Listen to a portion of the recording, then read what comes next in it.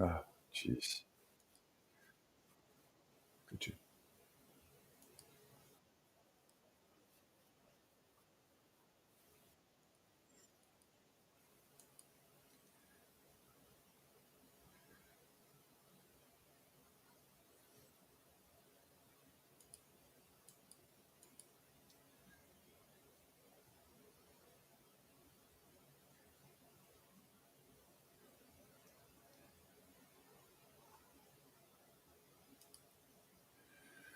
Do.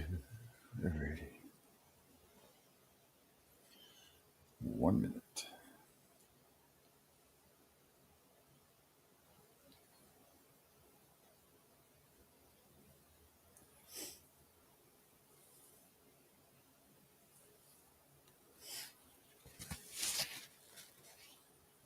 I should put my regular sunglasses on, huh?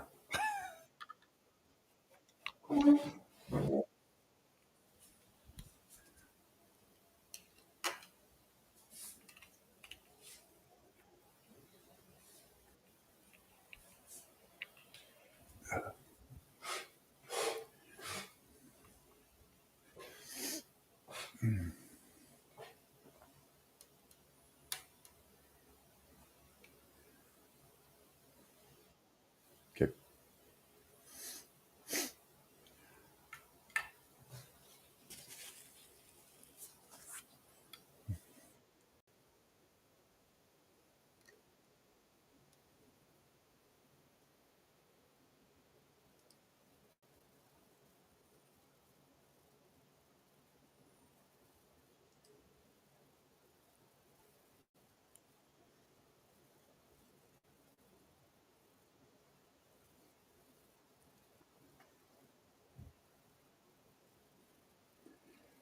And a very good morning to you, everybody, and welcome. It's a Hump Day Wednesday show of the Pete Sheppard Show right here on the Riptide Media Network. How's everybody doing today? No more decorative artifacts behind me, just sunshine and palm trees as we do the show. As always, here in Southwest Florida, I'm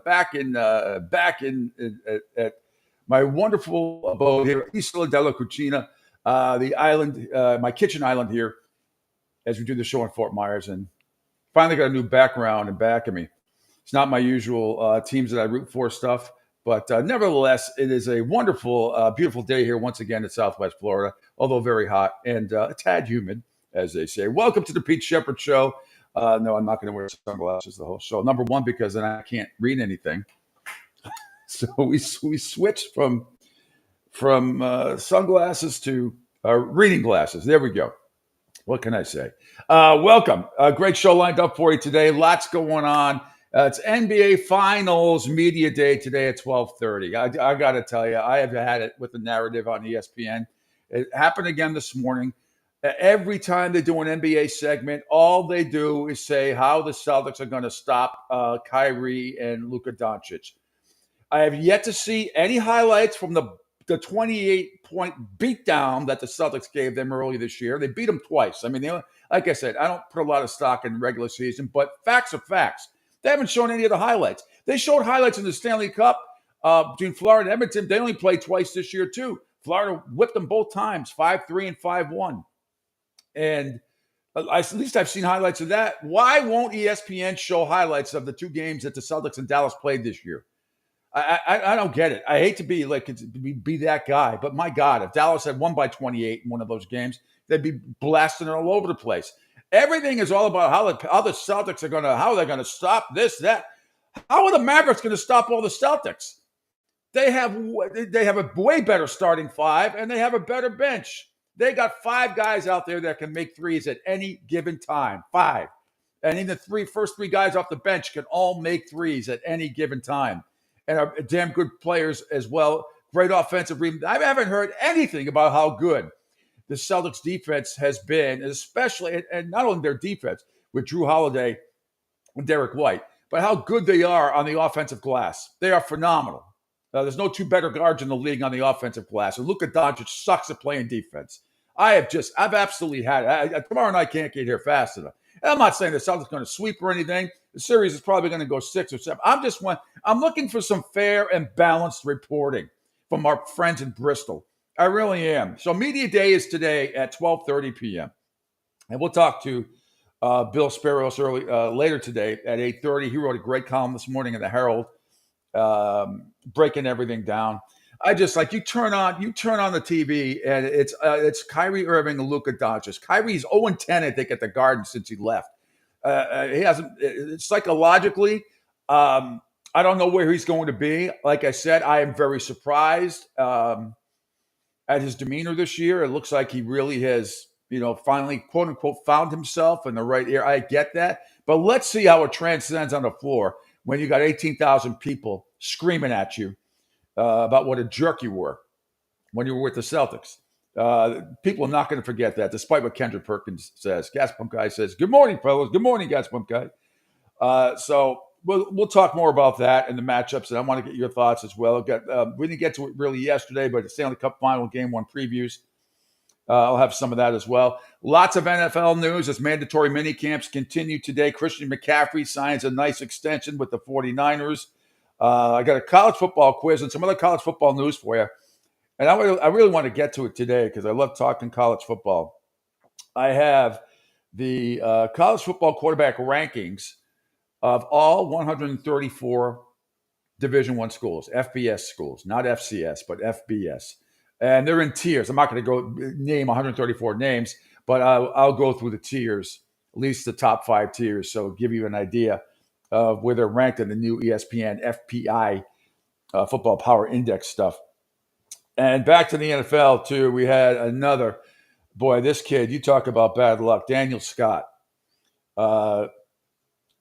Another OTA injury that cost a guy a season. Daniel Scott, the safety for the Indianapolis Colts, who ruptured his Achilles during practice last week. He's out for the year. The worst part is he's a second-year guy. His rookie year, Angel, you might remember, he tore his ACL last year. He's 25 years old. He was a fifth-round pick by Indy in 2023, number 158 overall. But this is what the players are talking about sometimes. And we've seen the Chargers go through this over the years. Miami, back not too long ago, Ryan Tannehill. I mean, speaking of that, we'll get to Tua Tagovailoa. He's not a happy camper either. He wants to get paid. But what a bad luck for Daniel Scott, the safety out of Indianapolis. 2 years in a row in OTAs, suffered injuries, and it cost him the entire season. So we have that. I stumbled upon a Hulu series last night. I actually sent it to Angel and my good friend Glenn Ordway back in Phoenix about. It's called Clipped, and it's all about the. At first, I said, "Oh, it's going to be another documentary on the Clippers and Donald Sterling," but it's actually a show. It's 3-part episode series on Hulu. I love it. Lawrence Fishburne plays Doc Rivers, and Ed O'Neill plays creepy Donald Sterling. And I think it's very good. The actors who they got to play, like Chris Paul and everybody else, JJ Redick got on that team. But it's unbelievable. I mean, Lawrence Fishburne, he sort of looks like Doc. He's a little chubbier than Doc was back then, but nevertheless, what a crazy scenario. I recommend it highly if you can watch it. I got a college football quiz as well. But with that, we say, and some baseball news to tell you about also. With that, we say good morning to executive producer, host extraordinaire, Angel Martinez. Martinez Company coming up right after this show from 10 a.m. until noon. And then middays with Q with Rich Quinones from noon to 1 p.m. And Rich will also be joining us today for a few minutes at 9:05. And then Chris Palin, Florida Everblades.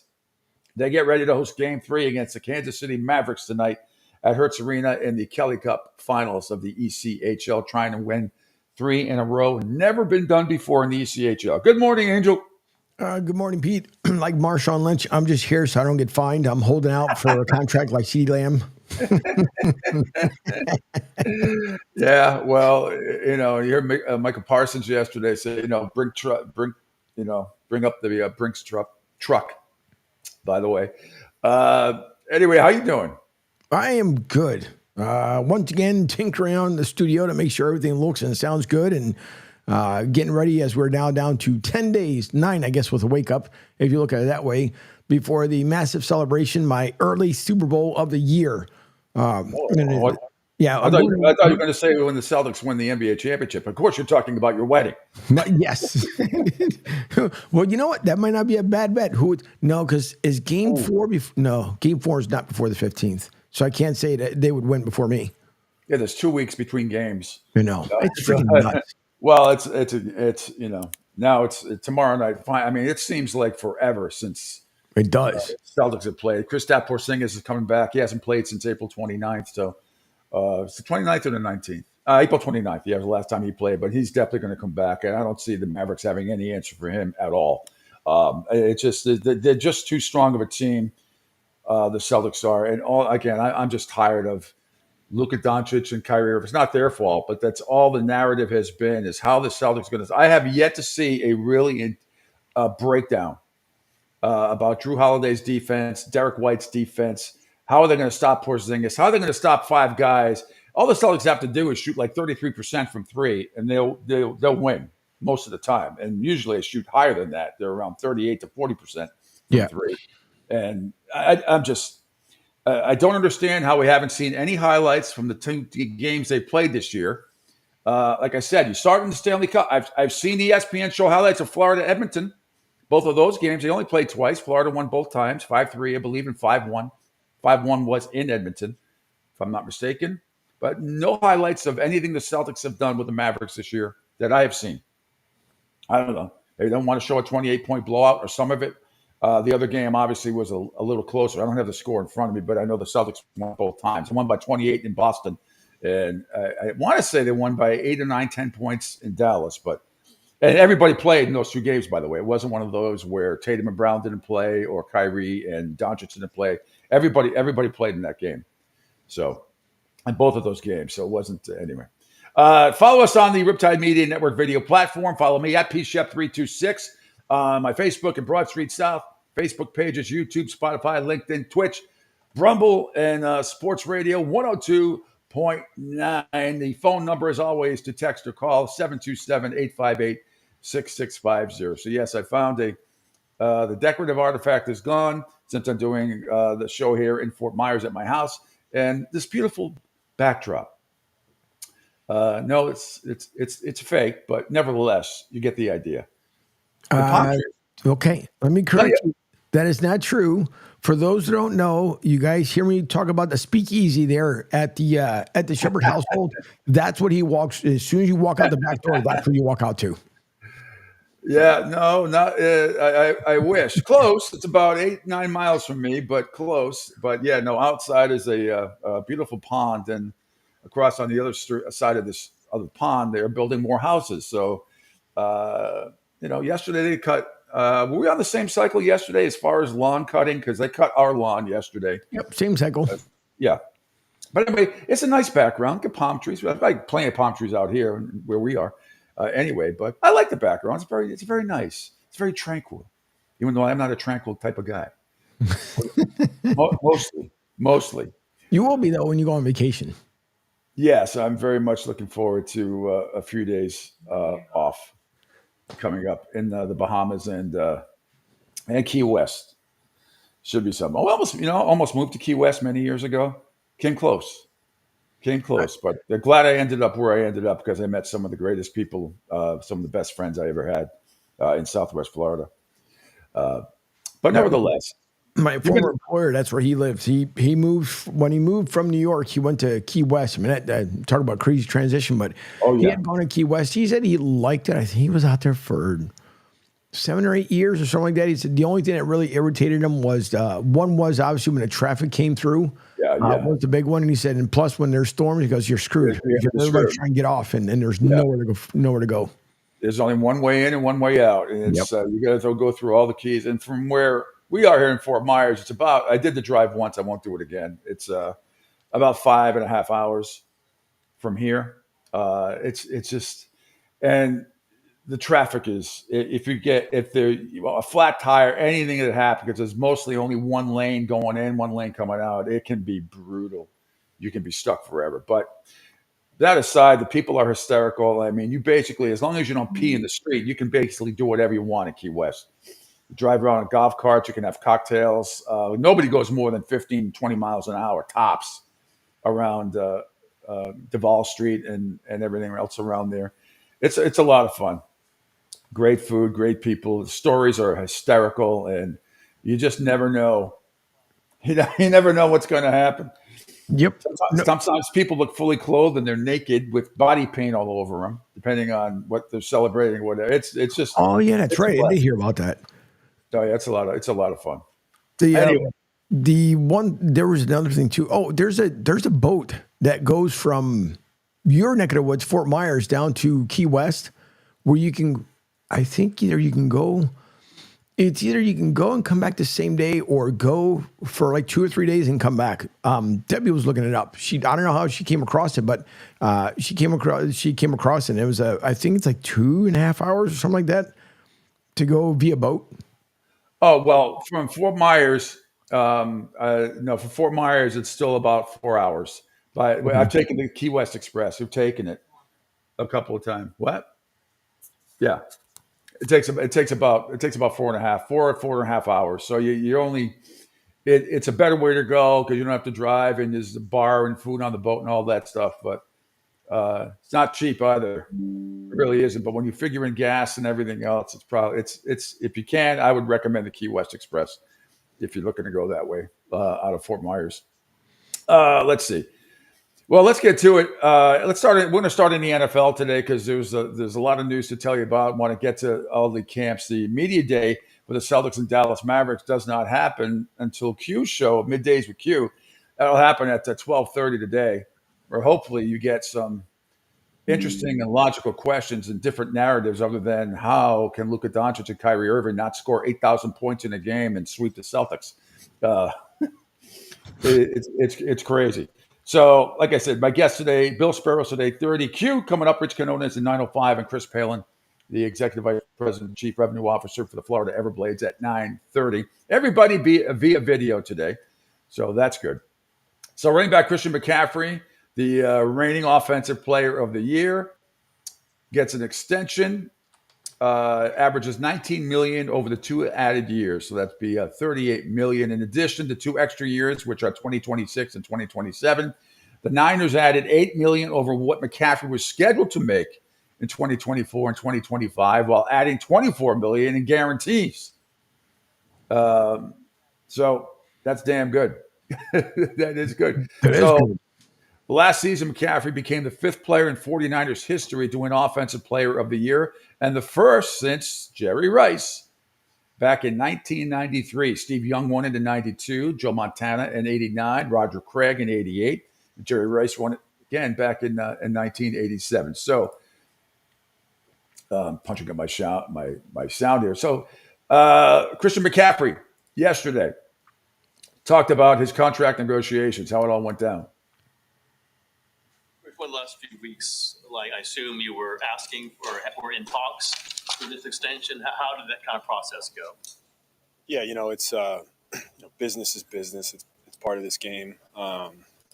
Both sides were mutually very respectful the whole time, and just proud and happy that we got something done. Last year at this time, there was so much talk about the running back market. How important is it for you to continue to try to keep raising that bar for the position group as a whole?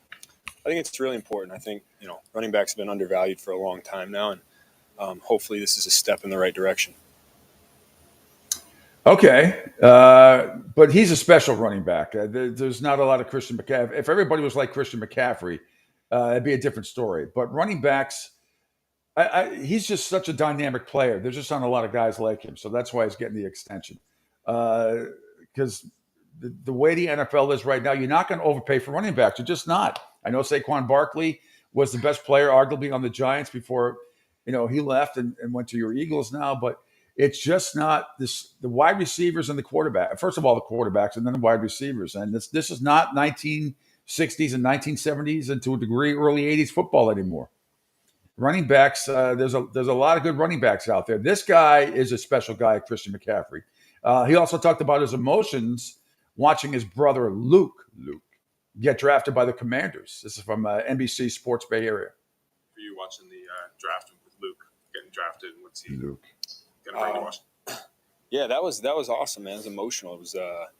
It was so cool to it's like you're the little brother of the didn't really kind of hit me when I saw his name go across the board. You're like, damn, that's Luke's playing in the NFL. Like, I was just so proud of him, and I know how hard he's worked. I know the journey he's been on. I know the ups and the downs that he's gone through, and he's done nothing but persevere through them. So I'm fired up for him, and hopefully he has a lot of success. Yeah, that's great. Kyle Shanahan, head coach, is thrilled the 49ers are able to work out that deal. Christian and his extension, the guy here pretty much seemed to deserve it after last year. Yeah, I mean, every year he's been in the league, seems like he's been the same guy since he's walked in the building. He's the same guy every day on and off the field, and I'm pumped to have him here for a long time. I mean, you don't deal with all the negotiation stuff, but when it's players of this high profile, do you take a peek in there? Do are you at all kind of monitoring these things? I do to a certain time, and then I kind of check out of it. When I don't have as much to do, players aren't in the building. It's kind of hard not to just check in and ask how it's going, but there's not that many updates.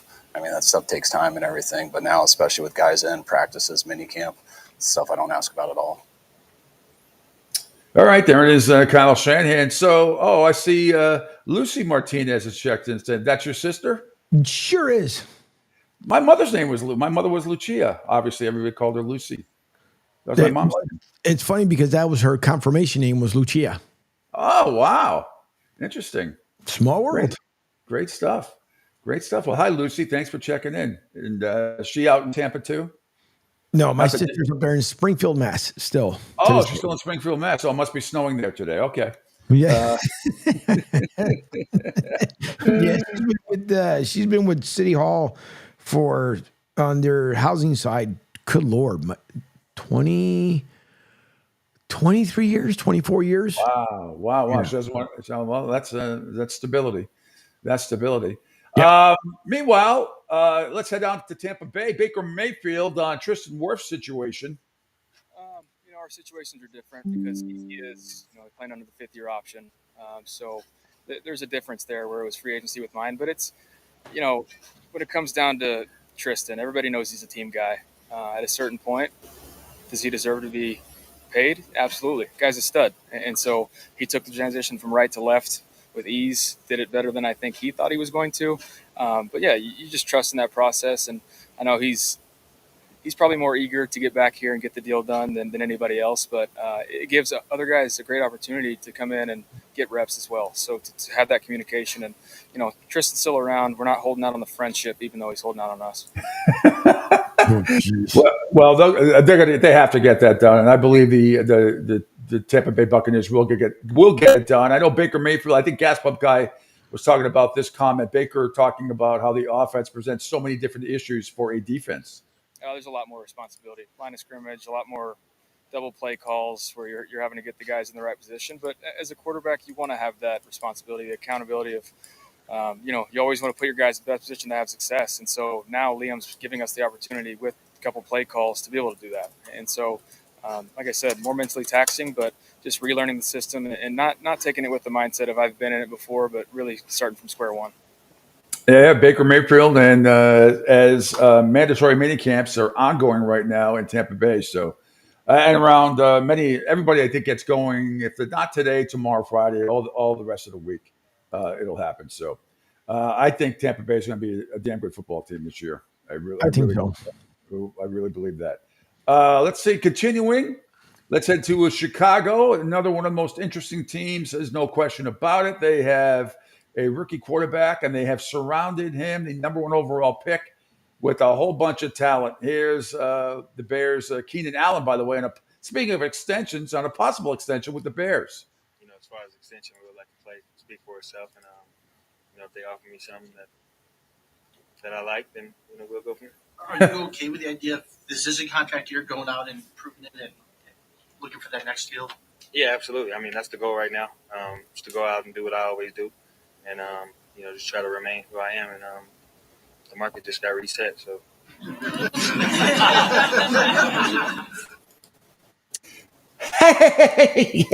Yes. Speaking about Mr. Jefferson and all the money he just got, puts a smile on every wide receiver's face. Yes, it does.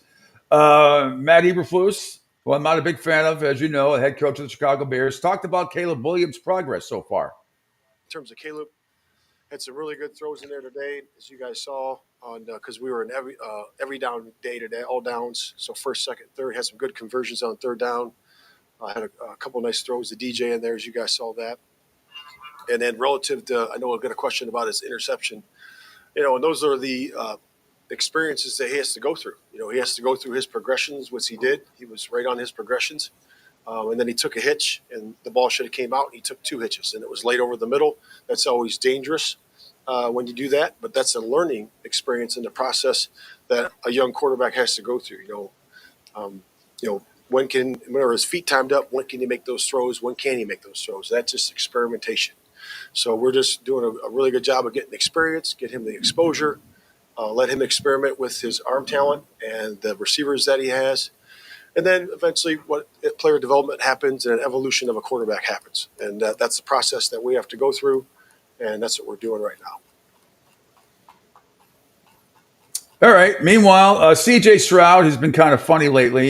He makes here he is on the Bleacher Report, making fun of Micah Parsons, thinking he could bat 200 in the majors.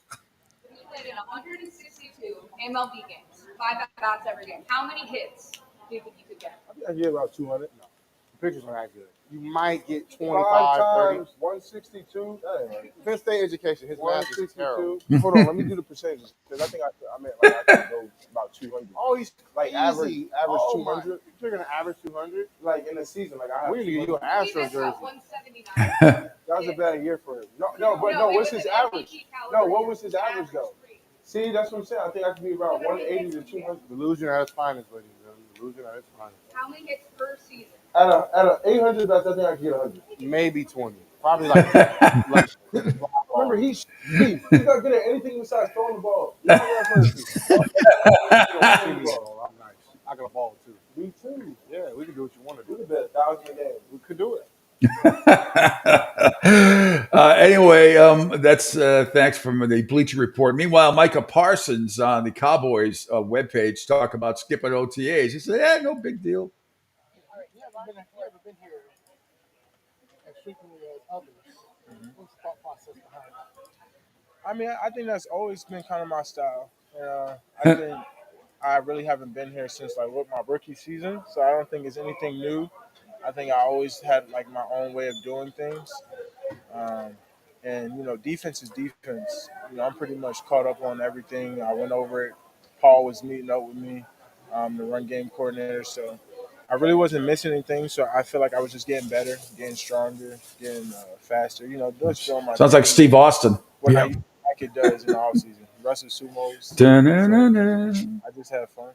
But a lot of people are obviously there's talking points about the fact that you do have a new defensive coordinator here and the value of just in terms of leadership too, getting around the young guys. What's your pushback on that? Yeah, I think the more years you have in, the more you understand that there's also like the business side to it.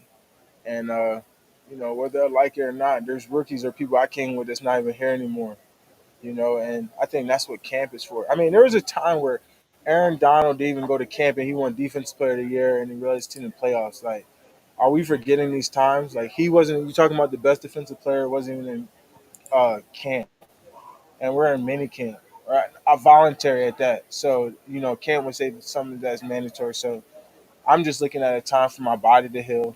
Yeah, and again, he brings up a good point. This is why the players don't want OTAs. And like I said earlier, Daniel Scott has had a lot of potential.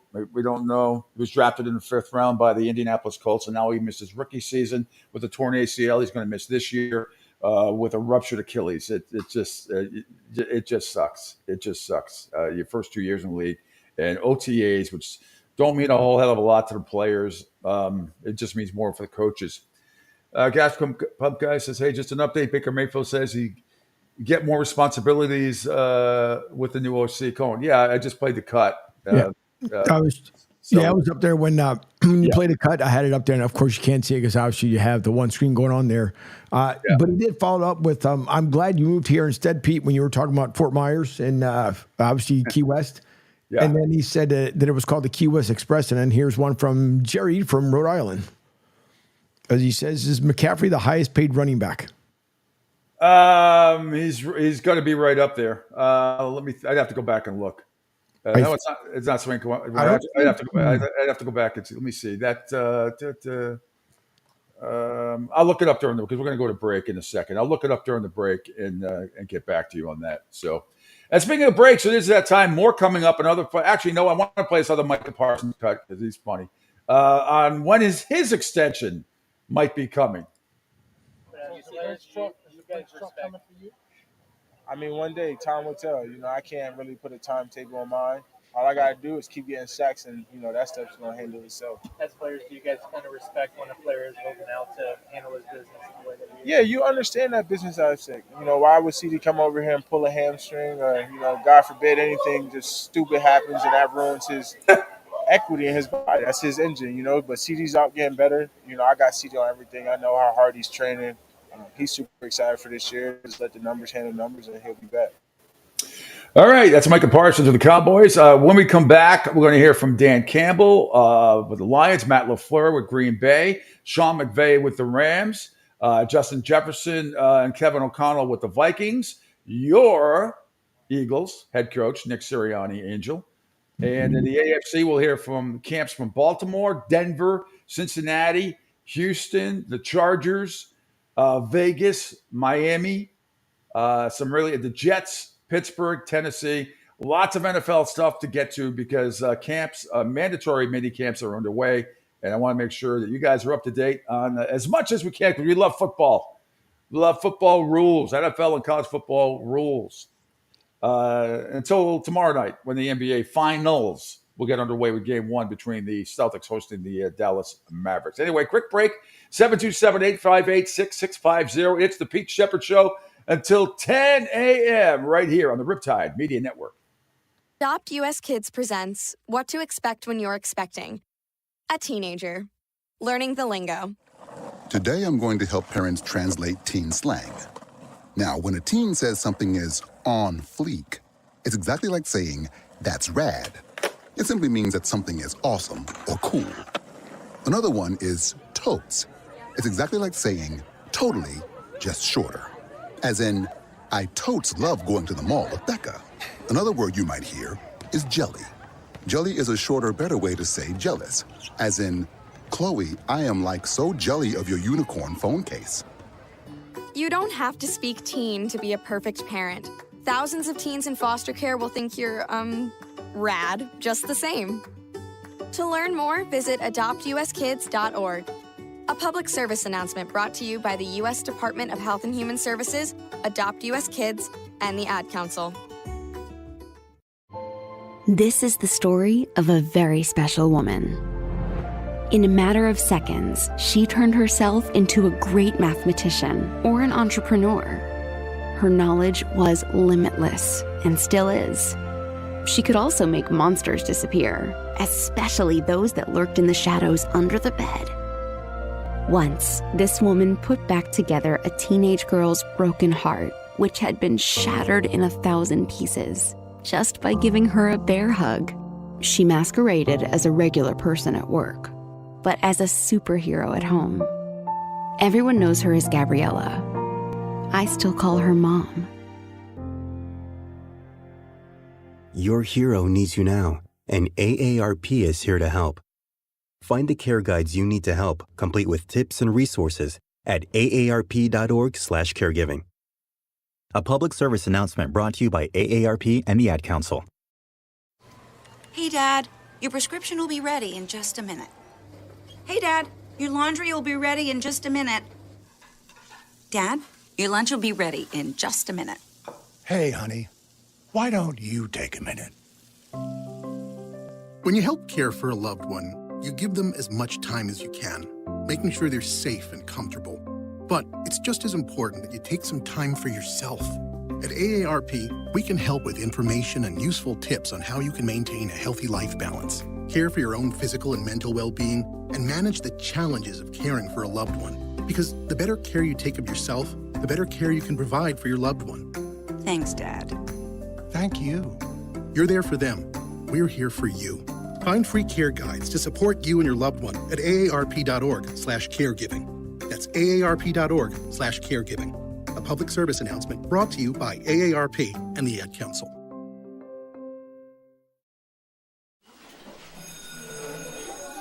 All right, class, let's hear what everyone did this weekend. Jill? Well, I raised my older sister to a big oak tree. It was at least 100 years old. My mom said I must have set a record or something.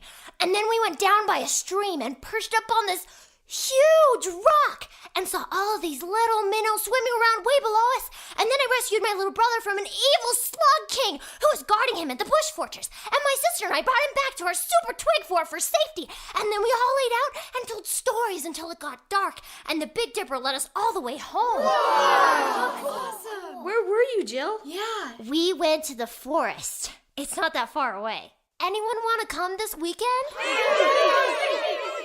Ask your parents to take you and your friends to the forest this week and find the fun, adventurous you. It's closer than you think. Check out discovertheforest.org. Brought to you by the U.S. Forest Service and the Ad Council.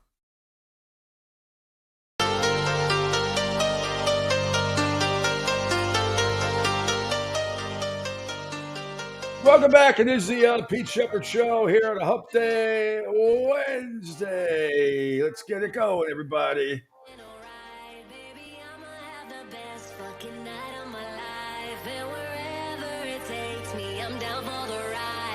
You know the words. I'm good, yeah, I'm feeling alright. 'Cause I'm good, yeah, I'm feeling alright, baby. See what countries would get banned today. Angel with a massive reprimand yesterday. Massive reprimand. Apparently, Gloria Estefan of the Miami Sound Machine was very offensive to our friends on Facebook. Very offensive. They did. They said, off with your head. I'm like, all right, whatever's. I'll get you guys back. This is the Pete Sheppard Show. I am live here in Fort Myers at Isola della Cucina, my kitchen island. Angel is live about 2 hours. North. That way. North, Miss Tessbacher. North. Yeah. That's a Superman reference way back. Yes, you are in Tampa. And still, yesterday we kept saying it's going to rain. You're going to get something, this, that, and the other thing, and nothing. We need some more. We need some more rain. We got some stuff. We got a couple storms over the weekend, but you are getting nothing. Nothing. We are dry as a freaking bone, and it's pretty. Not even lightning. Not even lightning. Where you get what lightning is? What like 200 days out of 365 days a year in Tampa. Yep.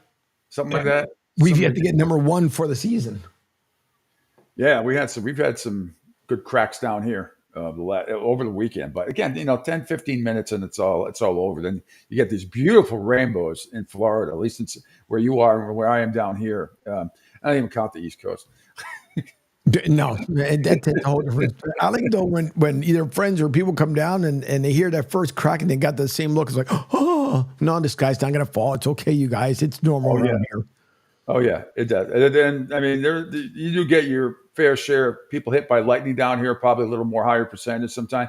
But you got to be, and a lot of times it's golfers. A lot of times it's people just all of a sudden because it can come up on you pretty quickly down here.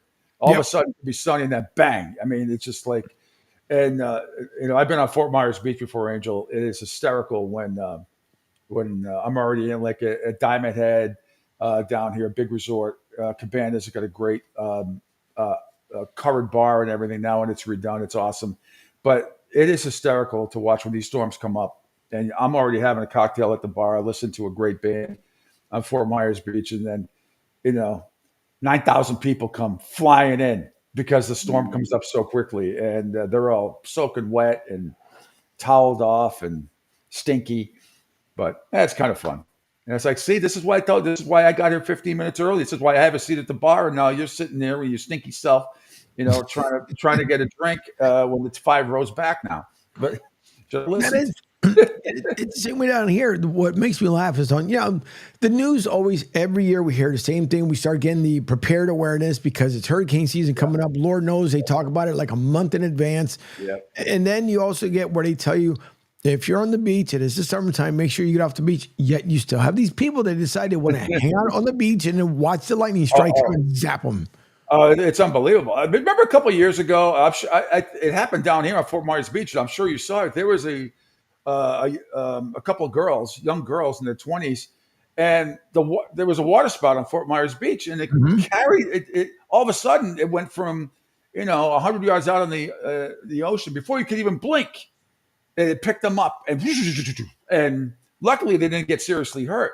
I think one girl broke her ankle or something like that, but they got picked up like it was the movie Twister and got hurled like 100 feet. It was Yeah. because why they wanted to see it. People come down here, they come to Florida, or they come, they'll only speak for where you are in Southwest Florida, and it doesn't matter what the weather. They're gonna get their beach time. They're gonna get their pool time. It doesn't matter. You can't tell me I can't stay in the pool even though there's thunderstorms outside. There's signs all over the place say to stay, or even if it gets cool. Sometimes in December and January, it doesn't matter. It's 55, 60. I'm going to the beach. I'm going to lie on the beach. I'm going to stick at my sun because that's why I'm down here.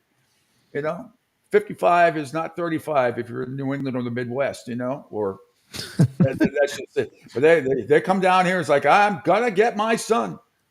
Going to get my son. Okay, let's get back to the NFL. Hang on, you got a comment there from Craig. No. Yeah. Oh, hang on a second. Let me get that. Let's see, Dan. Let's go to Dan Campbell. Angel. Dan Campbell can't hide his excitement at all.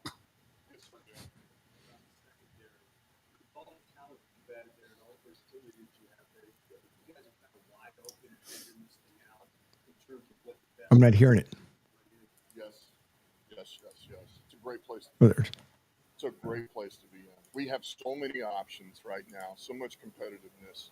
AG and we're talking about it again. AG and I were the other day. Brad and I are talking about it every evening. I mean, it's like, the talent level, the competitiveness, the versatility. Like, honestly, we have no idea who our starting lineup's going to be right now. And it's exciting. It's so good. Like, there's no telling who's going to be our outside corners, who's going to be our nickel, who's going to be our safeties. I mean, this thing is wide open across the board, and it's going to be great to let these guys compete, just go after it, and see who goes and is going to be the most reliable guys for us, most dependable. So it's exciting. There it is, Dan Campbell. Again, my pick to get to the Super Bowl. Also gave hang on a second. Yeah, what's the matter? Dan Campbell, why does it sound like he sounds like Peyton Manning? In that one clip, he sounds just like Peyton Manning. Yeah, you're right. He actually does. Well, his Morphin gave a great tribute to former teammate Larry Allen.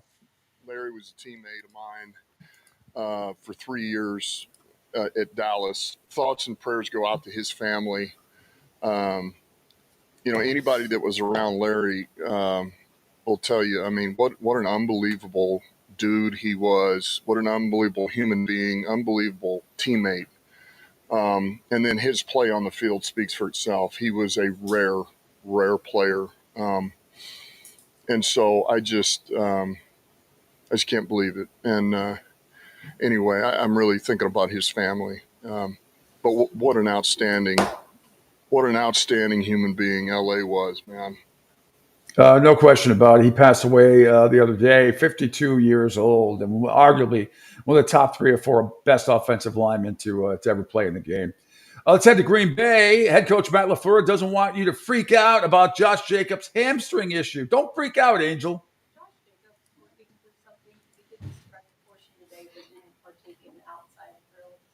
Yeah, he's working through a little hamstring issue, and everybody's gonna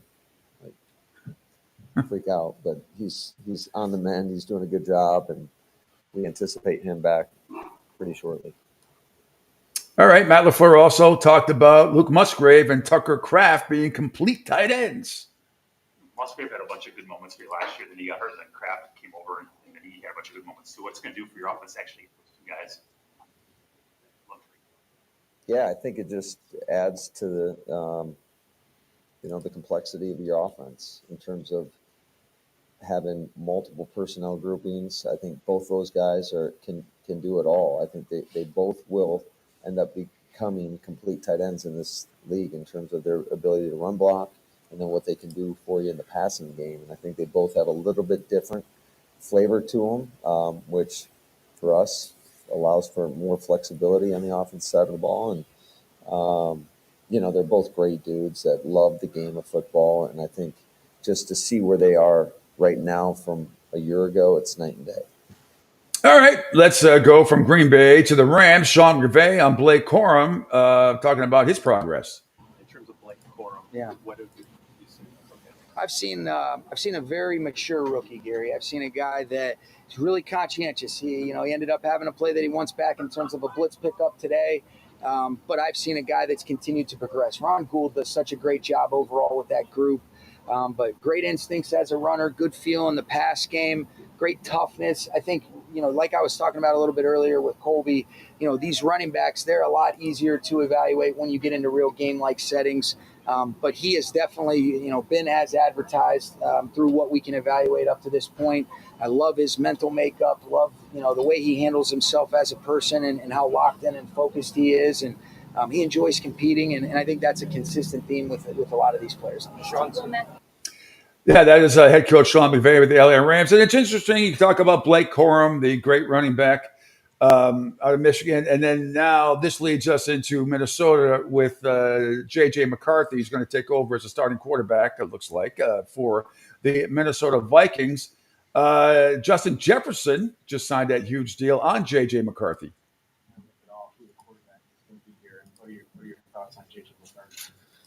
Yeah, I feel like just with last year's, just with all of the things that happened, all of the quarterback changes that happened, that really didn't really affect me that much. It really didn't matter who was going to be able to throw the ball.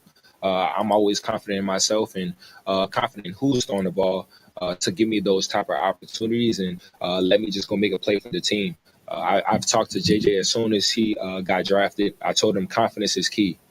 Just coming into this league with confidence and being able to have that leadership just right off the bat, being a rookie. There's going to be people to come and help. Of course, I'm going to be that main person to be in this ear and try to teach him and try to prepare him for what we're about to go through. But I told him this league is tough. It's not an easy job to come out here and perform at the highest ability, especially as a rookie. But I definitely will be that main person that he can lean on and help throughout the way. All right, here's more from Justin Jefferson on transitioning from Kirk Cousins to J.J. McCarthy. That's going to be for you after all those years with Kirk, just now having to kind of guide as opposed to It comes with it, it comes with just being the leader of the team. Of course, having Kirk was a little bit more easier. Him being a veteran and, me pretty much coming into the league with him as my quarterback, things are a lot easier. But, of course, things are not always going to be that type of way. There's things that's going to change, and you can't really look back on the past and dwell on that. So, of course, having JJ into the building, a new energy, a new soul. I love his confidence. I love his attitude. And, of course, him coming off a championship, you can't have any more confidence than that. So that confidence is going to continue to be with him. It's just my job to really install that into his brain throughout the whole entire season. And, of course, give him that extra confidence by throwing me the ball. Give me the damn ball, as Keyshawn once said. Meanwhile, head coach Kevin O'Connell, again, talking about J.J. McCarthy, this is it's going to be one of the most intriguing stories, at least early on, because not that he doesn't have the tools. We just haven't really seen them in his college game. We know what he could do in high school, but it's that such great running game that he had in Michigan. Never really had to carry the team on his back and throw the ball for 500 yards or a game or 400 yards in a game. But now he's got some pretty good weapons with Minnesota. Here is head coach Kevin O'Connell on Justin Jefferson's leadership. What do you envision from Justin as a leadership standpoint this season? Yeah, I think picking up where he left off, Dave, just the idea of it was important to him last year to be voted a captain by his teammates. It was important for him to handle the adversity that none of us could have seen coming that he went through last year. And the way he handled it, the work he put in, and then ultimately the way he hit the field and immediately produced and led when he was able to come back, I think served a huge message to the rest of his teammates, veteran guys, that he's a guy we can not only really count on, but he can be a guy that sets the entire tone of this organization. He's always been a competitor. He's always been a worker. Nobody works on the grass like Justin Jefferson. That's why I know when he's away from us, it's always hard on him, knowing that he's missing that time. And so to get him back out here and watch him immediately lock back in and go to work was great for our whole team. Yes, it was. Let's head over to Eagles camp, Angel. Nick Sirianni, head coach of the Eagles, says James Bradbury is taking reps at safety. Versatility, Martin. He's been, he's able, he was able to do a couple different things last year. And played his majority of his career at corner, and then was able to do some things at the dime, and some things at the nickel. Some things at the corner, and he's working some of the safety stuff, which you'll see today. So that is, I'm excited about that and his opportunity to be able to, you've seen a lot of good corners in this league. I guess the first guy that comes to my mind, Charles Woodson. He went from elite corner to being an elite nickel to being an elite safety. I mean that. And so I'm excited about that for James, that he's able to do more. All right, more from Nick Sirianni. He says he has a message for Giants fans, Angel. You'll love this, right up your alley. Sometimes you see Giants fans around here with the, being so close. And they give me a good, like, hey, go Giants. And I'd typically let it go. But if the guy gets me good enough, I usually say, got your best player.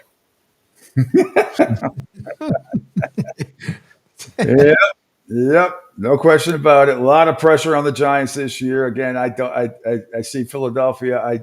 I still think the Cowboys are going to take some sort of a mini step backwards, but still probably they should be a playoff team.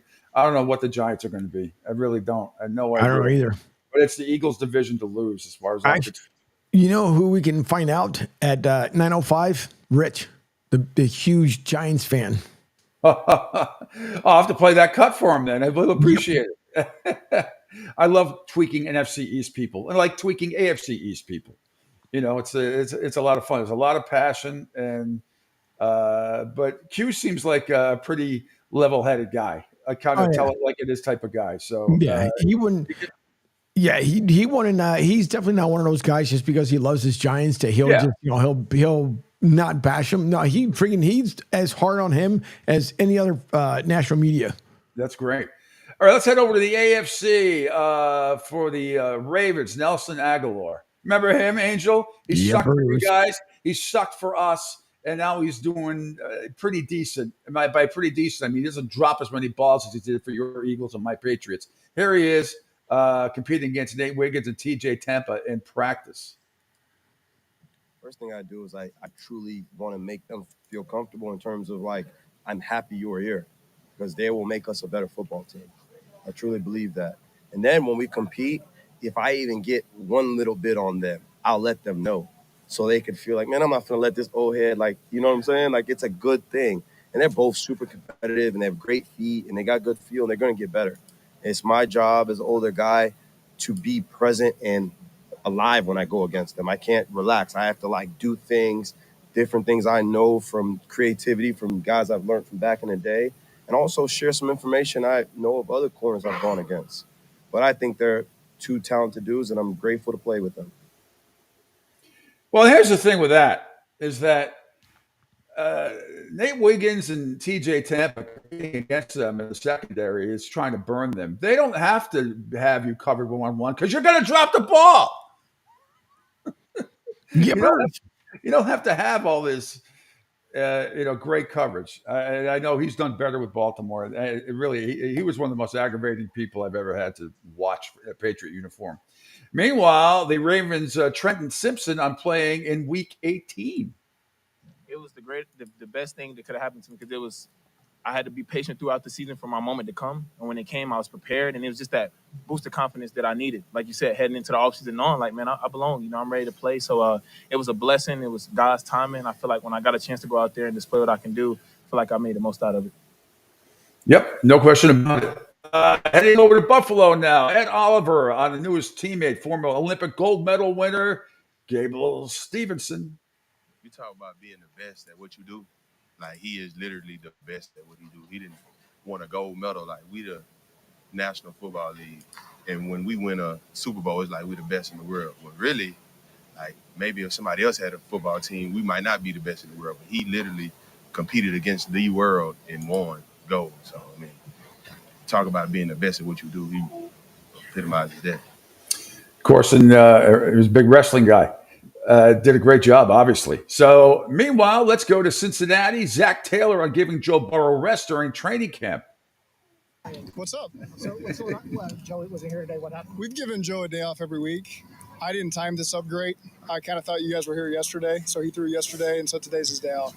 What's been the approach for giving him a day off? Just trying to be preventative. You know, for me, he's been feeling really good, and so when players usually communicate they're doing great, you know, you push them a little too hard. So just as the coach, we got to pull back from some of those guys that are in situations like that. So we've given him a day off every week. This is a day off this week. Nothing he's asked for. No. If you ask him, he's going to be out here every day, and that's part of the problem. You know, is defending the player from himself. So is this part of the growth that maybe he's wanting to show, like kind of figuring out where his body's at? Is this maybe part? He's been great. Like anytime you ask for feedback from him, things are always going really well. And so I've just learned, having dealing with these players for a long time now, that you got to defend them from themselves sometimes. So if things are going good, that's good. Let's be smart, you know, and limit your time. So, you know, last week we've really never gone more than 2 days in a row. We had 3 days this week we're practicing, so we just gave them the middle day off. Expectations for him to compete next week, I imagine? Yeah. Oh, yeah. All 3 days. That's to be determined. I haven't really – there's some flexibility maybe with one of the minicamp days in terms of what we're actually going to do. So I don't want to put my foot in my mouth there on how that's all going to work out. When y'all built the plan out, when did you guys decide, okay, we're going to go ahead and mandate a rest day? Pretty fluid. You know, like during phase 2 when we're out here throwing, you get more throws during the OTA days because we're doing 7-on-7. So there's a lot of reps there. So really, we made that adjustment as we got into week 1. And counted the number of throws we're doing. Again, we're not monitoring his reps in practice. We're trying to be proactive with the day in totality. And so that's just a decision we made. When did you make the call that would be today? Is that the start of the off-season program? Yeah, it's been the second day off every week mainly. And so, again, we haven't really had consistent days this week. So I was just assuming you guys would be here yesterday and we'd get all the tape you guys want. And then lo and behold, you aren't here yesterday. And that's my fault, nobody else's. And so we gave him today off. Oh, isn't that nice? Meanwhile, Denver Broncos insider Mike Lease does not expect Cortland Sutton to show up at minicamp anytime soon, thanks to NBC9 in Denver. Mike, if Cortland shows up next week, this is zero problem. Do you anticipate that to happen? Well, if he does show up, I do think there would still be a problem, Scotty. I think it would mean Cortland Sutton showing up not very happy. You know, I've talked to his people a little bit, and they were hoping that the Broncos would budge a little bit more in negotiations. I think they offered maybe a little bit more of an incentive package, but otherwise, not much budging on the Broncos. I understand the Broncos, they got Garrett Bowles to take care of, Quinn Miners, Pat Surtain, and they're trying to cut, you know, because they took on that $53 million dead cap from Russell Wilson. So the team's in a tough spot. Cortland, with the way the receiver market has soared here the last couple of months, he thought he should have got a little bit more from the Broncos. Absolutely. He's the guy catching touchdowns all year. You know, I think Bo Nix would love to see Sutton back on the field, Mike. Oh, maybe so. Sticking with the Denver Broncos, head coach Sean Payton talked about Zach Wilson, Jet fans. We just felt like, man, we'd love to work with this guy. It wasn't too long ago. We remember grading him, and we felt the investment was worth it relative to his skill set and his talent. And so it took a while. You know, we spent the better part of a month and a half working on that trade. Okay. We'll see what happens with that. Meanwhile, to Houston, Stephon Diggs has nothing but love for former quarterback and teammate Josh Allen.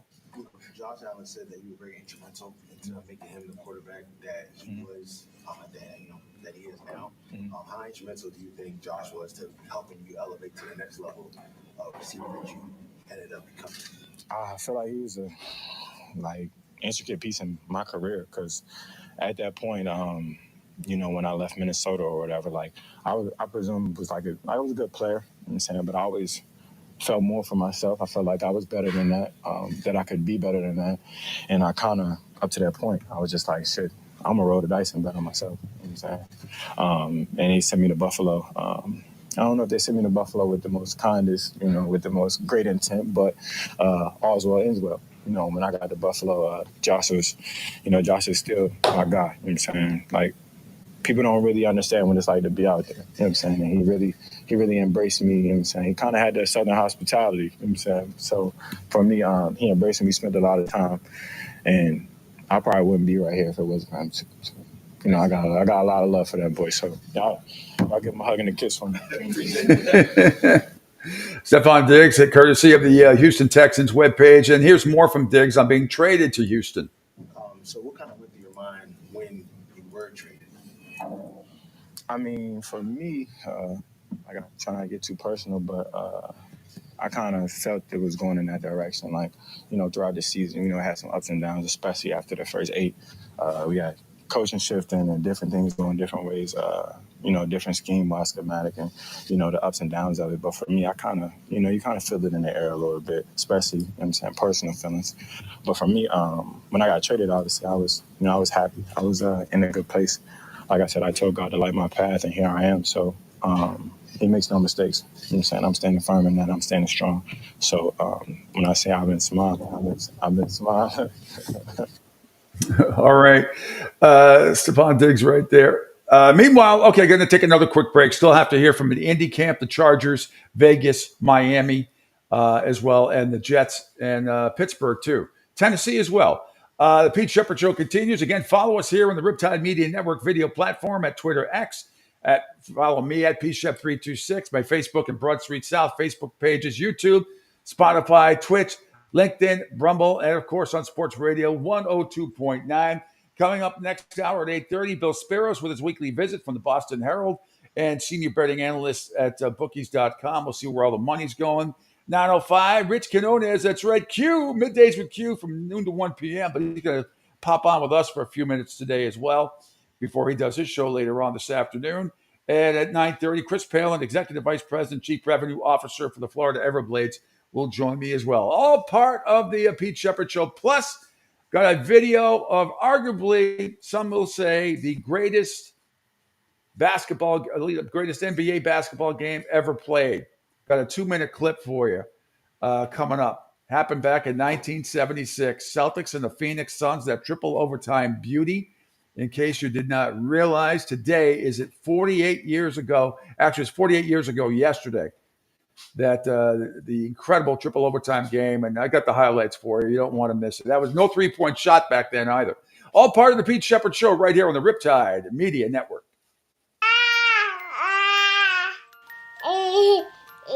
To some people, the sound of a baby babbling doesn't mean much. But that's not necessarily true. By 6 months, they're combining vowels and consonants. By 9 months, they're trying out different kinds of sounds. And by 12 months, their babbling is beginning to take on some meaning. Especially if there's no babbling at all.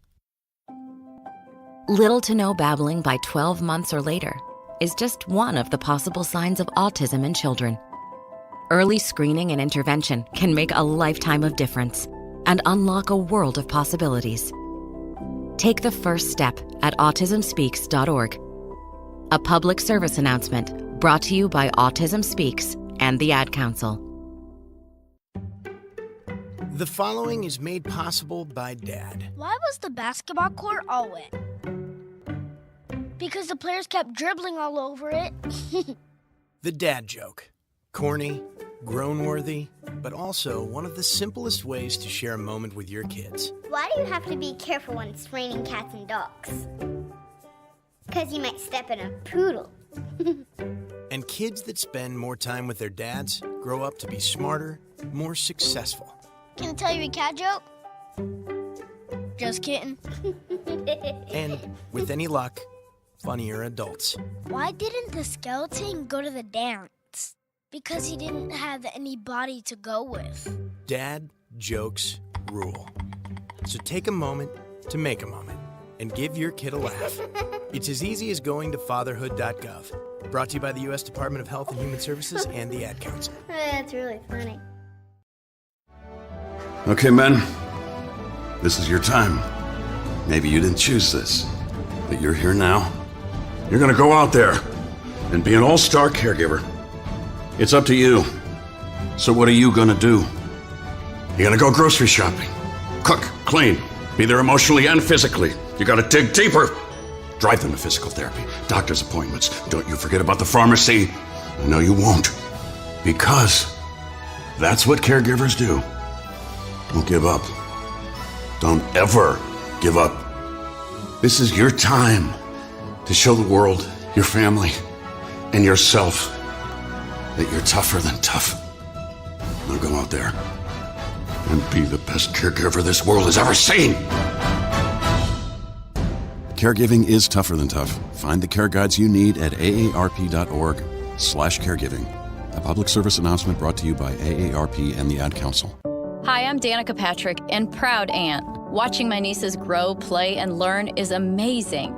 But not every child gets to be carefree. 1 in 6 kids in the U.S. are hungry. 1 in 6. That little girl sitting alone at the playground, she can't play like the other kids. She doesn't have the energy because she's hungry. School lunch will be her only meal today. It breaks my heart that this is the reality in our country, but it's something that Feeding America is working to change. Each year, the Feeding America network of food banks rescues billions of pounds of good food that would have gone to waste. This food is then provided to families and children in need. Being a kid should be about using your imagination, learning, and having fun. These children shouldn't have to miss out on simply being a kid because they're hungry. To find out how you can help end childhood hunger in your community, visit feedingamerica.org. Brought to you by Feeding America and the Ad Council.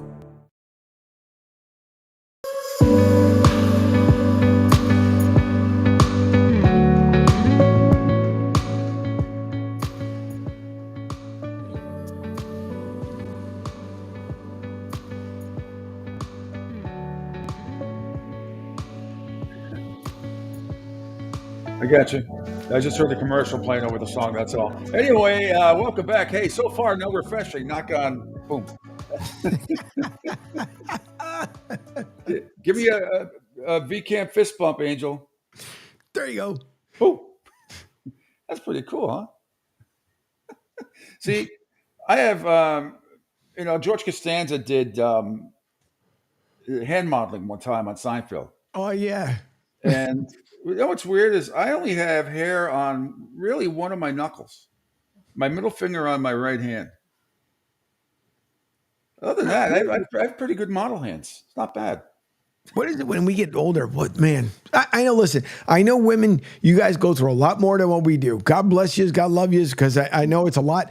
What is it with us? Do we get hairs where we don't freaking want them, especially when it starts doing the nonsense to the freaking ears? Like, man, you talk about a curse as you get older. It's like, get the weed whacker, take all the nonsense out. That's the worst. I hate that. I hate that more than anything else is that. You know, there's my pacemaker. Hold on for a second. That's the toaster oven going on right over there. Fist bumps the toaster oven. It is hour number 2 of the Pete Sheppard Show. Bottom of the hour, Bill Sparrow's going to join me, senior betting analyst from bookies.com. We'll find out where the money is. And he had a great piece today on the Celtics and the Dallas Mavericks, what ESPN seems to be calling the Maverick Invitational. Usually, I'm glad they're just taking the narrative in one direction. We'll get back to that in a second. It's going to stick back to the NFL. Mandatory mini camps are going on, by the way. So let's head to the Chargers. Joshua Palmer on his reaction to the team trading and releasing Keenan Allen and Mike Williams. I didn't know about it until people were texting me. I tried to stay out of the media.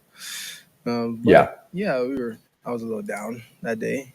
People are texting me as if I'm the one that got released. So, but it was cool. We hung out before they head out. But they're nothing but a phone call away. So I just hit them up. It's a business. That's the way it goes. Quentin Johnson for the Chargers and what he wanted to improve on from last year. After taking some time off going back from last season, and I guess just sort of self-evaluate myself every now and then from last season going back.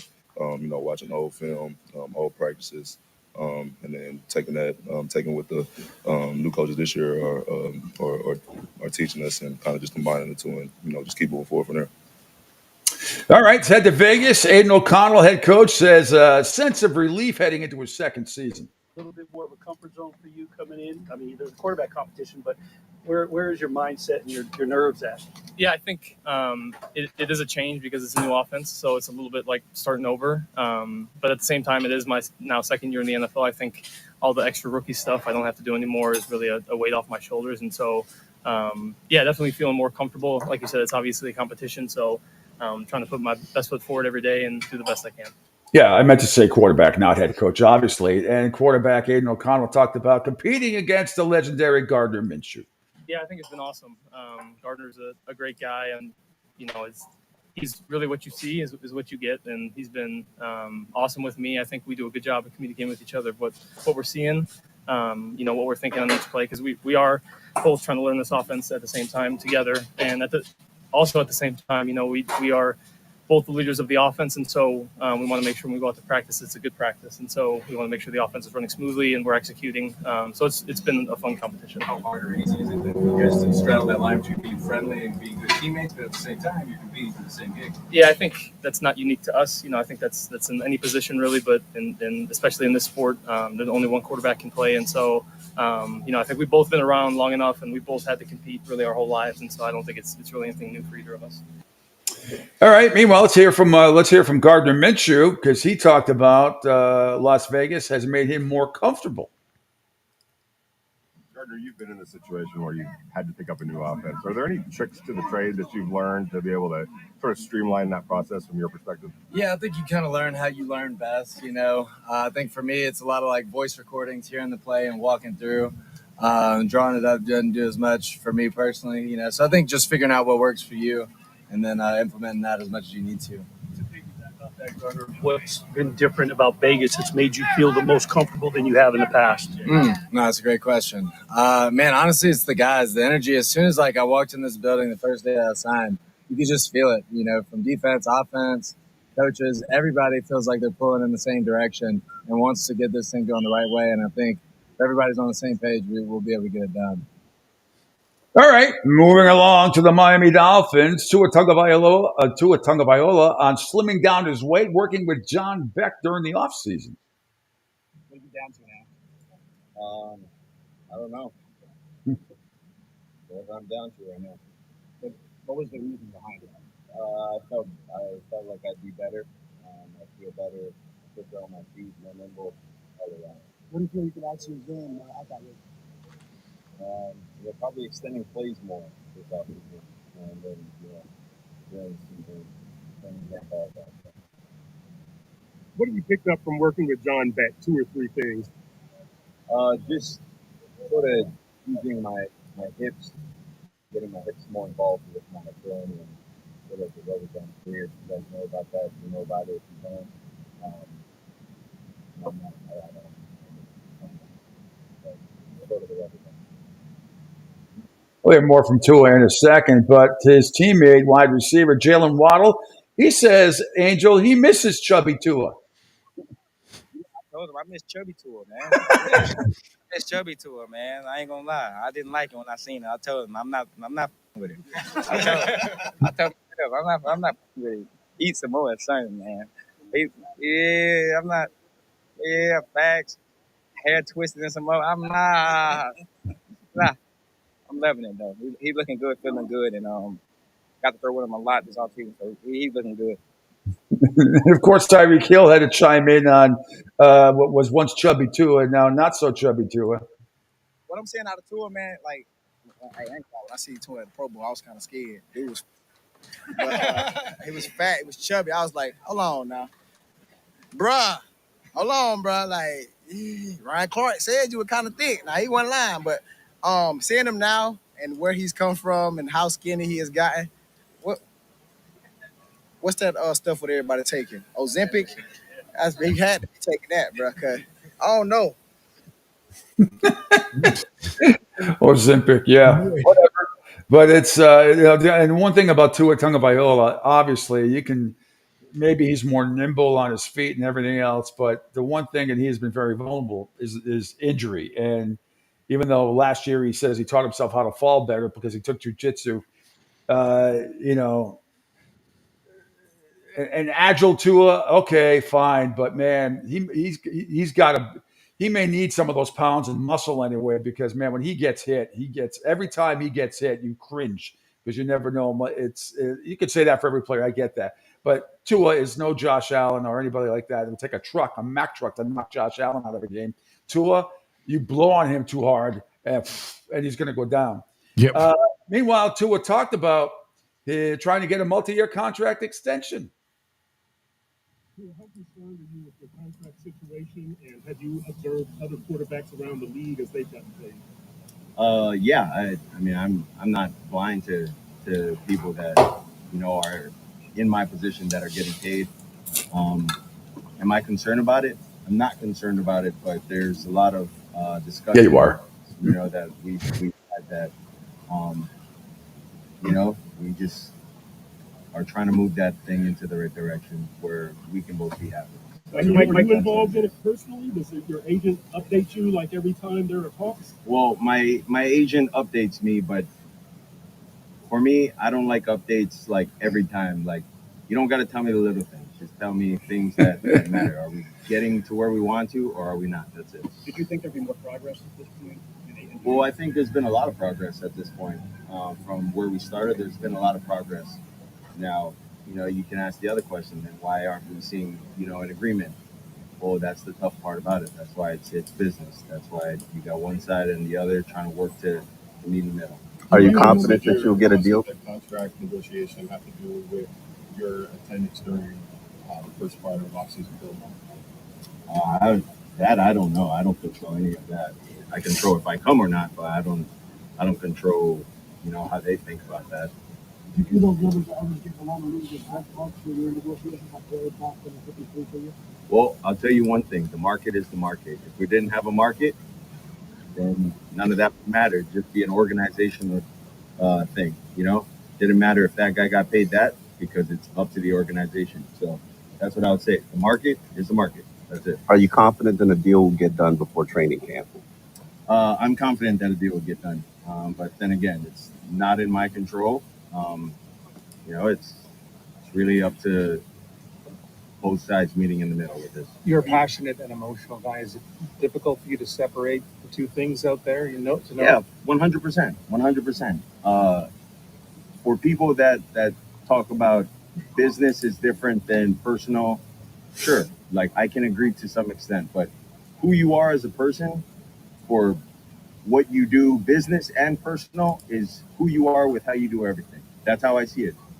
That's just how I look at it. And if not, like, if you can be two different people at once, like, hey, by all means, you can do that. But to me, that's just not how I am. Are you All right, two different people at once is interesting, but how about Tua going all hockey on us? Organization. Sounded like he's a Canadian broadcaster. Yep. I know, not too far from where the Dolphins are. At sunrise, the Panthers will host the Edmonton Oilers in Game 1 of the Stanley Cup Final. But how about Tua going all Canadian? Organization. Very quickly, but he does not sound like a happy camper. And I'm wondering, where the Dolphins are going to go with this. I can't see him getting as you said, the market is the market. Of course it is, but that doesn't mean he's going to get Jared Goff money or Patrick Mahomes money or anything like that. I think he'd probably settle for 85% of that. I'm really wondering where Stephen Ross is going to go with this. The owner of the Miami Dolphins. We shall see. And it's something that we'll ask Rick Horrow tomorrow when he joins us as well for his weekly visit here on the Pete Sheppard Show. Speaking of, I hope he checked his email, because I gave him very thorough instructions. So if he can't get on, that's on him. He's still using a Betamax for all I know. I mean, who knows? Hopefully he'll join us via video tomorrow. Meanwhile, to one of my favorite teams, the New York Jets. Robert Saleh, head coach, did not seem overly thrilled, Angel, with Hassan Reddick not being around during the offseason. He is not.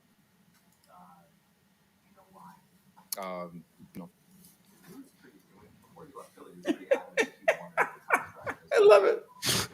I don't know that. question for Joe.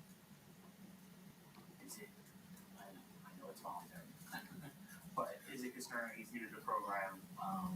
Is it concerned about? No, obviously as a coach, you always selfishly you want everybody here all the time, but it is voluntary, and I'm thankful for the guys who are here putting in their work, and those are the guys who I'm going to focus on. Have you had any communication with this one? I have not. No, like I said, He wants to go back to the Eagles. Like I said, for me, I'm focused on the guys who are here, and Hassan's a pro. He's been in this league a while. He's produced at a very high level for a long time. He's got his routine. If it makes people feel better, we know where he's at. We know what he's doing, and we know he's working his tail off to get where he needs to get to have a productive 24 season. Do you expect to see him next week? I do. Meanwhile, Coach Salah says that he saw Tyron Smith bench pressing 400 pounds, courtesy of SNY.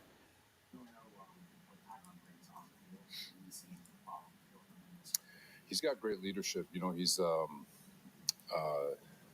about the left tackle, right? Yeah. Just Tyrod. But you could see, I know Olu is soaking up all the information he can get from him, which is awesome. I think all the tackles and O-linemen are gravitating towards him.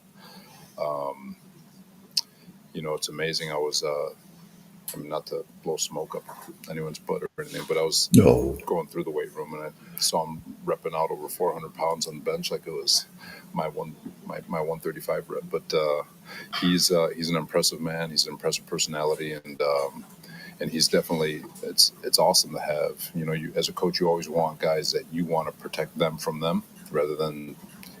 Easier to say, well, then giddy up, and he's definitely one of those guys who I'm recognizing that we're going to have to pull back, because if you don't, he'll just keep calling.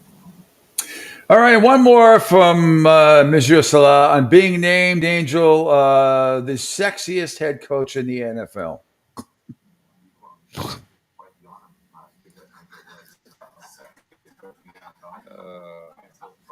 No. You can ask my wife. No, I'm just Did you hear from Kyle or Sean? Kyle? Matt was bitter. No, but anyway. Well, that's one thing. That's the only thing the Jets are going to finish first in is that. I can tell you that. Yep. Continuing on, one more cut here. Actually, two more cuts from the Pittsburgh camp. Let's go to Cam Hayward and what he wants out of his new contract. I'm looking to be here. The value is what we decide, but I think for me, I want to be valued at my position. I understand I came off a rough season, but I don't think it's a step down of where I can play. I think when I'm at the top of my game, I'm still a top 5 player at my position. And, I played a run in the past. And, I bring leadership. And it's not anything I discount. All right, and finally in Tennessee, Brian Callahan said wide receiver Treylon Burks will need to improve himself as a contributor on special teams to make the game day roster. Today, as a gunner, if he winds up fourth in line at the position, no matter how good he is he going to have to contribute on special teams, and what can he do there? Absolutely, he's going to have to contribute. You only get so many hats on game day, and if he's one of those guys on game day, we're going to have to find a place for him, because those special teams guys like him should be great special teams players on top of it, just because of his size and speed.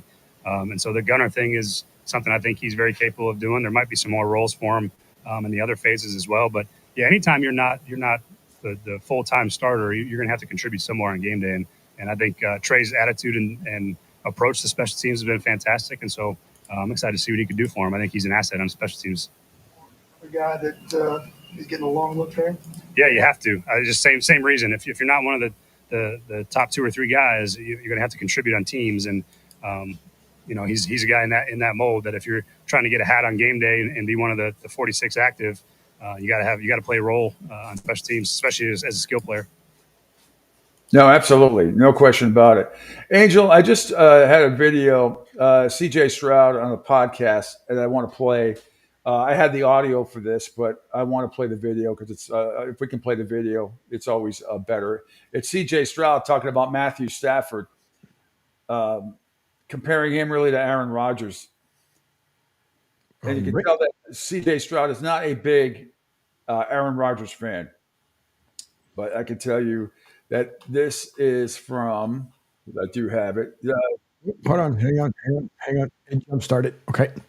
Yeah, CJ, this came on the $1 million worth of podcast, or $1 million worth of game podcast the other day. Stafford, Stafford another one, bro. He might be up there with Brady and them, bro. No, come on. No, dog. that's crazy. That's crazy. Yeah, that's that was crazy. crazy. Let me go back. Because look, I'm a look, dog. Hold on, before you do all this, I'm a student of the game. Stafford a dog. He is a dog. No, you don't understand, bro. You saying that? That's all I watch. I watch nobody else. I watch Mahomes at times. Mahomes does some stuff. All right, give yourself seat. You said about. I know I jinxed it. Yep. All right. Pete will be back in less than 20 seconds as we wait for him to come back. Don't forget to download the app, Sports Radio 102.9 FM The Game, the app over on broadsdsouth.com. Once again, broadsdsouth.com. And here is Pete. Okay, here we go. We're back. Okay, so here it is. CJ Stroud. Stafford, Stafford another one, bro. He might be up there with Brady and them, bro. No, come on. No, dog. that's crazy. That's crazy. Yeah, that's that was crazy. crazy. Let me go back. Because look, I'm a look, dog. Hold on, before you do all this, I'm a student of the game. Stafford a dog. He bro. is a dog. No, you don't understand, bro. You saying that? That's all I watch. I don't watch nobody else. I watch Mahomes at times because Mahomes does some stuff that like you can't coach. Stafford, dog, he will beat you with the same thing every time. All that no lick stuff, I got that from bruh. Like, look, that's one of my big, like, I'm a fan of his. Like, and when I he's go to a great LA, quarterback. I be trying to find, bro. But Like, it's we a got the level same to trainers. greatness. I be trying to, like, go to where they working out and just watch. That's all I'm He saying. elite, dog. Like Charles Barkley. Hold on. If you give Matthew Stafford a chance like Aaron Rodgers, I guarantee he might have had more rings, for sure. I think Matthew Stafford. Matthew Stafford had more rings than Aaron Rodgers. Yeah. Oh, yeah, he have another ring probably. I'd say he had like 3, 4. He might. It's possible. Bro. He good. When you But what talking I'm about saying is tough it's as levels nails, of greatness. You got this. Interesting stuff. Very, very interesting stuff there from CJ Stroud on the podcast again from $1 million worth of game. I do want to tell everybody all the great cuts that we have, or most of them audio-wise anyway, from Total Sports Prep for the best articles and audio. Only one source that provides everything you need 365 days a year to satisfy your sports grade. It's Total Sports Prep. The staff combs through the best articles and audio so you don't have to. The sports and non-sports kicker stories will leave you laughing all day long. To get your free trial of Total Sports Prep, contact them at info@sportsbroadcastingcoach.com. That's info@sportsbroadcastingcoach.com. Total Sports Prep, the name says it all. All right, quick break here on the Pete Sheppard Show. Bill Sparrows will join me on the other side of the break. The great writer for senior betting analyst for bookies.com and columnist for the Boston Herald. Later on at next hour at 9:05, Q in the house. Well, it'll be on via video. Rich Quinones, middays with Q. You know him now here on the Riptide Media Network from noon to 1 p.m. Then Chris Palin, Executive VP and Chief Revenue Officer for the Florida Everblades, will join us to preview Game 3 tonight between the Blades and the Kansas City Mavericks. All part of the Pete Sheppard Show today on a Hump Day, Wednesday, June 5th on the Riptide Media Network. Right now, our country feels divided, but there's a place where people are coming together. I gotta tell you, I was nervous to talk to someone so different than me. Me too, but I'm glad we are. Love Has No Labels and One Small Step are helping people with different political views, beliefs, and life experiences come together through conversation, and it feels good. Wow, your story is so... Interesting? Yeah. When people actually sit down, talk, and listen to one another, they can break down boundaries and connect as human beings. At lovehasnolabels.com/onesmallstep, you can listen to amazing, life-changing conversations and find simple tools to start a conversation of your own. I know one thing. This conversation gives me hope. It gives me a lot of hope, too. Take a step toward bringing our country and your community together by having the courage to start a conversation at lovehasnolabels.com/onesmallstep. A message from StoryCorps, Love Has No Labels, and the Ad Council. People do some pretty cool things in their 40s and 50s. Why should saving for retirement be any different? I mean, they go back to college, learn new instruments, start skateboarding. Whoa! Okay, maybe that one's not for everybody, but saving for retirement is. With aceyourretirement.org, you can get on track with your retirement savings no matter your age. Just have a 3-minute chat with Avo, the friendly digital retirement coach from AARP. You'll get personalized recommendations based on your input that are easy to understand and work with your lifestyle. It's quick, easy, and free. Plus, it's sponsored by AARP, so you know they got your back. Woohoo! Gnarly move, Dad. Thanks, sweetie. So wherever you are in your retirement savings journey, head to aceyourretirement.org and start chatting with Avo today. That's aceyourretirement.org. A message from AARP and the Ad Council. Adopt US Kids presents What to Expect When You're Expecting. A teenager. Learning the lingo. Today I'm going to help parents translate teen slang. Now, when a teen says something is on fleek, it's exactly like saying, that's rad. It simply means that something is awesome or cool. Another one is totes. It's exactly like saying, totally, just shorter. As in, I totes love going to the mall with Becca. Another word you might hear is jelly. Jelly is a shorter, better way to say jealous. As in, Chloe, I am like so jelly of your unicorn phone case. You don't have to speak teen to be a perfect parent. Thousands of teens in foster care will think you're, rad just the same. To learn more, visit adoptuskids.org. A public service announcement brought to you by the U.S. Department of Health and Human Services, Adopt U.S. Kids, and the Ad Council. This is the story of a very special woman. In a matter of seconds, she turned herself into a great mathematician or an entrepreneur. Her knowledge was limitless and still is. She could also make monsters disappear, especially those that lurked in the shadows under the bed. Once, this woman put back together a teenage girl's broken heart, which had been shattered in 1,000 pieces, just by giving her a bear hug. She masqueraded as a regular person at work, but as a superhero at home. Everyone knows her as Gabriella. I still call her Mom. Your hero needs you now, and AARP is here to help. Find the care guides you need to help, complete with tips and resources at aarp.org/caregiving. A public service announcement brought to you by AARP and the Ad Council.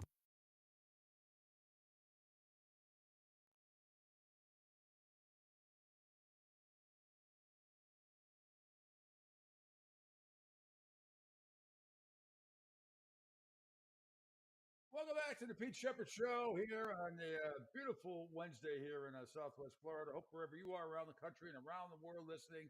Thanks, everybody. Hope your Wednesday's off to a great day here on the Riptide Media Network.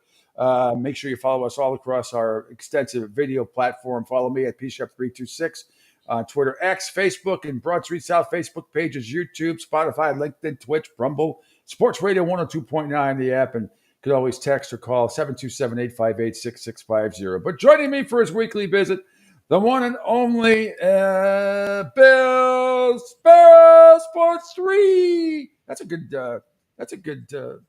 call by me. If you shoot threes, go out there, take a couple of 3-point shots, Bill. You'll be doing great. You'll be doing great. We're going to see a lot of them flying tomorrow night.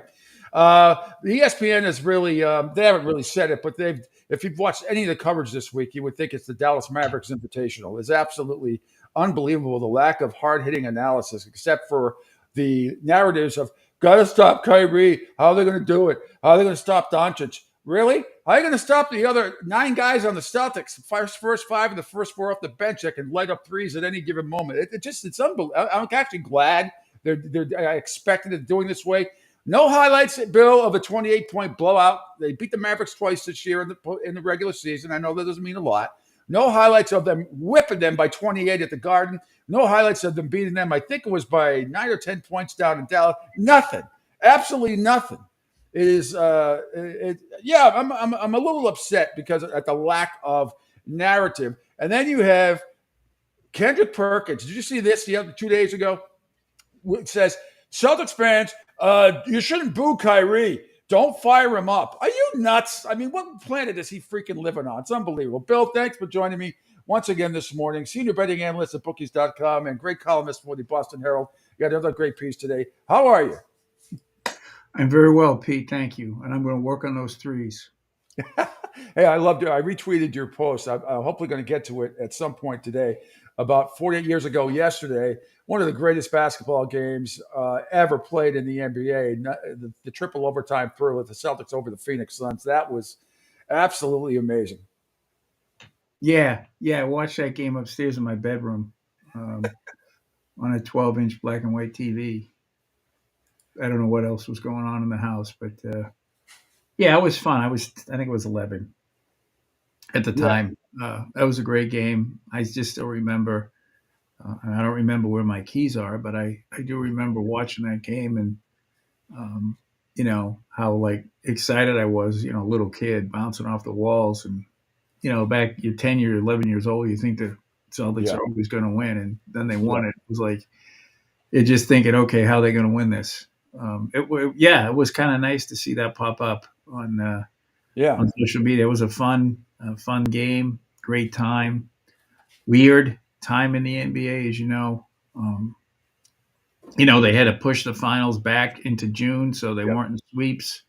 So the networks would air the games. I mean, it was just weird. That was an afternoon game too that day, wasn't it? I was 9 years old. You're only 2 years old. That was old. Friday night. Was it Friday? Was it Friday night? I couldn't remember. Thursday or Friday night. I think it was a Friday night. I remember watching it with my dad, and I remember there was a lot of people in the house. Yeah. Oh yeah. Yeah. And the finals were weird back then because for a time they weren't televised live nationwide, except in the in the home markets. So it's like so many other things, how different things are.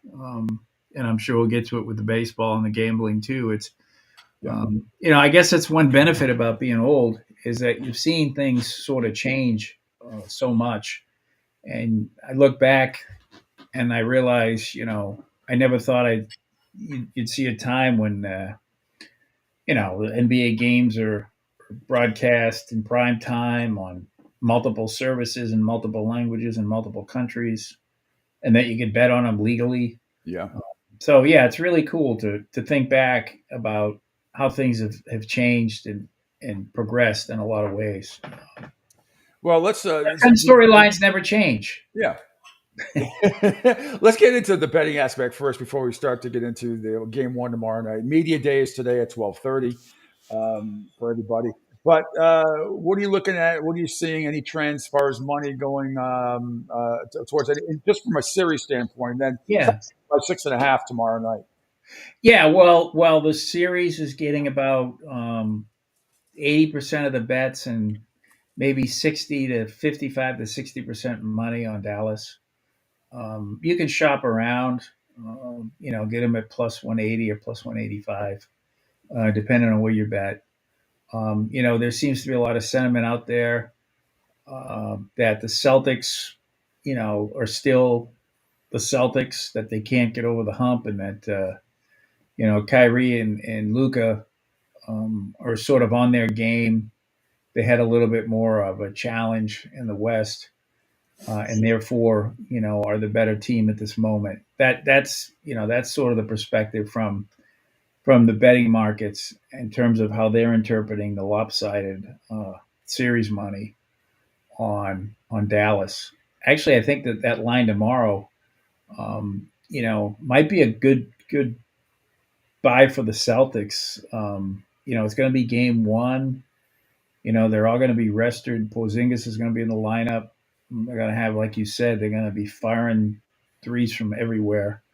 When the Celtics win until that Indiana series, they'd covered in like every victory until that Indiana series. So you're seeing you're obviously seeing some tightening in the lines, where those games were 8, 10, 12. This is 6.5, 7, 6-ish. So I if I'm looking at that game tomorrow night, I might be leaning toward the Celtics. Especially if you can even get it down to 5 might be worth a little bit extra on the number. Yeah. I have a lot more faith in them than a lot of other people, and I've been super hypercritical of them for a long time. So I don't think I'm going into this like with the green blinders on. But something Tatum Brown said last week really stuck with me, and we talked about how they've had 3 coaches in like 4 years or something, and how this team is not the team from last year, and it's so much different than that team 2 years ago. I mean, that team 2 years ago had no idea what they were walking into.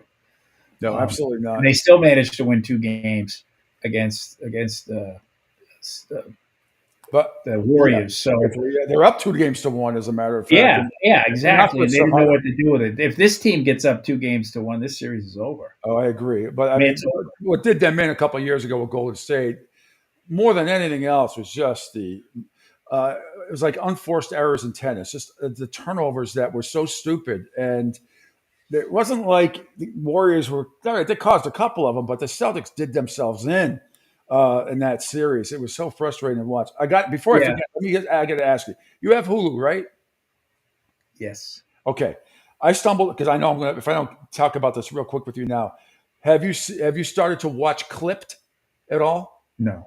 It just came out yesterday, I believe. I watched the first episode. Clipped is about the Donald Sterling Clipper team. Oh, it's a mini series with Lawrence Fishburne playing Doc Rivers. I'm telling you, I'm blown away by the acting. Ed O'Neill playing Donald Sterling. You got to watch it. There's only 3 episodes. I've only watched the first one.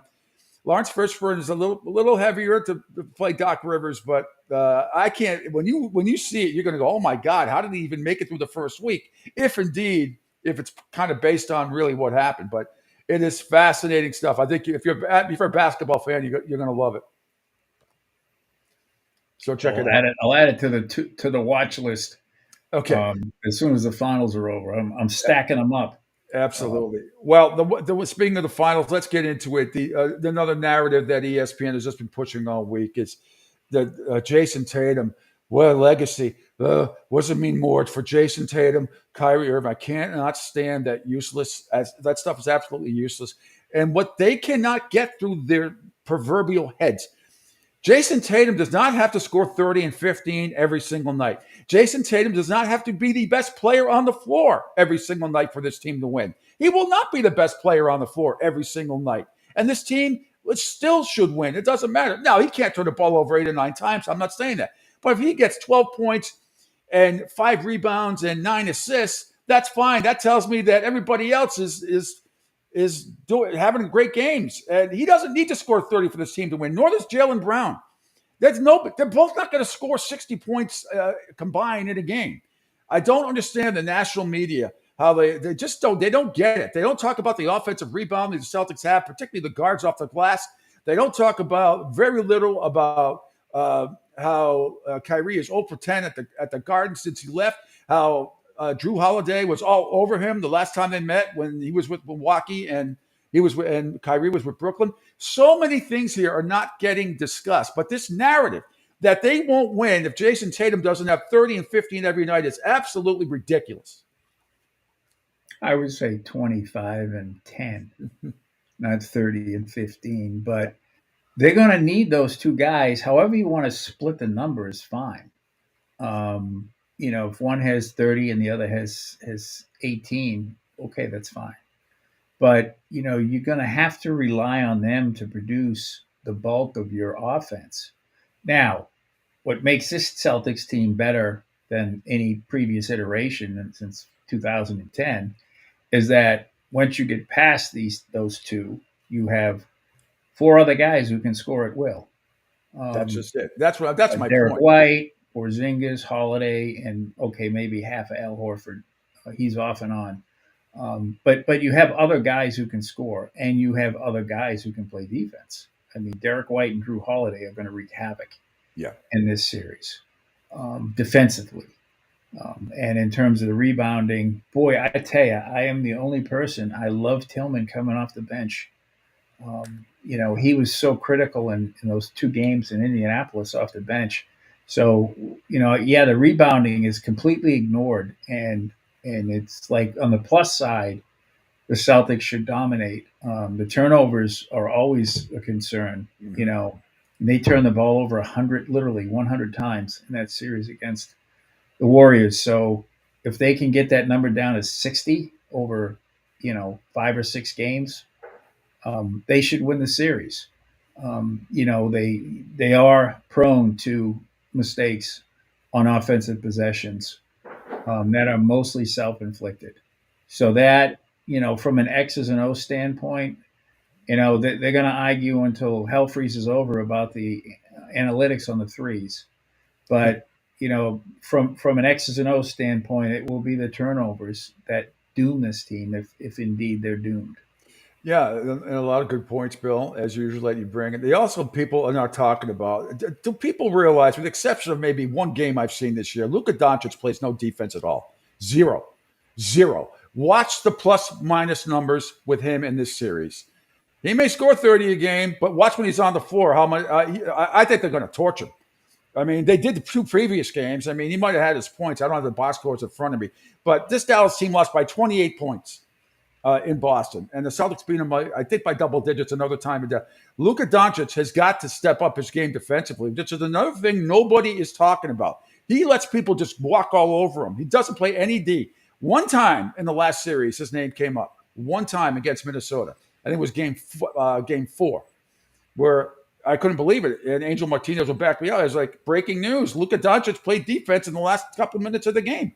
So the Mavericks have a lot more issues than the national media is letting on. They're a very good basketball team. They're well coached. They're probably better defensively than most people realize. I think they were in the top 3, at least the second half of the year, along with the Celtics and the Timberwolves for that matter. But it's still the bench that, there's no way. They haven't even discussed it yet. When you have, Pritchard coming off the bench and Al Horford and Sam Hauser, and even Brissett and Cornette, I mean, they go big, they go small. You look at Dallas's depth chart and everything else, and outside of Doncic and Irving, Gafford, Washington, and Jones Jr., the other starters there. Okay, I think we have great matchups with these guys, Bill. I really do, and I still think it's going to go 6 games, but a big part of me wants to pick the Celtics in 5, which nobody seems to be doing, because I just think they're that much better and deeper and play better defense. And certainly on the offensive glass is huge. And Doncic doesn't play any defense at all. So that's where I'm at. Yeah, and the Celtics, I mean, I don't hold it against them that it only took them 14 games to reach the finals. I think it's pretty damn good. But they're a well-conditioned team. I mean, you can see that, in Al Horford. I mean, he's 38 now, or close to it. And, you could see in those, it was like in those game 4, game 5, it was a guy he wanted that time off. But, they've had all the rest in the world, all the rest they need. They've got everybody. I don't know how much Porzingis is going to play, but, every minute that he's on the court and that Sam Hauser or Brissett or Cornette are not on the court, that's a huge plus. Yeah. So, they're in a great position. They have no excuses if they lose. I'm not going to crucify them because they haven't lost yet. If and when that happens, we'll get to it. But I feel pretty good about them. And I just, I think they're the better team. I think they're deeper. And I want to even say this. Joe Mazzulla has really done a good job. I mean, he is, maybe it's not a big deal to say he outcoached Rick Carlisle or Bickerstaff, who lost his job, but he has. So, we'll give him props for that.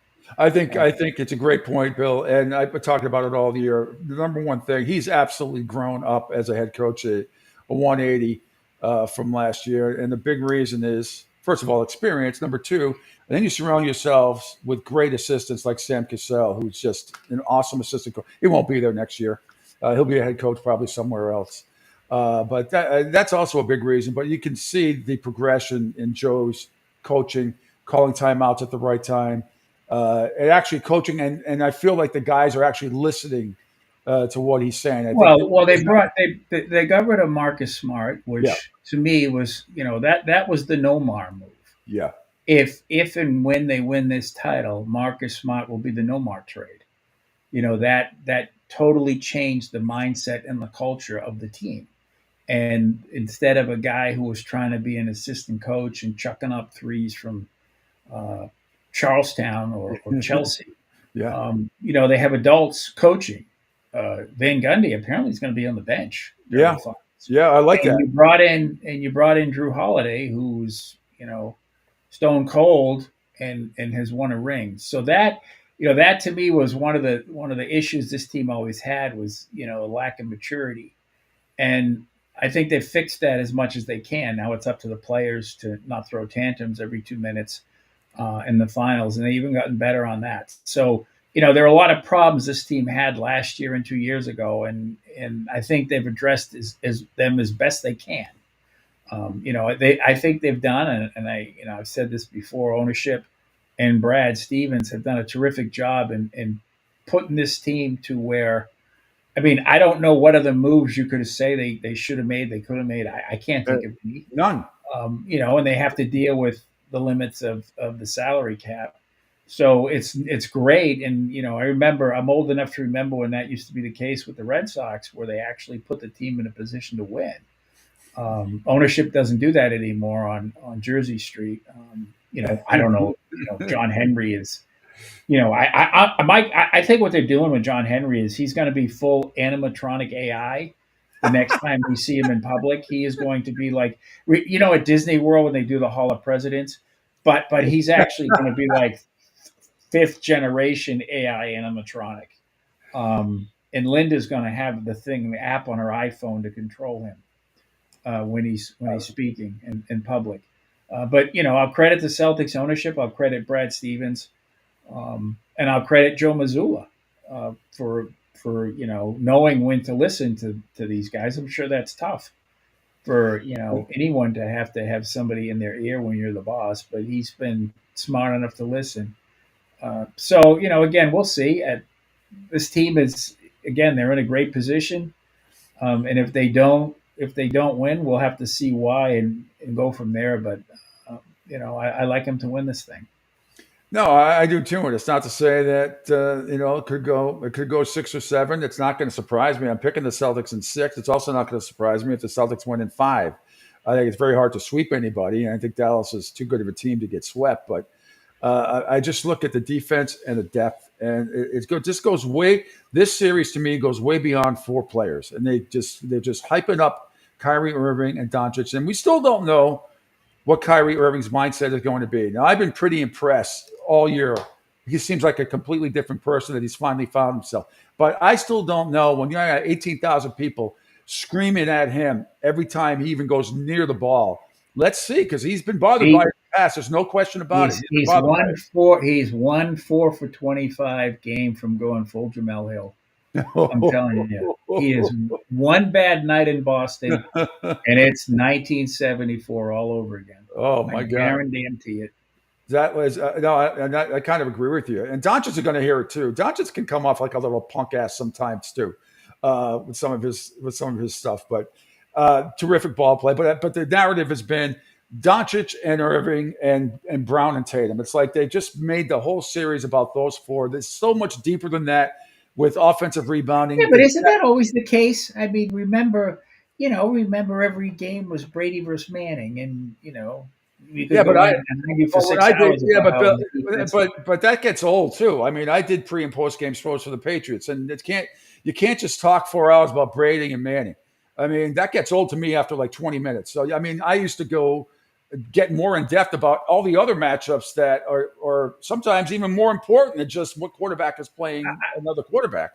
I guess my thing has always been, I don't really care what the national media says about anything. Least of all the Celtics or Boston or Boston fans or the history or any of that crap. None of that. I don't know. It's a good punching bag to me. You talk about your past.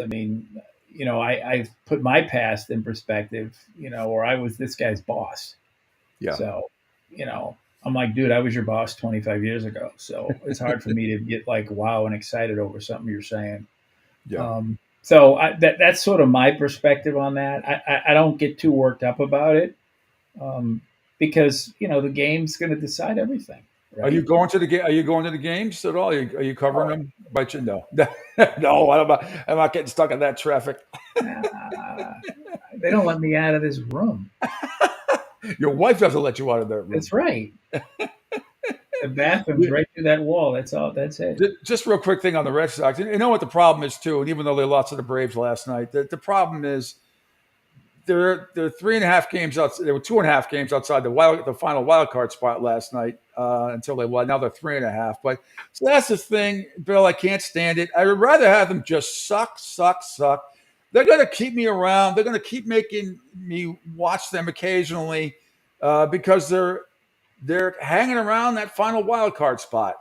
And every team in baseball is hanging around the final wild card spot. Well, some more than others, but well, you can look at that two ways, right? They're 3.5 games out of the playoffs, which is okay. Why didn't they get Montgomery?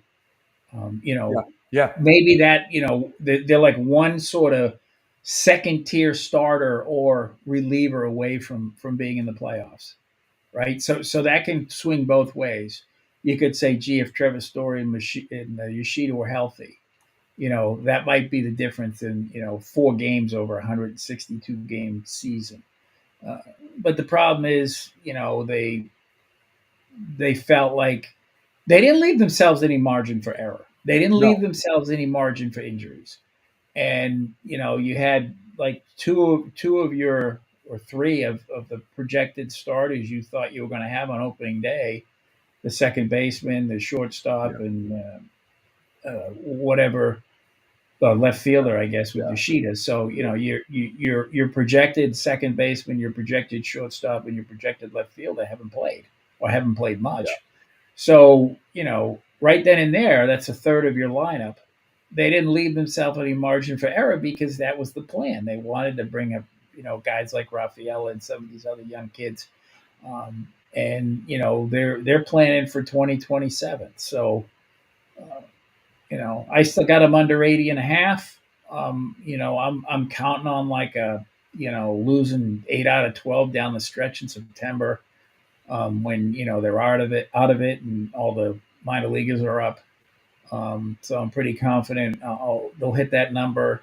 They've been playing, quote, their best baseball, and they're still at 500 or below 500. Well, that's what bothers me. I know if it's like this, and if they're like 1.5, 2.5, 3 games out come trade deadline, I don't know. Maybe John Henry will emerge. No. I think what they're going to do around the trade deadline is just unplug him. Yeah. So they can trade everybody. I'll say this: when they had the owners' meeting last week, yep, he wasn't there. Everybody's favorite newspaper baroness posted a photo of herself square in front of the sign that said Boston Red Sox, meaning that she was at the center of the table. Yeah. So, the question is my question with the Red Sox is who's running the team? Who's calling the shots? Yeah, I agree. Look, if John Henry's having health issues or something, then let's hope he gets better and he gets well. But, somebody needs to say something about what's going on with this guy. Other than Sam Kennedy, who's just been thrown under the bus over there. But that's his job. I know it is, but he has to answer for a lot of people that aren't talking. Especially I agree. I understand that. And that's why they pay him well. That's why they gave him equity in the team. I mean, he's the fall guy, right? But he's not making the decisions. Who's calling the shots? Who's going to decide whether or not to buy or sell at the trade deadline? Who's going to sign off on that decision? Theo. Just the same way, who signed off on not trying to get Jordan Montgomery. Yeah. And I'm just using him because he was sort of the one guy that was there that you could have got that didn't cost you a lot of money that would have made a difference. Yep. So, the question is who's calling the shots and where is the team headed? What is their mission statement, as we like to say? And, right now they don't seem to have one. And maybe that's part and parcel of the issue of the fact that their owner is like hanging out with Ted in the freezer. It's purgatory. That's the way I look at it. Anyway, Bill, we're up against it. Thanks so much for joining me. Bill Sparrows, his weekly visit. Check him out. It's best, great senior betting analyst at bookies.com and also great columnist for the Boston Herald. We will chat again. Not next week because I will be on vacation next week, but the week after, Bill, will definitely, and maybe the Celtics will have won a title by then. Yeah. Banner 18. Yep. All right, my friend. All the best. Take care and thank you so much. Peace out. There he is. All right, quick break here on the Pete Sheppard Show. Coming up next, yes, Rich Quinones. I love his stuff.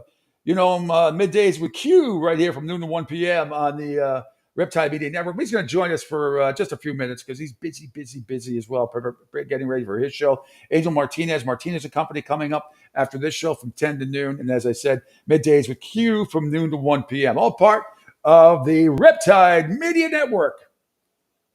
Hey, Dad, your prescription will be ready in just a minute.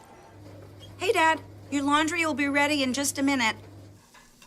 Dad, your lunch will be ready in just a minute. Hey, honey, why don't you take a minute? When you help care for a loved one, you give them as much time as you can, making sure they're safe and comfortable. But it's just as important that you take some time for yourself.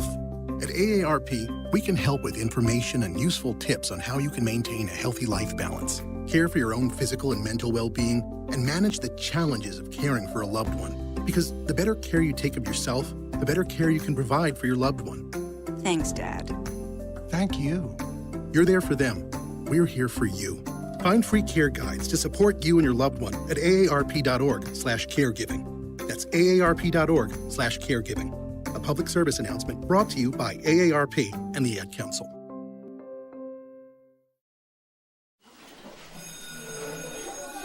All right, class. Let's hear what everyone did this weekend. Jill? Well, I raised my older sister to a big oak tree. It was at least 100 years old. My mom said I must have set a record or something. And then we went down by a stream and perched up on this huge rock and saw all of these little minnows swimming around way below us. And then I rescued my little brother from an evil slug king who was guarding him at the bush fortress. And my sister and I brought him back to our super twig fort for safety. And then we all laid out and told stories until it got dark. And the Big Dipper led us all the way home. Wow. Awesome. Where were you, Jill? Yeah. We went to the forest. It's not that far away. Anyone want to come this weekend? Ask your parents to take you and your friends to the forest this week and find the fun, adventurous you. It's closer than you think. Check out discovertheforest.org. Brought to you by the U.S. Forest Service and the Ad Council. Okay, men. This is your time. Maybe you didn't choose this, but you're here now. You're gonna go out there and be an all-star caregiver. It's up to you. So what are you gonna do? You're gonna go grocery shopping. Cook, clean, be there emotionally and physically. You gotta dig deeper. Drive them to physical therapy, doctor's appointments. Don't you forget about the pharmacy. I know you won't. Because that's what caregivers do. Don't give up. Don't ever give up. This is your time to show the world, your family, and yourself that you're tougher than tough. Now go out there and be the best caregiver this world has ever seen. Caregiving is tougher than tough. Find the care guides you need at aarp.org/caregiving. A public service announcement brought to you by AARP and the Ad Council. Hi, I'm Danica Patrick and proud aunt. Watching my nieces grow, play, and learn is amazing. But not every child gets to be carefree. 1 in 6 kids in the U.S. are hungry. 1 in 6. That little girl sitting alone at the playground, she can't play like the other kids. She doesn't have the energy because she's hungry. School lunch will be her only meal today. It breaks my heart that this is the reality in our country, but it's something that Feeding America is working to change. Each year, the Feeding America network of food banks rescues billions of pounds of good food that would have gone to waste. This food is then provided to families and children in need. Being a kid should be about using your imagination, learning, and having fun. These children shouldn't have to miss out on simply being a kid because they're hungry. To find out how you can help end childhood hunger in your community, visit feedingamerica.org. Brought to you by Feeding America and the Ad Council. All right, there we are back here on the Pete Sheppard Show, third and final hour right here on the Riptide Media Network. So excited about my next guest coming up. You know, he's been part of the network now for, a couple of weeks. It's Rich Quinones, does middays with Q from noon to 1 p.m. And Nick Sirianni has a personal message for people like him. Sometimes you see Giants fans around here with the, being so close. And they give me a good hey, go Giants, and I'd typically let it go. But if the guy gets me good enough, I usually say, got your best player. See, I like it when NFC East teams beat up on each other. It pleases me. Q, how you doing? Good morning. Thanks for taking a few. Any rebuttal? First and foremost, Pete, big fan, and congrats on the spot, and appreciate a couple moments. No rebuttal. I can't stand Sirianni. I think it's no secret. Everyone knows I think he's just an arrogant head coach with his antics. And when Philadelphia turns around and they go, 6-11, maybe 7-10, this coming season, then the handwriting is going to be on the wall. It already is, because they look at their coordinators, their offensive coordinator and their defensive coordinator that they brought in. So they got to make a deep run into the playoffs to shut up a lot of people, including myself. And he's got to save his job, man. I mean, it's just, listen, what have you know this, right? What have you being a Boston guy? What have you done for me lately? That's the NFL. Yep. Eddie, what have you done for me lately? What's coming to me? Remember Eddie Murphy? Angel, your rebuttal to that, to Q's lashing out at your Eagles. Your thoughts about? Oh, sorry. All because right. I know what he's going to do. He's going to play that just absolutely treacherous song. No, he's trying to get his video up so everybody can hear him too. But we've had some difficulty in the past. Okay. People That's even better than maybe it's a good thing. Please, Fly Eagles Fly is the most horrible thing. I did have him play once a couple of weeks ago. The worst sports song ever, and maybe you saw it, is from 1985. New England. It was when the Super Bowl Shuffle was big and kind of kitschy. But the Patriots, some idiot group came up with a song, New England, the Patriots, and Me. The absolute dumbest, most embarrassing sports music video ever. If you've never seen it, go look it up real quick on YouTube, and you'll want to vomit when you see it. It's that bad. It's awful. All right. Well, Angel's trying to get up. You all right over there? Don't worry about it. Okay. Right. The big dances and everything else. Oh, there you are. I got to make sure I do it right. If not, then everybody be kicked off the block in the whole 9 yards. But real quick, Q says you're going 6-11 this year. I've said it's your division to lose, but the Giants fan lashing out at the Eagles fan. I love this. I'm going to do the Philly Homer thing. They're going to go 13-4, blah, blah, blah. Do I expect for them at least to be 500? Yes. Anything more than that would be beyond a miracle, because they have to straighten out what they did in the locker room. So I'm not sold yet on Nick Sirianni turning this thing around. Yes, Hassan Reddick's not around, blah, blah, blah. But we have to also see what our quarterback's going to end up doing, because I haven't heard much from Jalen Hurts. And I don't, he's supposed to be the leader of this locker room. I haven't heard jack. So until I hear something that changes my mind, I'm calling the Eagles an even 500 team. So I will go, 17 weeks? I'll go 8-9 for the season. I'll take 8-9 for my team. But Q, I wanted to ask you, for a lot of my audience from the New England area and Southwest Florida. So give us a little bit about your background. You're doing a great job, by the way. Love your style. Thank you.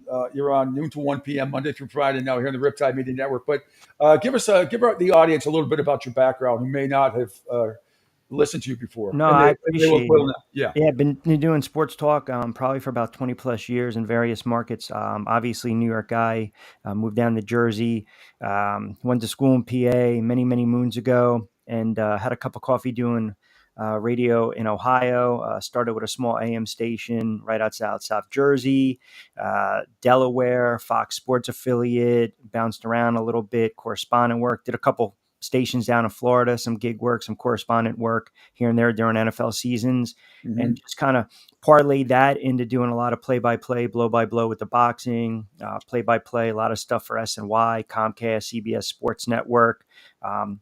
Again, just, cut the teeth and take the opportunity when it comes. And I kind of realize, and Angel and I have had this conversation over the last year plus, you have to pivot, right? You and I, we're radio guys, right? We're radio guys. And the days of radio, it's all terrestrial radio, right? But now it's just streaming, the platforms, the video, the content. And that's kind of where I start to pivot. And then after one of the local affiliates down here, that was an ESPN station, I latched onto a sports betting station and started their first local show for about 3+ years. And then I decided, you know what, I can do this stuff on my own at the end of the day. Yeah. And that's kind of where we're at right now, right? I mean, it's just do a lot of play-by-play, do a lot of stuff in boxing and MMA, Team Combat League. Like I said, a lot of fights that I call, but I always enjoy the banter and the going back and forth.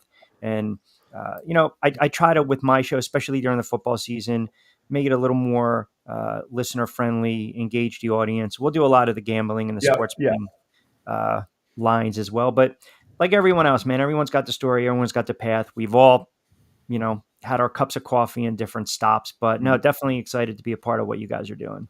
It's fantastic. Again, this is my 38th year in the business, and Wow. nothing surprises me anymore. It was just a station in Texas. I think they carried all the Longhorn games, and they just earlier this week just said, "Fuck it," and no more.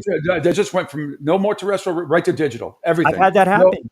Yeah. And this, when you're on the air and you have a sustained audience and you're on the air for 3, 4, 5, 6, 7, 8 years, even if it's 5 years, you walk in one day, hey, after the new year, come to my office, meet with the marketing manager. You already know they're making changes. You already know your time. Yeah, you already know they're going to flip. Or consultants. Whenever you hear the word consultant, it makes you want. Exactly. I can feel the agita in my stomach. I'm just like, I can feel it. Like consultants are people who've never been on the air for the most part. And they want to tell you, they'll give you the one asshole that says something negative about your show as opposed to the 3,000 people that love it. But they'll take the advice of the a-hole consultant. It never fails. It's radio. It's how it works. But I think for guys like us, any talent out there who's been doing it as long as we have, you have to continuously pivot, because if you don't pivot, you're out of the game and then you become irrelevant and then it's tough to get back in the game. So you just have to keep staying the course in that regard.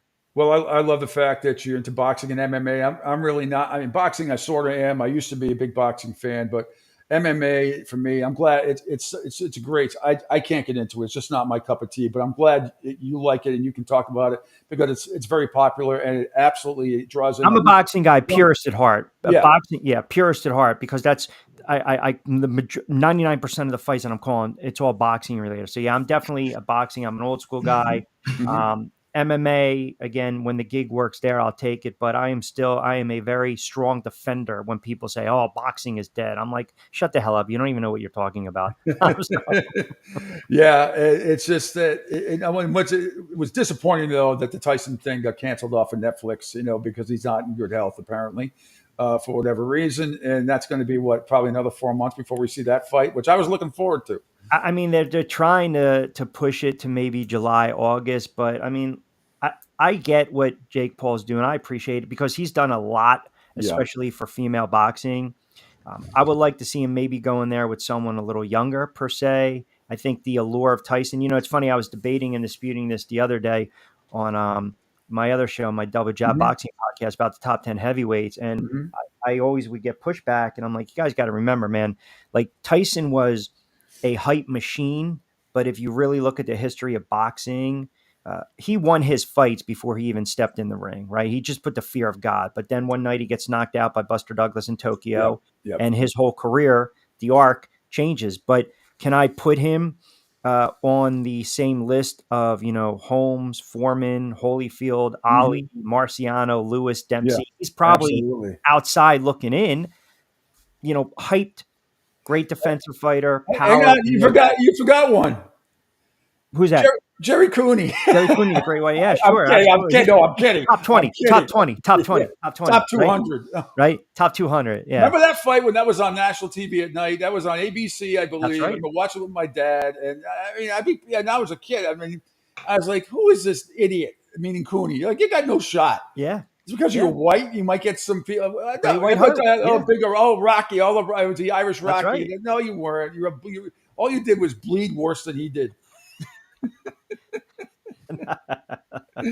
But that fight was so over. Holmes I think Holmes could have knocked him out in the first round if he really wanted to. I felt like he carried him, but yeah, Jerry Cooney had no chance at all.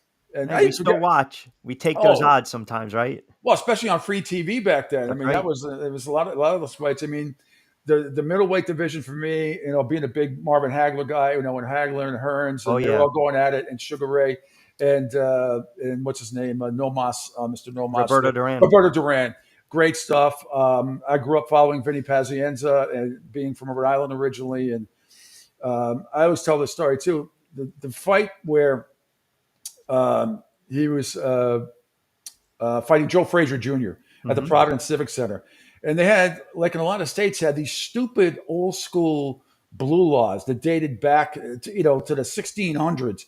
The state of Rhode Island, you had to go through hell to get the boxing on Sunday. It was like an unbelievable, it was like, who cares? I mean, I know we don't, at the time, a lot of states didn't sell liquor on Sundays, but no boxing? I mean, why? There was some stupid outdated law. They finally got rid of it. And then Vinny won that, and then the Greg Haugen stuff. And it was pretty good. Hector Macho Camacho, I still remember watching the night that Kim got Bobo Mancini in the afternoon, beat Dooku Kim, and then he unfortunately passed away right after that. That's why they went from 15 to 12 rounds. Yeah. And I remember the still shots in Sports Illustrated, the punches of Boom Boom into the ripples of his abdomen. It's just like you could feel the power when you go back and then I watched the fight again afterwards. It just the power. You talk about the body. That was one. He massacred, literally, unfortunately. Yeah, it is unfortunate. Another free fight back in the day. Not anymore. I think. Listen, I've said this to Angel on his show as well, and on other shows. You mentioned, free fight. I think ultimately what's going to happen, even with the NBA, especially with the NFL, everything's going to be a la carte. Everything. Yeah. It's going to be a la carte. We're going to have to just basically plug and play, pick the game that we want, and that's it. $19.99 every Sunday. That's where we're going, which is horrible. Well, I hope that's not the case. I have YouTube TV right now, so I get the discount for the NFL package, and I like the fact they do the quad box. They put 4 games up, a whole bunch of different 4-game scenarios. I mean, I'm just hoping that the Super Bowl never goes to pay-per-view. I know Roger Goodell said last month or a couple months ago about not on my watch. Well, I don't believe anything he says about anything anyway. Nothing. Do I believe anything that comes out of his mouth? So, and I don't want to see a franchise go to play in Europe. And it seemed that Jacksonville might be headed that way, but not anymore. Not after the renovations that are coming with that stadium and everything else. And they're going to be hoping for, God forbid, another Super Bowl in Jacksonville. The first one was a disaster because I was there and they were not ready. Great people. They just weren't. They were not ready. The NFL does a lot of stuff backwards, right? I mean, they turned around. They did not want to relocate a team to Vegas because they didn't want to get in bed with sports gambling and betting. But that's like the worst kept secret. They knew once they got in bed with that. I mean, it's just these are unavoidable things. I mean, it's a behemoth. You got a commissioner making $65 million a year. Allegedly 45, but why not? It's gonna throw in. I'll give him another 20. Why not? Just what he needs. All right, man. So great. So now, give me your allegiances, just so I know, to all your pro and college teams. Just I like to have some fun. So obviously, Giants.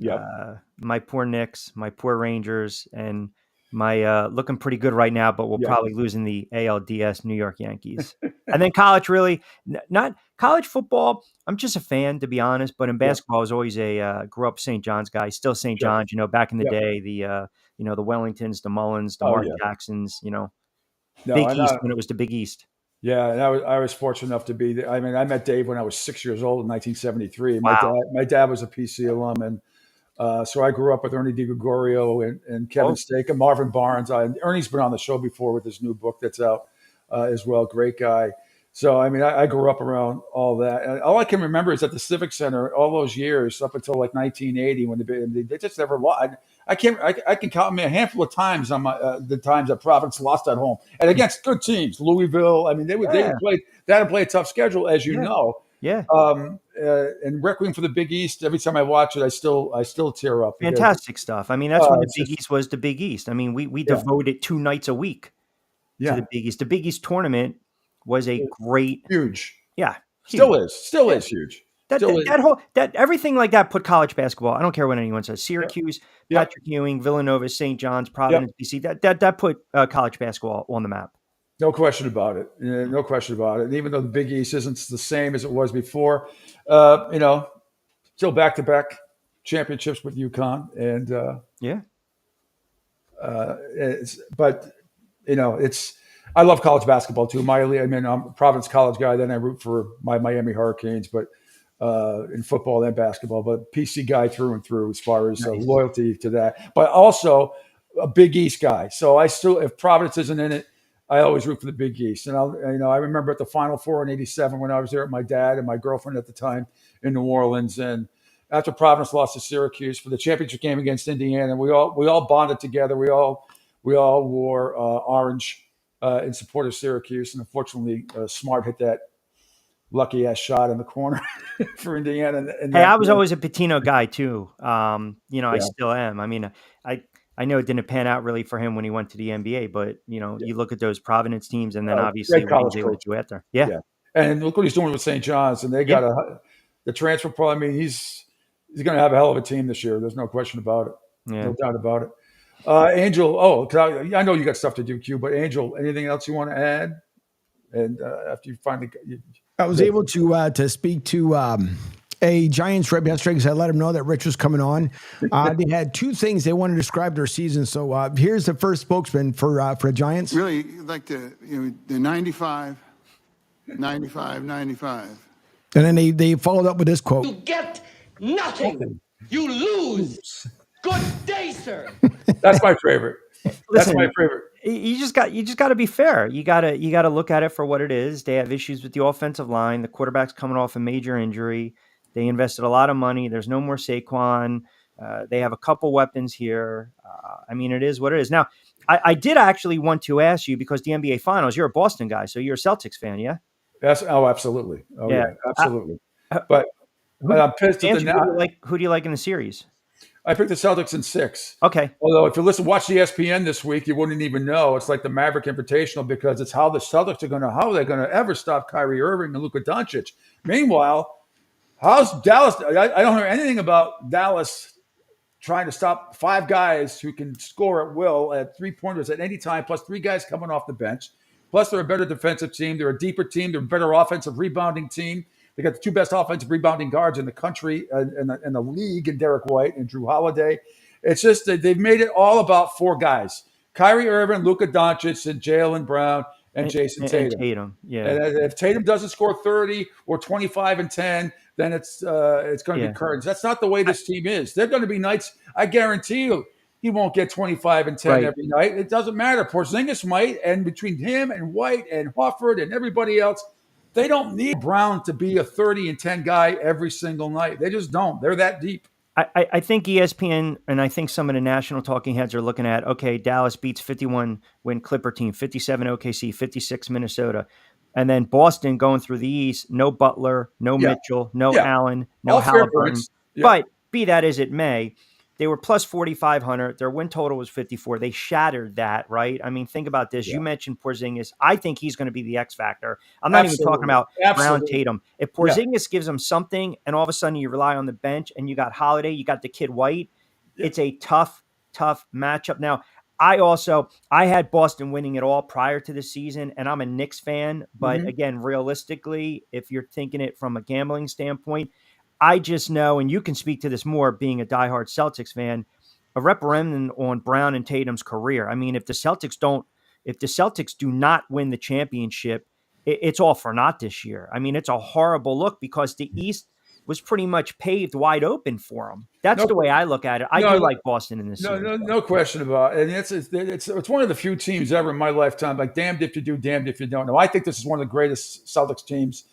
I consider the 86 team the best team of all time, top to bottom. But obviously 2008 and the 2010 team that lost in 7. But this is one of the great Celtics teams of all time, depth-wise. It's just they're expected to win, and if they don't, the season sucks, I guess, for a lot of people. And I do think they will win, and I do think it'll be in 6. Could it go 7? Yeah, absolutely. I'm hoping it goes 4. You got to shut down. I mean, I just think defensively, Luka's going to get his, Kyrie's going to get his, but then it's a question of, all right, who's going to be that third wheel, that third option? Because there's going to be nights where the shot isn't falling, and that's why Kyrie's going to put it on the floor and constantly attack the 10. And I think that's defensively. That suits you guys. Transitional buckets, 3-point shots. And you're right. Tatum and Brown don't need 30. No. But if Tatum and Brown get 18 to 25 and the 3-point ball is knocking down, you guys should be fine. Absolutely. And then you got my favorite, Little Pritchard, coming off the bench as well. I mean, he's a little gnat, and he just is annoying. And he's always around the ball. He steals. He can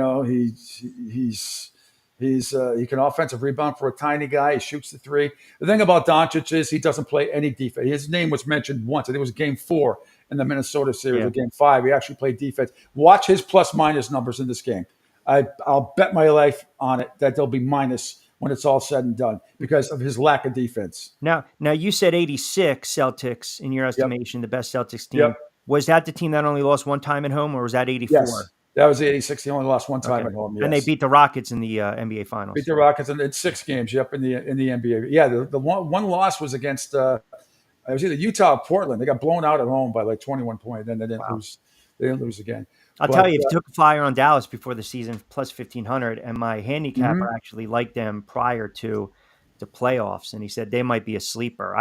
I want a good series. I hate the fact we should have had game 1 Sunday. I hate the way the scheduling is with the NBA Finals. It's ridiculous. It pains me to say I'm going with Boston. But again, if it puts coin in my pocket, then I'll live with it. Gotcha. Exactly. Before I let you go, do you have Hulu by chance at your house? I do. Okay. You got to see Clipped. It just came out yesterday. Okay.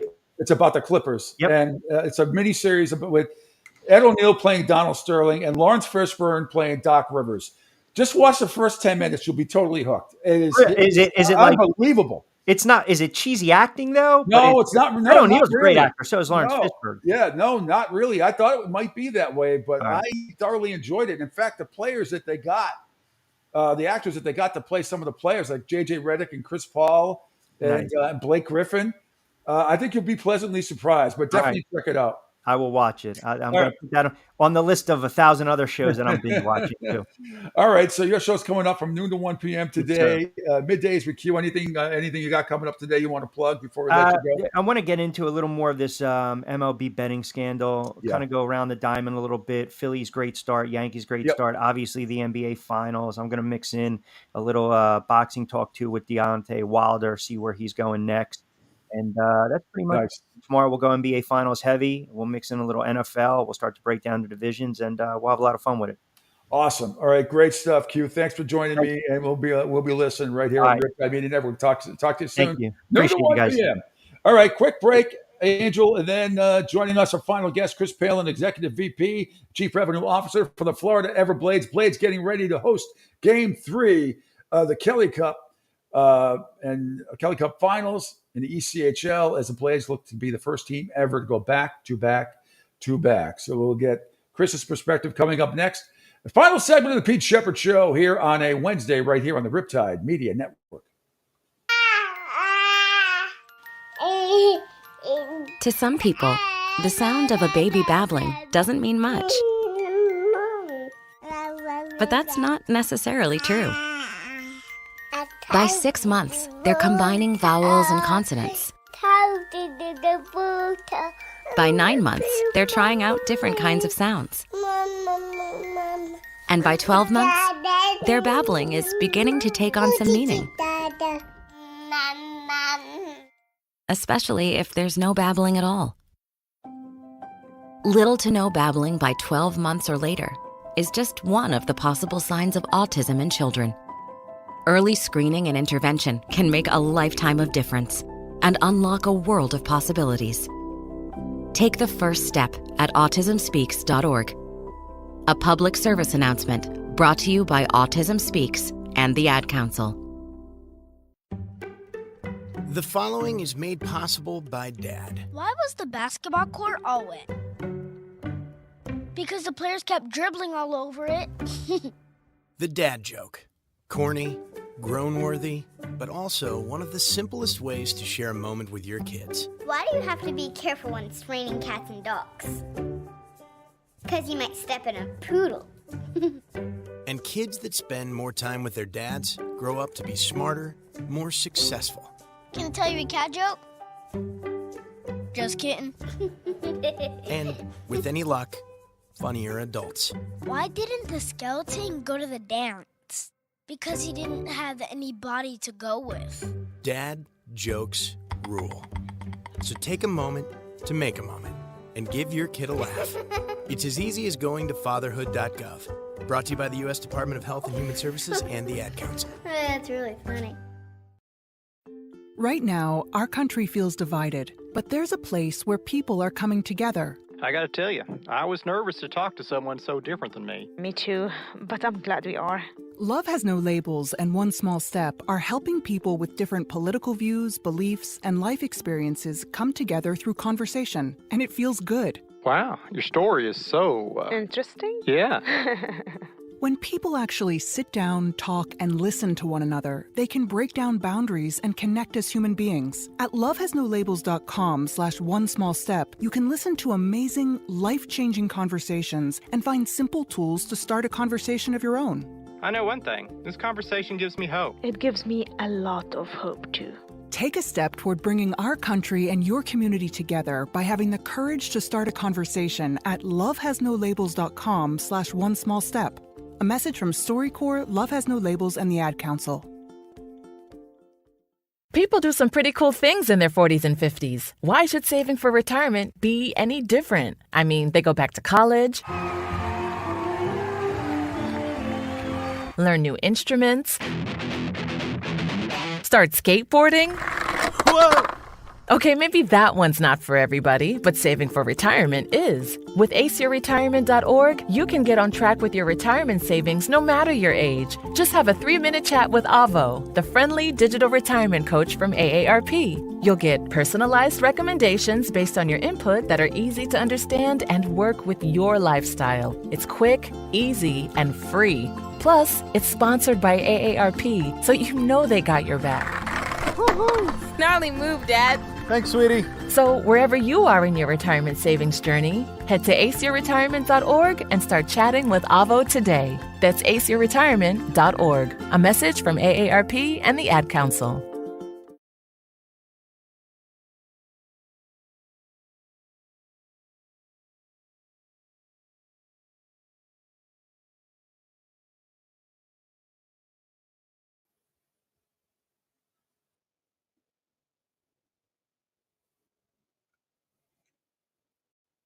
Yeah, I'm hearing commercials. I'm hearing commercials, Angel.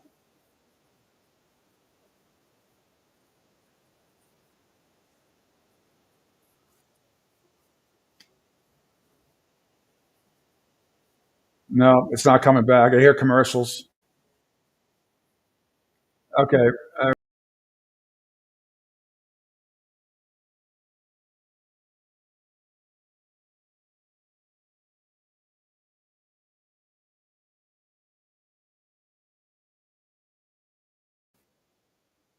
All righty, there I am. I am back.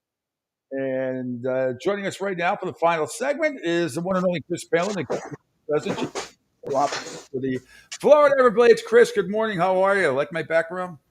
I love it. I was going to say that looks very relaxing and enjoyable. Looks like Florida. Perfect. It certainly does. Let me ask you first, were you in Kansas City for the first 2 games? I was not. I did not travel for the games. We had games 3, 4, and 5, obviously, to get ready for. And lot going Yeah. on here, but if there is a game 6 or 7, then I probably will be on the road. So, Well, while you were watching game 1 and what ended up being a massacre, 8-1, and I watched a lot of the game online, obviously, but I'm thinking to myself, man, sometimes that Kansas City was going to come out the next night fired up, because that was as embarrassing performance by a hockey and all Florida ever played due to the way they play. But that must have surprised Eason. You go into hostile territory like that and dominate and win so easily. What were you thinking? yeah, I mean, I didn't know what to expect in this series. Kansas City, obviously, top team in the league, very similar to last year, us facing Idaho, right? So, we last year looking at it was like, okay, this should be a long series, and we ended up sweeping them. And, I feel like we've had this conversation all year. I feel like our division is the best division anyways. So I feel like we had a little bit of an edge going into that. But, you can look at both of those games and the score doesn't really indicate the play. They did not get good goaltending, obviously. Yeah. That's not to say anything against their goaltending, but he was not good to start that game. I'm sure we won't see him again. And the other kid came in and played well, and he played well the next night. And that's certainly with 2 empty net goals. That wasn't a 5-1 game the other way either. I think it's pretty cut and dry. We got to stay out of the box. We got to be disciplined. They have a great power play. They have very skilled players. And if we give them the opportunities, we're just not going to win. So, I think we're the better team from what I've seen from the 2 games. But Pete, we've said this a million times. That's why they play the game, right? Yeah. You just never know what'll happen. So we'll see how it goes. It's nice to be home. I think Kansas City, it's a smaller building. So I think when they see 3 sold out crowds here, I think that'll work in our favor for sure.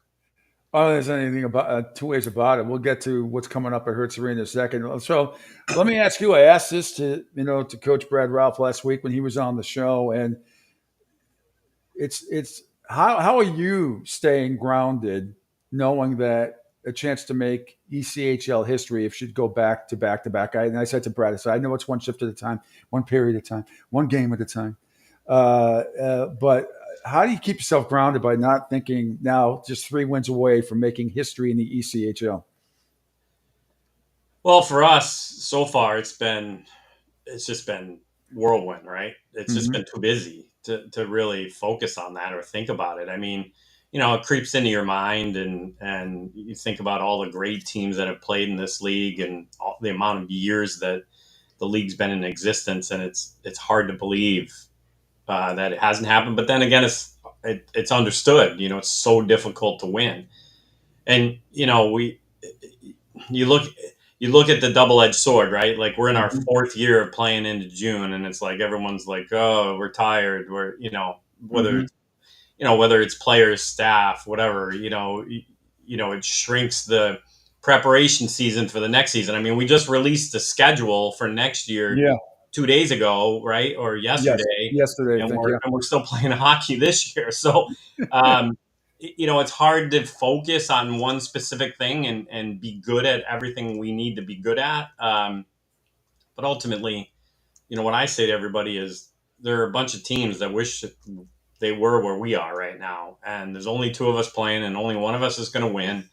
So, you gotta enjoy this because there's so many people, whether it's players, staff, that I've been associated with my 30 whatever years in this business that I've never even been to a finals, never mind one. And here we are on the verge of winning our 4th and 3 in a row. So like it's incredible. It really is. It's amazing. How, and Brad's such a modest guy, but, I asked him last week about, Brad, the coach, Brad, the GM. I know they're kind of hand in hand, but it really is amazing for him to have both of those jobs and how hard it is in the ECHL. And he talked about the overhaul and talent just this year alone, and halfway through the season, what he had to go through. But I'm amazed at his mental toughness, doing both of these jobs. I mean, this is a hard job, especially in the ECHL. Both jobs. Oh, incredibly difficult. He came in my office yesterday, and I said, "Do you have this bottled up? Because you could sell it for a lot of money. How that you go through these ebbs and flows through the season, it doesn't really matter, and then come February, March, whichever, you turn it on, and then you're just ready to go, and you have these guys buying in." And what I hear from all of them, players, other staff, is that he is so focused in on what it takes to be prepared and get his team prepared that I think they have to buy in, right? Like if you have a leader that says, "Hey, this I've looked at film for hours. Here's what I see, and here's how we're going to win," and then you go out and do that, right? Absolutely, yeah. If there's any naysayers, they're going to change their tune pretty quickly. So, you know, and he kind of said, here we go. We're into June again playing hockey, and I go, it's fine. It's fine for all of us. We'll make it work, and it'll be great. And it's just an exciting time. I'm looking forward to seeing the building full the next 3 games, and that that excitement that you just can't bottle. That's here for the culmination of playoffs. It happens each round. It gets a little crazier. And then, we've been lucky enough to win, the last 2 on home ice. Well, actually all 3 that we've won so far on home ice. I anticipate personally that this series will go 6 or 7. I just think they're too good a team. So this might be the first time that we've won a cup on the road. But you never know. Like, that's not my job to do that. It's just to get the building ready and have everybody ready to go. But it's crazy. It's a wild ride, and I'm just happy to be part of it. Yeah, and the other question, and I asked Brad this last week, and then we're going to get to what's going on tonight in Section 104, which I find fascinating in the concourse area. But if Brad wins back to back to back, I don't know him personally all that well. Is he content to stay here? I got to believe he's going to get nibbles and offers, and I don't know what his aspirations are. Maybe outside the ECHL, if he wants to move up to the AHL or the NHL, obviously. But he talked about his family and how much he loves it here, and I understand all that. I don't know if you have any inside information. If you went back to back, what I mean, is there? I don't. I got to imagine that if he hasn't already, he's looked at in some situations, and he'll. I would think, he would meet, talk to his family about the opportunities and what that means. But I do believe him that he's content to be here. I mean, you can't.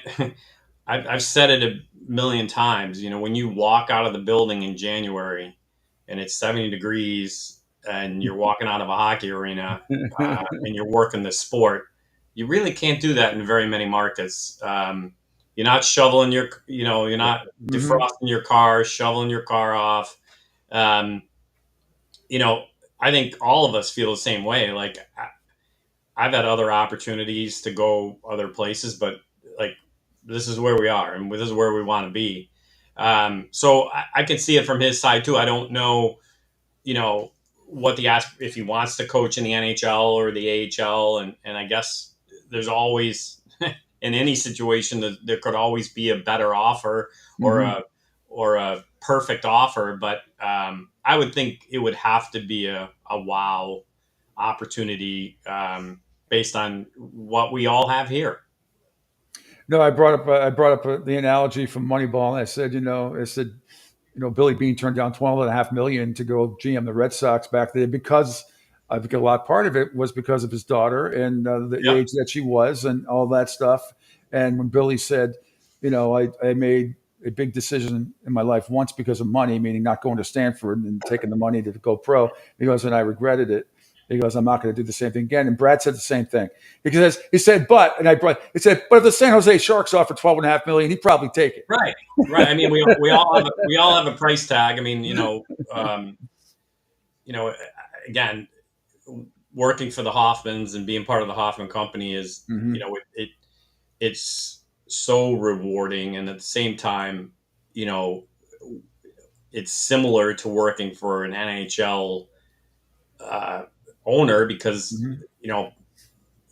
technically money's unlimited, right? I mean, we spend it wisely and we make it, but there's never any, like, a lot of times in the minor leagues, you're worried.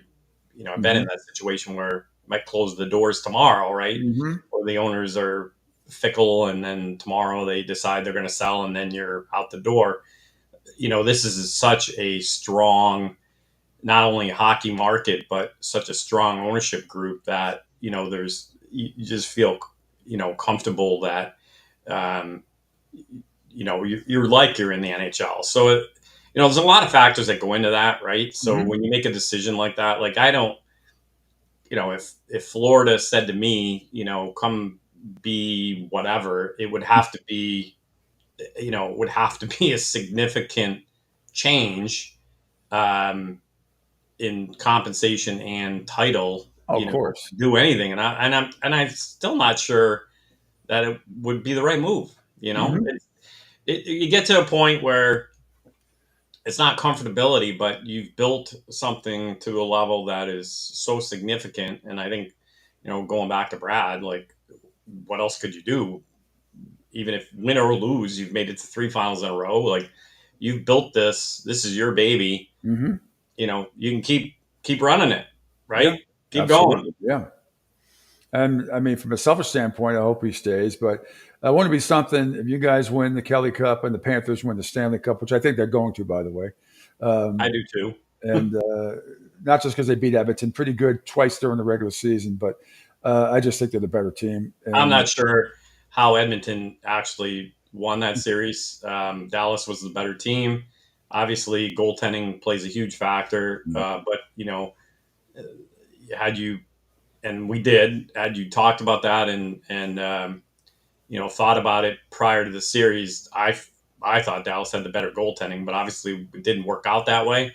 I just don't think Edmonton is deep enough. I don't think defensively they're good enough. And Florida is a juggernaut right now. They're like us. I think there's a lot of similarities in how the players have bought in, how the coaching. I mean, Paul Maurice is just. Oh, he's awesome. I love him. He's a I do super too. guy. I just love how he coaches. And he's got those guys, all of them bought in, and they're healthy this year, right?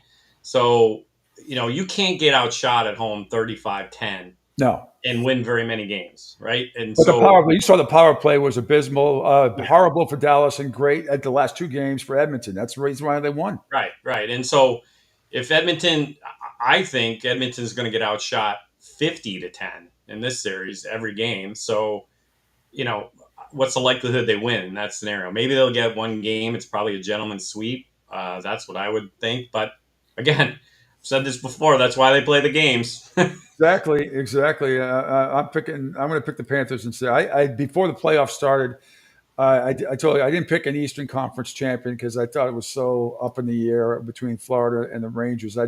But I did pick Edmonton to make it to the finals, and a lot of it had to do with Connor McDavid. A lot of it had to do with how they played. Won 18 games in a row. People forget second half of the season.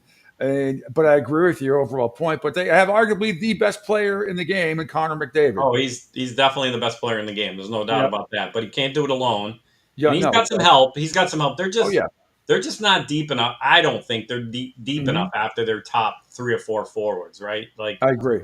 Florida can come at you with 6, 7, 8, 9 forwards. I mean, they've got guys sitting out that would be playing in Edmonton. So, it makes it tough. But there's another good example of a great coach, right? Like, they were the worst team in the league at one point last year before they made the coaching change. And I think a lot of Ranger fans were disappointed to see him leave the organization because he would have been a good a stepping stone for the Rangers eventually, but he got his job, and obviously he had connections to McDavid, and great coach, absolutely outstanding job he's doing, and he's got them bought in too. Yeah, no question. And Angel, did you say something? Yeah, Pete, I know you guys already talked about it, but I want to make sure that Gas Pump Guy, his question was Yeah, answered. I already asked Chris about it. Yeah. So I just want to make sure is that Gas Pump Guy knew that obviously you asked the question, so I just want to make sure he knew about it. Yeah, he knows. He knows. And that was about you and Brad maybe feeling comfortable where you are, no matter if we went back to back to back. But now, how'd you feel about the Rangers in that series? I know you're a Ranger fan, and I know you. Yeah, well, my son's a Ranger fan. I was really torn. I was trying not to root one way or the other. I was happy. I would have been happy with the outcome either way. I was rooting for our Panther friends for sure. Obviously, there's some great people over there. I think it came down to, again, depth. Star players on the Rangers didn't perform. I mean, you got Zibanejad had to be better. I think he'd tell you that. Panarin, he was in and out of the series.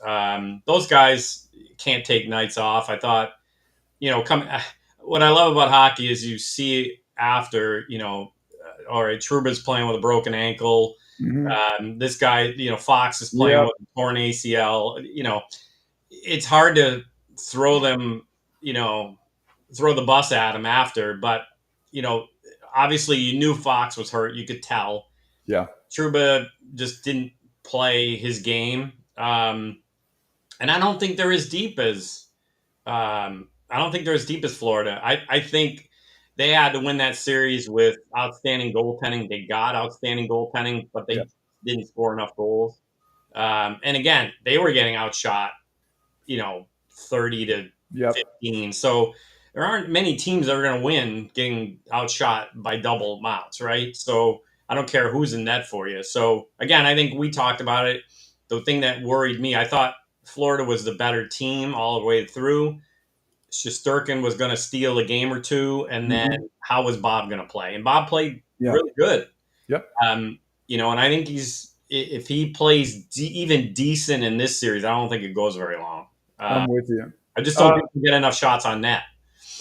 I'm with you. Chris Palin, Executive Vice President, Chief Revenue Officer for the Florida Everblades. Now, tonight, I'm sure they're lined up already to get in. Doors open at 6:30 for the 7:30 puck drop. But Mullet Madness tonight. Beards and Brews giving out mullets, permanent and temporary hair coloring. Mullet Madness outside section 104 in the concourse pregame and during the first intermission. Now, is that? I'm trying to think. I don't remember seeing that one before. You guys have some great promos. That's one of our great partners. So we got a lot going on actually. So tonight and Friday, first 6,000 fans, first 6,000 fans through the gate. I was going to say everybody, but there'll be more than 6,000. Yes, there will. We get a rally towel from our friends at Scanlon and Jermaine Lexus. So those are cool. We did those last year. And then for Game 5 on Saturday, the first 5,000 fans will get a T-shirt courtesy of Franz, Eye Care, and Fifth Third Bank. So, and this is a green out this round because we've never won in green. So, basically, we're doing the Beards and Brews is a partner of ours, and they're doing this. We've never done it before. It'll be cool. You can get a mullet if you want one. You can get a pretend mullet as well. I've told them if we're in a position to win on Saturday, I will dye my goatee green. Oh, wow. So maybe even Friday. We'll see. Friday, Saturday, green goatee because I can shave it off after. And so it'll be cool. I think we'll get a really cool response, great response. But hair coloring, beard dyeing, mullet creating, whatever you want. These guys are great. They've been a great partner, and we're looking forward to seeing what people do for sure. I want to get our Angel Martinez, our exec producer and host of his own show. I want to see him get the blue green hair, whatever it is, mullet. He's a veteran. His hair is cut like he's still in the army. But there we go. The boys. So the boys are going to wear green tonight. Yeah. Okay. I'll do it, Chris. If they win, I'll turn it green. I did it for the Phillies when the Phillies won the World Series. There we go. At the time, we're going to dye your hair and your beard green. Oh boy! All right, that'd be interesting. He's getting married next week too. Oh, jeez. Well, yeah. When you get back from that, we'll do it. All right. It works. All right, Chris. Thanks so much once again. Best of luck. Best of luck tonight. I'm actually going to be on vacation next week. I won't be. I may not be in the. Well, I may be. But I'm on vacation next week. But if we don't, we'll definitely chat the week after. And absolutely. Hopefully the Blades and the Panthers will have each won their respective cups by then, and we'll have a lot to talk about. Thanks so much. Absolutely. Look forward to talking again, and knock on wood, hopefully as champs. And thanks for all you do. We really appreciate it. Love the show, and the support has been really important as we continue to grow the product. And appreciate all the kind words through the year. And this my pleasure. This is a championship. Not just for the players, not just for the staff, but for the community and everyone who's associated with it. So we're excited about this, and hopefully we can bring it home. Yeah, and real quick, I thought Tua Tagovailoa's quote yesterday. He was talking about He sounded like a Canadian hockey player. He said organization very crisp and clearly about 3 times as he was talking about his alleged contract extension. But he said organization. It's like if you had your ears closed, I'd say, oh, that's a hockey player. No, it was Tua. That's good. Well, Hawaiian sometimes kind of changes into, I get that sometimes, They're kind of the A occasionally too, with a little different tone to it. But yeah, hopefully he gets his contract extension as a Dolphins fan. Absolutely. I'm not a Dolphin fan, but I think he will. Just we'll see. He'll be taken care of one way or the other. Chris, absolutely. Thanks so much. Always a pleasure. Best of luck tonight. Go get him, and we'll talk very soon. Thanks again. Thanks. All right, Pete. Okay. Enjoy your vacation. Take care. I shall enjoy my vacation. Thanks again. That is Chris Palin, Executive Vice President, Chief Revenue Officer for the Florida Everblades. And I'm told also that we might have a player on tomorrow, or maybe even Brad Ralph on tomorrow. Nice. But you got to figure with Chris, being as busy as he is, and that's got to be, first of all, it's got to be, do you imagine just a feeling of knowing that you could be doing something for the first time ever? I might have to call up Chris and tell him to bring the parade over to Tampa, and then we can celebrate both down here in Fort Myers, and we can celebrate Tampa at the same time. Just do it on the Riverwalk. It'd be a great time. Well, it'd be great if the Panthers ever win. Because I don't know if the Lightning people would be too happy about that, because they'll know that the Everblades are affiliated with the Panthers. But how about a dual parade, the Panthers and the Everblades, a dual cup parade? There you go. That'd be even better. Over at Sunrise, and then Florida, and then the Panthers can come over here. That would be something. I like that idea. I like the way you think. All right, Angel Martinez, your show is coming up very soon right here on the Riptide Media Network. What do you have coming up today, 10 to noon? We're going to get into a little bit of the DeJounte Porter's. That story is starting to grow some crazy legs. We didn't even get to it today. Didn't even get to it today. We had so much other stuff going on. But so that's great that you're going to touch on that. That's a game about your show. And mine's sort of like more of a recap show, what happened the night before, and then maybe a little preview. But you get into some of the nuts and bolts that we didn't get to hit on this show on Martinez Company. And then Q coming up, middays with Q from noon to 1 p.m. With Rich Quinones. So that was great having him on today. Great having Chris on today. Great having Bill Spiros on today as well. So we'll be back tomorrow. I'll be back tomorrow at 7 a.m. as we really get into the nuts and bolts of game one between the Celtics and the Mavericks. Media day is today at 12:30. So hopefully there'll be some intelligent questions asked, and it won't always be about Kyrie getting booed at the Garden, Tatum have to score 40 points to win. I've upped it from 30 to 40, and a whole bunch of other stuff. We'll break it all down for you, and have more Stanley Cup Game 1 preview sound for you as well tomorrow morning. And Rick Horrow will join us. I believe me, O'Brien's going to be joining us as well. So we're going to be touching on a lot of different things. 3 or 4 guests lined up for tomorrow, Angel. I will send you the list later on this afternoon. Great job to you as always, A+. Joey B says, good morning, Pete and Angel. Rick says it's over already. No, it is not over. It's only just beginning, because keep it right here on the Riptide Media Network video platform, on Twitter, X, on Facebook and Broad Street South Facebook pages, Spotify, LinkedIn, Twitch, Rumble, and Sports Radio 102.9. Don't go anywhere. Keep it right here. Just a quick break, and then it's Martinez and Company, followed by Middays with Q right after that. All part of the Riptide Media Network. I'm Pete. Thanks, everybody. I'll be back tomorrow morning at 7 a.m. Bye. Right now, our country feels divided, but there's a place where people are coming together. I gotta tell you, I was nervous to talk to someone so different than me. Me too, but I'm glad we are. Love Has No Labels and One Small Step are helping people with different political views, beliefs, and life experiences come together through conversation, and it feels good. Wow, your story is so... Interesting? Yeah. When people actually sit down, talk, and listen to one another, they can break down boundaries and connect as human beings. At lovehasnolabels.com/onesmallstep, you can listen to amazing, life-changing conversations and find simple tools to start a conversation of your own. I know one thing. This conversation gives me hope. It gives me a lot of hope, too. Take a step toward bringing our country and your community together by having the courage to start a conversation at lovehasnolabels.com/onesmallstep. A message from StoryCorps, Love Has No Labels, and the Ad Council. People do some pretty cool things in their 40s and 50s. Why should saving for retirement be any different? I mean, they go back to college, learn new instruments, start skateboarding. Whoa!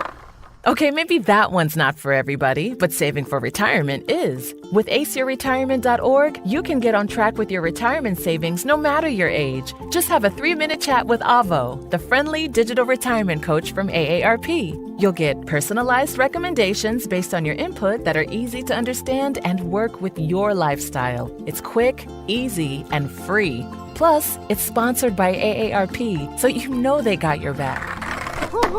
Gnarly move, Dad. Thanks, sweetie. So wherever you are in your retirement savings journey, head to aceyourretirement.org and start chatting with Avo today. That's aceyourretirement.org. A message from AARP and the Ad Council.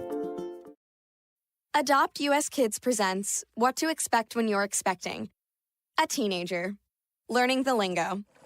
Today I'm going to help parents translate teen slang. Now, when a teen says something is on fleek, it's exactly like saying, that's rad. It simply means that something is awesome or cool. Another one is totes.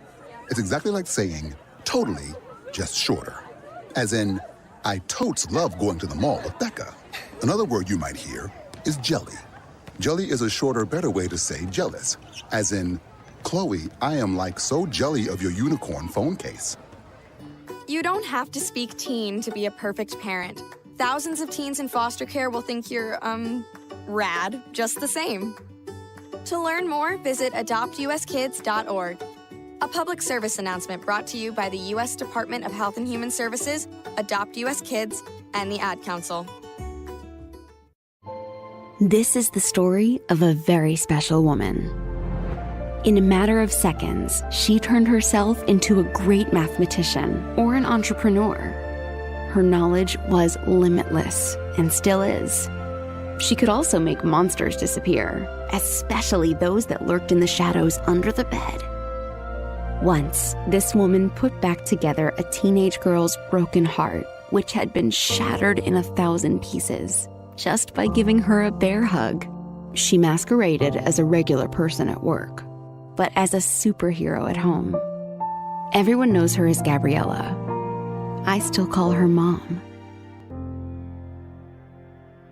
Your hero needs you now, and AARP is here to help. Find the care guides you need to help, complete with tips and resources at aarp.org/caregiving. A public service announcement brought to you by AARP and the Ad Council. It feels good to see the world getting loose. Feels good to see the world getting loose. I don't know about you, Sack Noel. I don't know about you, Phenom. I don't know about you, White Shadow. I don't know about you, but I feel good. I don't know about you, but I feel good. I don't know about you, but I feel good.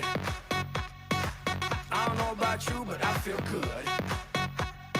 I don't know about you, but I feel good. I'm 2 plus 2, I'm for sure. You down, I'm down, baby, let's go. You stop, you drop, baby, then roll. You twerk, you pop, booty so swole. I'd hate me too if I were you. And when it comes to billions, I'll take 2. It's only one life, you don't get 2. So live life, don't let it live you. I got a pocket full of $100 bills. Put on a jacket, cause these diamonds give you chills. 2 shots are running, 2 out, I'm stunning tonight. Tonight, yeah. Look in the mirror, I'm like, who the hell is he? So many whips and cribs, I'm losing track of keys. Ooh, up to something, ooh, yeah, I love it, alright. Alright. Yeah, I'm drinking out the bottle. Get loose, hanging with supermodels. Get loose, feel like I hit the lotto. I don't know about you, but I feel good.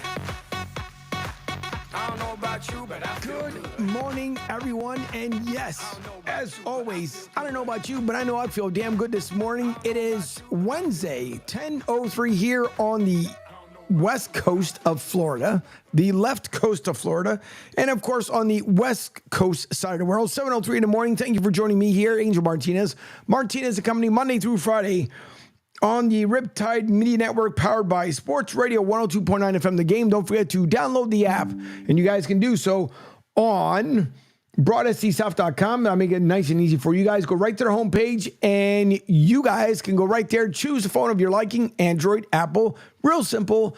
Download it. Therefore, you won't miss a thing. Just like Gas Pump Guy is one of 2 things he comes in and says, it's never over, which is absolutely truth. And he follows up with, I definitely feel good when I hear this intro. And I appreciate that, Gas Pump Guy, and everyone who stays around after the Pete Sheppard Show. And good morning, Joey B. Also, Rick Marcus. And Rick says, at 10:52, the Starliner rocket will make another attempt to launch from Cape Canaveral, Florida. Yes, that is true. Also, I like how people always say that obviously there's global warming, but we have no problem shooting rocket after rocket after rocket into outer space. So call it whatever you want for all those conspiracy people out there. But thank you all for staying around. From the Pete Sheppard, who just got off the air there from 7 to 10 a.m. Chris Palin, you guys heard him from the Everblades. They are home to hope to continue their playoff hopes, which is obviously into the finals, to be able to make it where it's never been done, a three-peat for an ECHL champion. We shall see. As Chris said, if they end up winning tonight, that he would dye his goatee green, although he wouldn't do my hair and goatee, which I would definitely do it. But Pete brought up a great point. Obviously, we get married. He'll be kind of funny with the pictures. But then everybody was thinking it's for the Eagles. So who knows? Joey B says, keep it rolling, Angel. Clear and cool morning here in Colorado. Good morning, Joey B. Yeah, I would be not surprised out there in Colorado. If you guys have, listen, if you've never been to, if you're listening overseas, first of all, good morning, Tokyo, Japan, Russia, Australia, Italy, Spain, where else? Germany. Goodness gracious. Why can't I think of Armenia? By the way, good morning to all those. And of course, here across the nation. If you guys have never been to Colorado, I would really implore you guys to really take a trip out there. It is really nice. Even though you may not see the sunset, but it's really cool to see the mountainside there. Joey B says, Angel Reese ejected from the game last night. LOL. Thoughts? She's a Dennis Rodman of the WNBA now. That she is. And Ron Briscoe is going to be joining me here at the bottom of the hour. I'm going to get his thoughts as well of what he thinks. What I think is a little more annoying is, once again, Joey B, is that she decides not to hang around for another presser. I don't know. And Lonzo Ball apparently said he was going to pay for the fine that she had.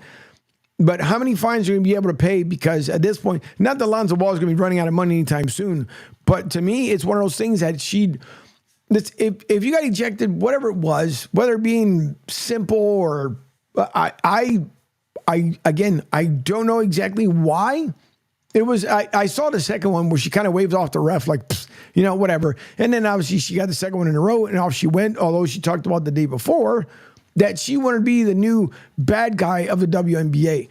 I don't necessarily think I'd be going that route. You just entered the WNBA. It's not like you're a seasoned veteran. It's not like you've been around for years. You just entered.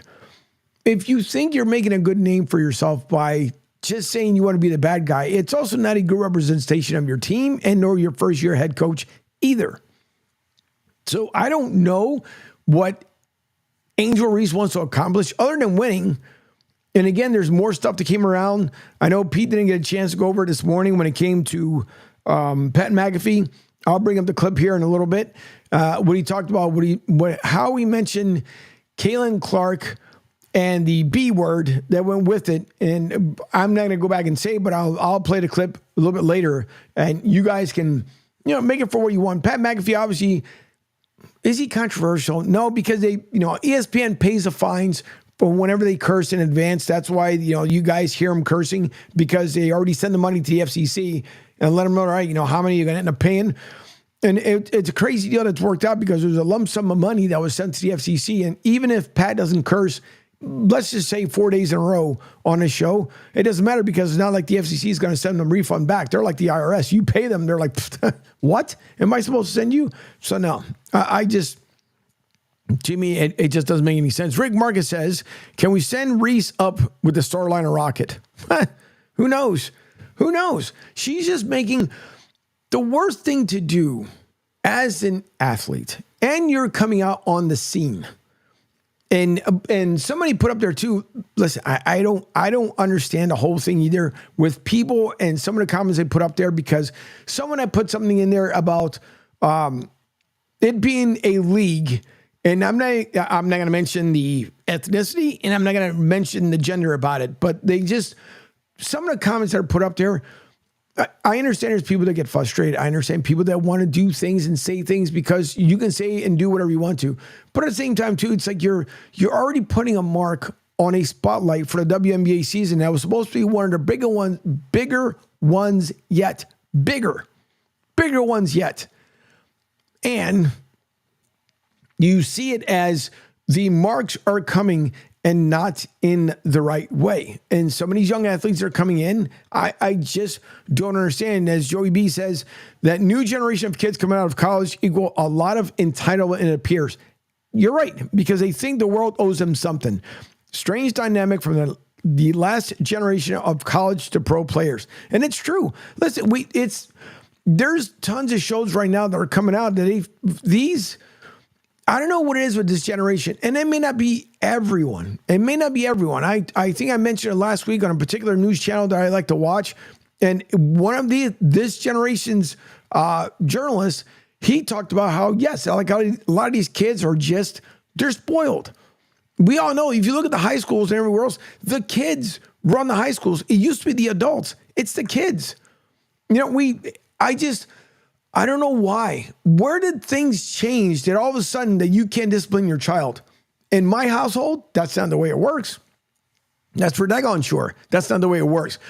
You earn respect from your elders. You earn respect from your peers. That's the way it will always be. In my eyes, that's like me, I don't know, calling somebody out and just saying something negative about that person. And I'm saying, like, on the show, if someone came on the show and I called them out, it better be because of maybe a hot topic or something that we're talking about at the moment. But just to call them out, I don't know. But today's kids, there's no care. There's nothing that they can say that's ever wrong. Nothing. It's just they can say whatever they want to, and if you don't agree with what they say, oh my God, you're the bad guy. You're out of your mind. Like Angel Reese, for example. Like, she says that she wants to be the bad guy of the WNBA. I don't understand it with a lot of this youth today, is that there's just no respect. I see the way they talk to their parents. I would get my teeth knocked in, knocked out, pushed in, swallowed, you name it, for the way it was before. Now, God forbid, any of these kids get touched, oh my God, the sheriff's department shows up at your house, or the local police department, or your municipality police, depending on where you live and reside. I don't get it. I really don't get it. It's not the way it used to be before. As Rick Marcus says, agree with Joey B. Now high school kids can be paid for sports representation here in Florida. See, and I think that's where it starts to be wrong. Because if you're doing that already, you're setting that precedent of how it's going to end up being. It's going to be to the point where how much is going to be enough. And if you start at the high school level, when you get to college, and we already see with the NIL, the NIL is running rampant with this stuff. Even though I do say that obviously, yes, these kids, these young men and women should be paid in the universities because the universities have made a ton of money off of these athletes for many years. Yes. But now the chaos is starting to ensue. We're starting to see that. We just saw not too long ago with Justin Jefferson. He talked about how much it took him to get there. He finally got paid. And okay, that's all fine and wonderful. The problem is how much is the families, or if you're single and you're a season ticket holder, all these prices, right, keep going up, up, and up. They're just going to keep going up no matter which way you look at it. And so we have what? You have Ohtani, for example. He wanted to make it on his back-end contract, and I'll get into his representative who decided to, who was his spokesman and decided to plead guilty. And rightfully so, but does that mean it's over? I don't know. Someone's going to dig up, I think, an extra story out of that whole thing. But with these kids, I don't get it. It never used to be that way. When we were told, I will speak for myself and my sister, when we arrived, I don't care if it was a family member's house. If my dad and mom said, sit down, we'll tell you to when to get up, that's exactly what we did. We sat down, waited for, our parents to say, okay, go play with your cousins, or, you guys want to go outside, go ahead and, play outside. But there was some supervision with it as well. We didn't curse like these kids do today. You have 8-year-olds are telling you to go fuck yourself. Are you out of your mind? You're 8 years old. Who in the world, what is going on in your household that they allow you? Matter of fact, Debbie and I watched a Joe Coy special last night. And we were watching a special. There was a 12-year-old at an adult event. I'm sorry, your child should not be exposed to adult things until he or she becomes an adult. And at this age, he's 18 years old. But, and Joe Coy, funny comedian, I'm not knocking him whatsoever. But, obviously he's going to talk about vaginas and this, that, and the other. And this 12-year-old is sitting there. When he went back and he asked him how old this kid was, and he said he was 12. And he was telling him to look at his mom's vagina and this, that, and the other. Listen, it was never that case with us. I don't think my sister and I, if we even swore for the very first time, it was definitely away from the house. Way away from the house. If that was the case, today these kids are coming home and they're saying whatever they want to their parents. I guess it's that dumb entitlement. I'm sorry. The kids don't run the asylum. They don't, but they are. The same way like a lot of these cities, Philly in particular, Philly's just allowing everybody just do whatever. You want to come in and steal $100,000 worth of, go ahead. Don't even call the cops. Yeah, go ahead. Take it away. See you later. You want to go to freaking Wawa and steal the milk? Go ahead. We're not going to call the cops either. If you continue to allow this trend to happen, it's going to get worse. It just is. I know you're not going to step up to me and say whatever you want to. Even though, when I moved down here to Florida, when I was in transportation, it was the same way. These little ones, it used to be the high schoolers, right? When you were in high school, again, during my era, would you hear people curse? Probably not as frequent, though, as you hear it today. Because there was that level of respect. Even with us, within our own peers, there was just a level of respect. It's just the way it was. Now, forget about it. So now you got Angel Reese, who comes in. Joey B says, here you go. Here's another good comment where he says, soap in the mouth or the belt was a result of bad behavior in my household in North Jersey in the 70s. Nowadays equals child abuse. And that's exactly what I'm talking about. We are a soft as a country and society now. And it's true. It is true. See, and this triggers an event with people because it's absolute truth. How many people are okay? Or if you get we try to take care of our servers, right? If you go to a restaurant, whether it's your favorite one, whether it's a brand new one, we always try to be as kind, as cordial as we possibly can to our serving staff, whether it be male or female, because we already know they're going to hear throughout the day. When they come to work, the most part that I've seen places that we've been to, they're really nice. They try to get your best interest and try and do the best you can. Then you have people that come in. Listen, it's just food, folks. Could they redo it? Of course they can. But it's the way you handle yourself. If you tell a young person today in a restaurant, and I will say that's probably the only place they really refrain from saying stuff, not saying that they don't say it once they walk away from the table, but okay, so you ordered, I don't know, chicken cordon bleu, and God forbid they brought spaghetti. Okay, no big deal. You just tell them, hey, listen, maybe you got the orders mixed up. I just want to ask and see if you have your ticket correct. And I ordered chicken cordon bleu. Oh, yes, thank you. Very easy. But if you come with the attitude like, what the hell is this? That's not what I ordered. What are you, stupid? Then, as humans, are we going to be triggered? Of course we are. But most servers, they take it in the chin and like, I'm sorry, sir, ma'am. I'll make sure I get it correct. Yeah, you better get it correct. And off they go. They don't deserve that. It's just food. How many videos have we seen people going freaking absolutely ballistic? In McDonald's or whatever the case may be. Why? Because, where's my sauce? So it's just part of this big realm of things that are happening because we've allowed for people to get to this point. We need to really learn how to get along a lot with each other, because how much more is this going to be where people are just going to say whatever they want to? And the folks, just like, this young generation, they need to understand you just can't say whatever you want to. If your parents don't control your behavior, I sure will. I got no problem. Debbie knows that more than anybody.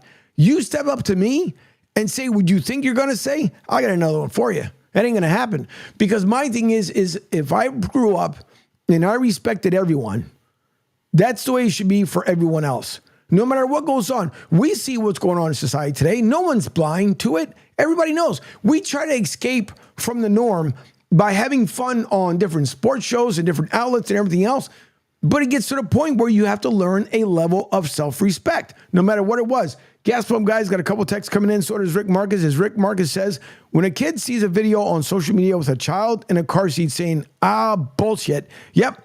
It's funny to the adults, but the kids seem to think it's okay to repeat. And I know what you're talking about. There's that one kid where he's in a car seat. If you guys haven't seen it, you can just bring it up. You'll see it all over the place. And he says, bullshit. And he keeps shaking his head, bullshit. And a lot of people use it when they're re-editing their videos and stuff. And no, that's the whole thing. It's not. You may say something, and kids absorb everything like a sponge when they're young. And they'll say it and they'll repeat it. God forbid you go somewhere and you get embarrassed because the kid has heard this numerous times that they think it's normal conversation. Your child should not be foul-mouthed before the age of 1. But we see it, that it happens all the time. It's crazy to me. Gas Pump Guy says, anything my parents get their hands on and that's what I got spanked with, which is true. Everybody knows this. When you were out somewhere, that's what I was talking about, my sister and I. If we got up and we were, and I know you guys are going to say, oh my God, it sounds like a dictatorship. No, it's just the level of respect we have with our parents. Why? Because we knew if we were on our best behavior, when we got home, if it was a favorite food, a favorite drink, or like bonus time, there was a reward that went along with it. Now, am I saying that's the best thing to do? No, but you know what? You learned that respect, because then when you met people in life, you knew that you weren't taking something, as it's said today, even if it's said anymore, out of pocket. You just don't. It's just that level of respect. And so, it's just the way it was. We used to have this big wooden spoon. I'll try to find it and maybe post a picture up there a little later on. But we used to have this gigantic wooden spoon and this gigantic fork that was a decorative thing in the kitchen. And when we got out of line, guess what? That spoon came down and Mom was like Babe Ruth right across that behind. And say whatever you want to, you got cracked. And you were yelling home run all the way up to that friggin' 3rd floor or 2nd floor, depending on where you were in your row home. And you felt it for days. And when you came down the steps, you kind of looked around, because those who don't know, in some houses I know here in Florida, they have it. And I'm pretty sure when Ron was growing up, it was the same way too. So you have your staircase, right? And it looked almost kind of like an angle coming down. And you would just come down to about the 3rd step. And then one of these side-eyed views like, is Mom there? Is she okay? Because you knew it. You did something wrong, and you knew that there was a strong likelihood she was going to crack you again. So your best bet was try to make sure you erase it from her mind. And I'm going to have one of these days, I'm going to have my mom on the show with me. I'm going to go down to Fort Myers. Mom's going to come on. We'll tell you guys many funny stories. Mom, one time, I know my sister was on earlier today. God bless my sister. Love her to death because her and I are just beyond tight, beyond super tight. We've never gone from speaking to each other. We've never gotten into a massive fight. When we were younger, would we tease each other? Of course, that's what you did when you were kids. I told my sister not too long ago that, I did things to get her attention because my sister was my best friend because I was a nerd. And when she started getting friends, I'm like, well, okay, now she's the cool girl, and I'm just this thing. So, and I'll get into it with her as well later on. But my mom the one day told my sister to be home by a certain time. And my sister was only down the street, and it didn't matter. When my sister came home with her bike, granted, my mom is about 4'9", grabbed the bike over her head like she was the Incredible Hulk. All we needed was the music to go behind it. And she tossed that friggin' bike like she was 10 feet tall. And my sister had her look in his eyes. And then what ensued after that, it's funny now, but it wasn't funny when you were a kid. But again, because you respected your parent. Now, did my sister ever do it again? No. And my mom could see her. Like I said, we could literally see her from the front stoop right across the way.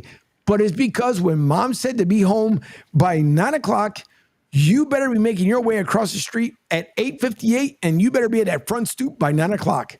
But we don't see that anymore. We just don't. Gas Pump Guy also says that, or I had to pick a switch from the tree out back, LOL. That is so true.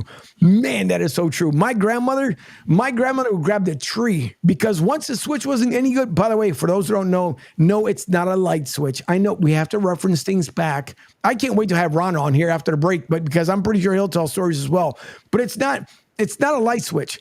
The little branches that you guys see on the trees, and you guys don't think that become a deadly weapon, not in a bad way, but grandmothers and moms? Oh, yeah. No.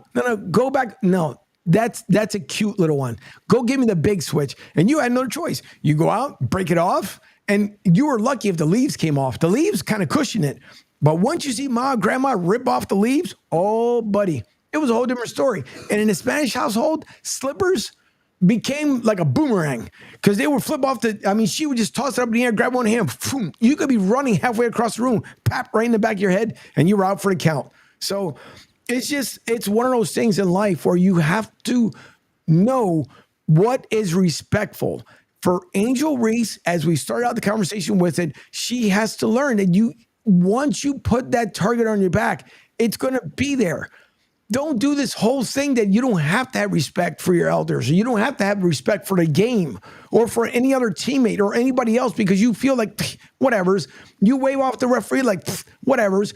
Have respect. It goes a long way. Trust me, it goes a long way. You guys heard me mention it the other day. It's the same way. Just don't burn your bridges because the circle of life, you start here, and when it comes all the way back around, you better hope that those same people that was a part of your circle of life is there at the end, because you don't want to do something that's ever going to take you away from either a friendship, a partnership, business, whatever the case may be, right?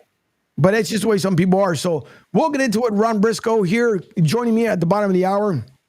You guys saw him on Monday. You heard from him on Monday. We got, of course, the playoffs starting tomorrow. So who knows? Ron may end up joining me tomorrow as well to break down, because we can get into Lakers talk, but it would be more appropriate to do it on Thursday since we're getting ready. We've all been waiting on pins and needles for the series to start. So I'm pretty sure Ron will join me as well tomorrow morning, but he is going to be with me here after the break.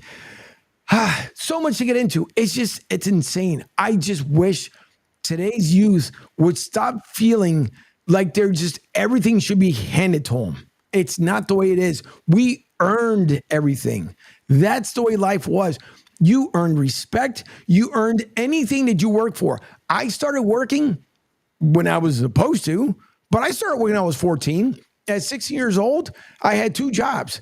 I ended up going to UPS, and I worked there overnight in my junior/senior season. And I did that during the overnights, but I still kept my grades up. Because I wanted to make sure that everything was taken care of in the household. I want to make sure everything was fine. And I wanted to learn what responsibility was. And of course, after high school, came to the military and off I went. But learn how to earn respect. Nothing should be handed to you. Earn it. And you'll see it's the same way. If you earn that dollar, you'll know how to spend that dollar even more. But if someone just gives you that dollar, you're not going to have a clue at all. He's got some guy before I go into the break says, hell yeah, my abuela was like quarterback with the sandals. See, it's true. His grandmother, abuela, for those who don't know, in Spanish is grandmother. But yeah, listen, I can tell you many grandma stories. I'm going to see if I can squeeze one out of Ron, a grandma story, because I'm telling you, it's fun times. You guys have no idea. You could do a show on how, if it was me, Ron, gas pump guy, Rich, Pete, we can go on about stuff that happened in the past that you guys absolutely enjoy. But nonetheless, we're going to the first break here. We thank you for tuning in to Martinez Company on the Riptide Media Networks, powered by Sports Radio 102.9 FM The Game. Don't forget to download the app. Go to BroadStreetSouth.com. Look at the homepage there, and you guys can download the app from there. Also, don't forget, if you want to save a ton of money on your cable bill, visit, which is also on the website, AYOUMAS.com, AYOUMAS.com, or UMAS.com, where if you put in a coupon code, coupon 25 of, once again, coupon 25 of, you guys can save a ton of money. Great service, streaming service. You guys will like it. You'll enjoy it. They're very professional. They always get back to you at a rapid time. Even though they're out in the West Coast, it doesn't matter. It's a great service. You guys will not go wrong. I use it in my house. I've had it for a couple years now in my house. I really enjoy it, especially coming during football season. I really enjoy it. So you guys, you won't go wrong. Visit ayumas.com. Once again, you guys can see it on there, on the website, the bottom of the page there. And then don't forget also to download the app. So, and you can also call or text in the show, as Gas Pump Guy continues to do. He says, heck yeah, I started picking in the fields when I was 10 years old. That's what you did. You guys have no idea how good you have it. None. It's okay. But send in your text, call into the show, 727-858-6650, 727-858-6650. After the break, we'll get into it. Ron Briscoe, I'm knowing Ron's going to have a good story, and I can't wait to bring him on. So Ron Briscoe joining me here at the bottom of the hour. You are listening to Martinez Company on the Riptide Media Network, powered by Sports Radio 102.9 FM The Game. We'll be right back. Adopt US Kids presents What to Expect When You're Expecting. A teenager. Learning the lingo. Today I'm going to help parents translate teen slang. Now, when a teen says something is on fleek, it's exactly like saying, that's rad. It simply means that something is awesome or cool. Another one is totes. It's exactly like saying, totally, just shorter. As in, I totes love going to the mall with Becca. Another word you might hear is jelly. Jelly is a shorter, better way to say jealous.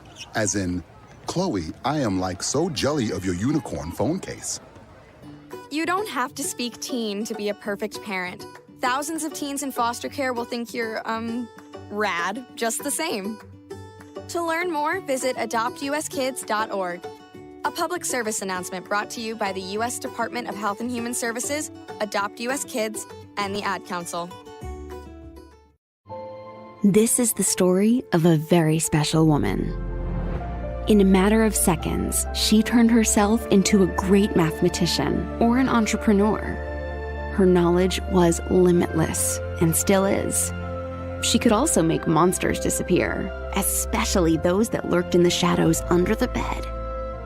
Once, this woman put back together a teenage girl's broken heart, which had been shattered in 1,000 pieces, just by giving her a bear hug. She masqueraded as a regular person at work, but as a superhero at home. Everyone knows her as Gabriella. I still call her Mom. Your hero needs you now, and AARP is here to help. Find the care guides you need to help, complete with tips and resources at aarp.org/caregiving. A public service announcement brought to you by AARP and the Ad Council. Hey, Dad, your prescription will be ready in just a minute. Hey, Dad, your laundry will be ready in just a minute. Dad, Your lunch will be ready in just a minute. Hey, honey, why don't you take a minute? When you help care for a loved one, you give them as much time as you can, making sure they're safe and comfortable. But it's just as important that you take some time for yourself. At AARP, we can help with information and useful tips on how you can maintain a healthy life balance, care for your own physical and mental well-being, and manage the challenges of caring for a loved one. Because the better care you take of yourself, the better care you can provide for your loved one. Thanks, Dad. Thank you. You're there for them. We're here for you. Find free care guides to support you and your loved one at aarp.org/caregiving. That's aarp.org/caregiving. A public service announcement brought to you by AARP and the Ad Council.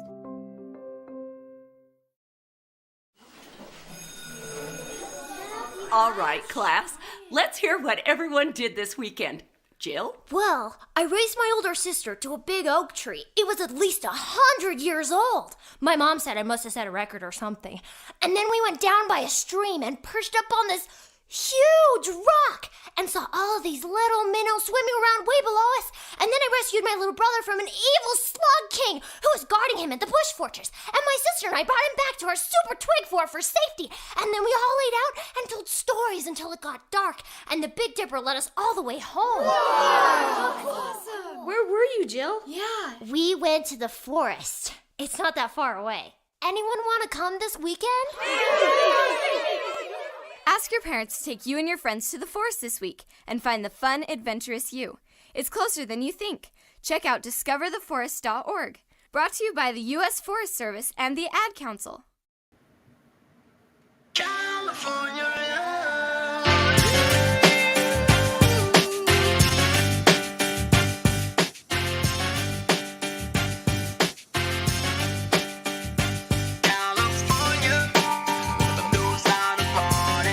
Welcome back to Martinez Company. If anybody gets some welcome music and walk-in music to the studio, it is the man that you guys see right in front of me right now. It is Ron Briscoe. Ron, thank you for joining me once again here at Martinez Company. Thank you all for tuning in. Don't forget, you guys can download the app on broadscsouth.com. You are listening to Martinez Company live Monday through Friday from 10 to 12. As next week we'll be on vacation, but at the moment we're going to have Ron Briscoe on. And Ron, as you heard, we're in the first segment there. Obviously, for a lot of us, and I'm pretty sure you included, we can talk about between grandma stories and our parents and how it was, the level of respect. So, and I saw you giggling a couple of times there when it came to switches. I don't think people understand what a switch was. Well, first of all, man, thanks for having me back on again this morning. And yes, I am very familiar with a switch. My mom grew up on farmland, so she had some wide shoulders, even though she was about 5'6", 5'5". She was stout, and she had worked in the field all her life on the big farm that her dad had.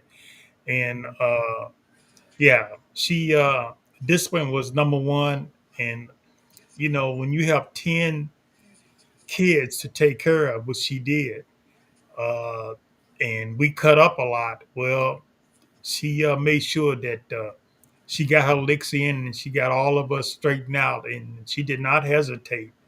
And she always, if she broke one, she always had an extra one right there. So she was quick to grab it. But yes, that was the main thing, was discipline and respect, and, you know, being able to, you know, be polite and be well mannered when people came over. You know, talk when you needed to talk. When adults was there, you didn't say anything. You went to your room.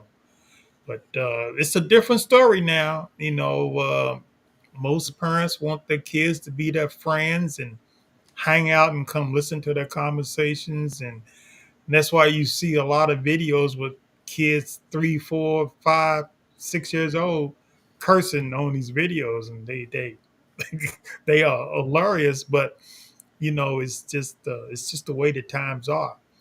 When you get a mom that says, "You go in the bathroom," and you say all the curse words you need, and when you get done, you let me know.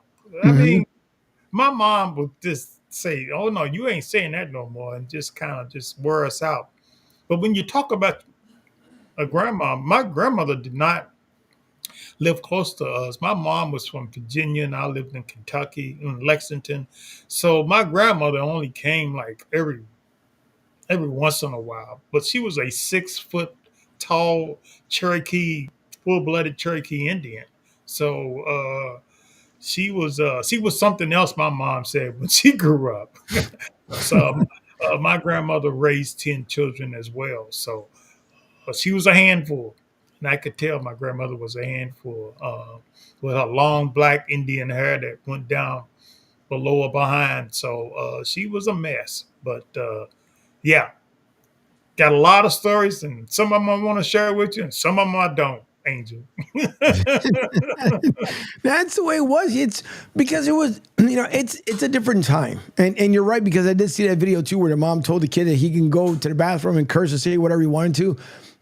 The problem is that when you allow that to happen, and then you're having an adult conversation. I have a good friend of mine, Scott Erickson, and he would always tell my girls it's adult time, and so they would walk out the room so you can have the conversation.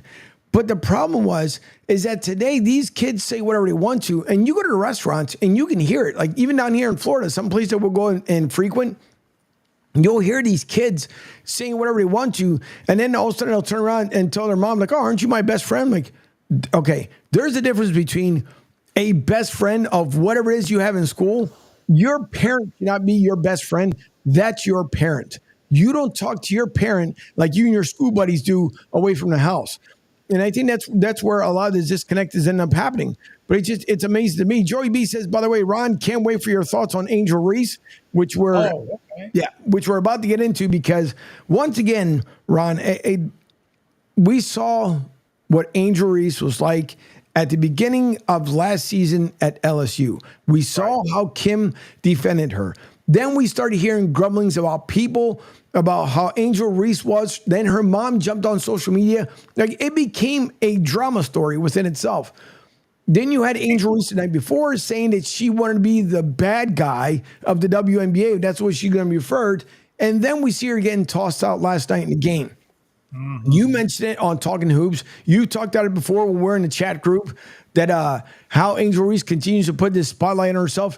She has now put she's got a bigger target than Target Store itself on her back, because she continues to, for whatever odd reason, she just wants to be the bad boy, as I think, who was it? Someone put up there that she wanted to be like the bad boy of Dennis Rodman. It might have been Rick Marcus. But it's just, it cracks me up. Nope, it was Joey B, actually. When Joey B said, there you go, it says, Angel Reese ejected from the game last night. Thoughts? And then, she's the Dennis Rodman of the WNBA now. So, how much more is she going to bring the negative spotlight to Chicago? Well, like you said before, Angel, we talked about this on the Talking Hoops podcast show. And of course, I was very disappointed in Angel. I mean, we talked about her going through her struggles early during the season, where she was out for several games and we didn't know what happened. And Coach Morkey did not say what happened, and we still don't know what went on till today. But anyway, Angel Reese, as you can see, there's a pattern that's starting with her. I mean, and it's not really good. I need attention all the time, or just a drama queen all the time, or I just want people to know that my name's in the news and you hear about it all the time. Is she trying to outdo former President Trump to be in the headlines every day or something? But there's something going on. Could be a little now in this situation with Angel. It could be a little jealousy with Caitlin Clark, because she's getting all the talk and all the media, and she just wants to have her name in the mix. Like Angel said, it started a couple of years ago in the championship game when they played against Caitlin Clark and won, and she just kind of just went off. putting a hand in her face, like you can't see me and stuff like that. But yeah, Angel, I think she's got, like she wants some attention. She really does. She wants everybody to say that she's the best rookie player in the WNBA. She's one of the main reasons why the WNBA is doing good. And she wants her name before Caitlin and before Cameron Brinks and all the rest of them who are doing really good as rookies. But hey, I think that she just needs to mature. And that just shows you really, Angel, what her maturity level is. Yep. Everything is about me, and Angel, you need to grow up. You need to respect people. And I watched the game last night. She had some choice words for the referee. I don't know why. I guess he was wanting to say like, "Hey, I was getting fouled, or I got fouled on that last shot. I put it in, or whatever." I don't know. I don't know what it was, but anyway, that double tech got out of the game, and she was having a good game too. I mean, she played 24 minutes. She had a double double, 13 points, 10 rebounds, and I listened to her coach, Teresa Witherspoon, when the question was asked, "Do you know why Angel got tossed from the game?" And she said, "No, I still don't know till now why Angel. It hasn't been told to me what she said or why she got tossed." So Angel has got to, it's got some issues in my opinion, and she needs to grow up. Number one, and it's gonna come. Like they always say, you want to be bad, but guess what? There's somebody better out there who's going to come and knock your block off, because there's always somebody tougher. And I think that there may be a couple of players around the corner if she starts to acting like that and wants to say that she's a better enforcer, like Rick Mahorn in the gang back in Detroit, Bill Laimbeer and them. So yeah, Angel Reese is not. I don't think she's really ready for it. I think she's just a bunch of wind myself. I just think that she likes to bark out loud and just bring attention to herself. Yeah, and it's the unwanted attention. That's the problem. She doesn't see it that way, because once you start building, what people end up calling is a character. The bad part is it could be a very negative character. It's different. Like right now, you have the entire talk and conversations about Caitlin Clark, and you can hear yesterday one of the ESPN shows, obviously, when they mentioned Caitlin Clark and her being like on this spotlight, I guess, because she now the difference is she's bringing her game to the WNBA. The seasoned veterans that are on the WNBA, the same thing. They just wanted the season get kicked off, bring these young ladies who are coming in from college, transition them over, and then watch them, play the game. You had Breanna Stewart, who basically the first block that she put up on Caitlin Clark, I mean, it looked like she broke her knees and ankles with that big stop that she ended up doing. But, everybody knows that Caitlin came in because she's about the game. I mean, her dad he did not just decided to say, well, you know what, we're not going to park cars in the garage anymore. He believed in what his daughter's vision was and built a full-size court in the garage to make sure she could get her game up even more. But you have Angel Reese, who should have left all that LSU negative nonsense and went away, and understand she had a big party and all this stuff that came along with it. If you're an athlete and you treat it as a game, look at Antonio Brown. Perfect example. Antonio Brown comes in. He was fortunate enough to get into the NFL, comes in and decides to become this negative spotlight with the Steelers. And everybody knows the Hines organization weren't about that. And many times they try to work with him. Bill Cowher tried to work with him. Tomlin tried to work with him. And then it got to the point where, listen, bro, you made your bed, now lay in it. Then you go down to the Bucks. You gave up in a game. Took off your jersey, the whole 9 yards. Now you're broke. $55 million, you're gone because you want to be this ultimate bad boy. Dennis Rodman, different situation, but Dennis Rodman was another one. He brought a bunch of negative spotlight when it came to the Bulls. I just don't understand where a lot of these athletes, and now especially as Joey B and Rick and Gas Pump Guy all talked about it, this privileged nonsense it's driving me up the wall because I'm sorry, Ron, you came up through your childhood as a young adult into adult, and last time I checked, it wasn't like Nike was thinking way before, of course, then, but it wasn't like Nike was thinking when Ron turns 18 years old, we already have a desk with his nameplate and $100 million ready for him when he walks in there. No, it was everything you earned. You earned to finally get to where you wanted to be in life. And to this day, from what I know, you're still earning it. Why? Because it's the same people you respected in life are the same ones that respect you and always want to hear about you and what's going on, because you are like the same way like I told BJ Daniels. There's very few guys that I've met that have either played pro or college and are so beyond humble. And you're one of those guys too, Ron, where you don't, I've never heard you brag about anything whatsoever. And you could, honestly. No, if we're being 100% honest and transparent, you could if you wanted to. But you don't, because it's that level of respect that not only have you earned, but everybody has earned from you as well, including me, yours truly here, the same exact way. I just get tired of where these athletes, they feel they can just come and say and do whatever they want, and then we're supposed to accept it like, all right, you want to put that target on your back, fine. But whatever comes with it, whether it being a story that it's out there, everybody knows you put something out there, someone is going to capture it somewhere, and they're going to put it in an archive. And then when that moment comes out, it's, oh, let's go back to this story. And then when they reach out to that person that you were involved with, that's all that dirty laundry comes airing out. So if I'm Angel Reese, I would, pretty much quiet it down. But Gas Pump Guy sends in the text and he says, I think Angel Reese just trying anything to get in the spotlight because Clark is getting a lot of it. And you hear it all over the shows. I mean, look at the other day with Monica, right? Monica McNutt and with Stephen A. Same thing. Oh, yeah.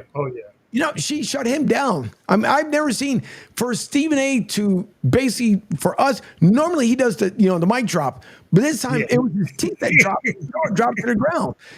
So what is it, Ron, anymore with all this crazy entitlement? First of all, Angel, entitlement leads to disrespect. Okay? And that's mainly what you see.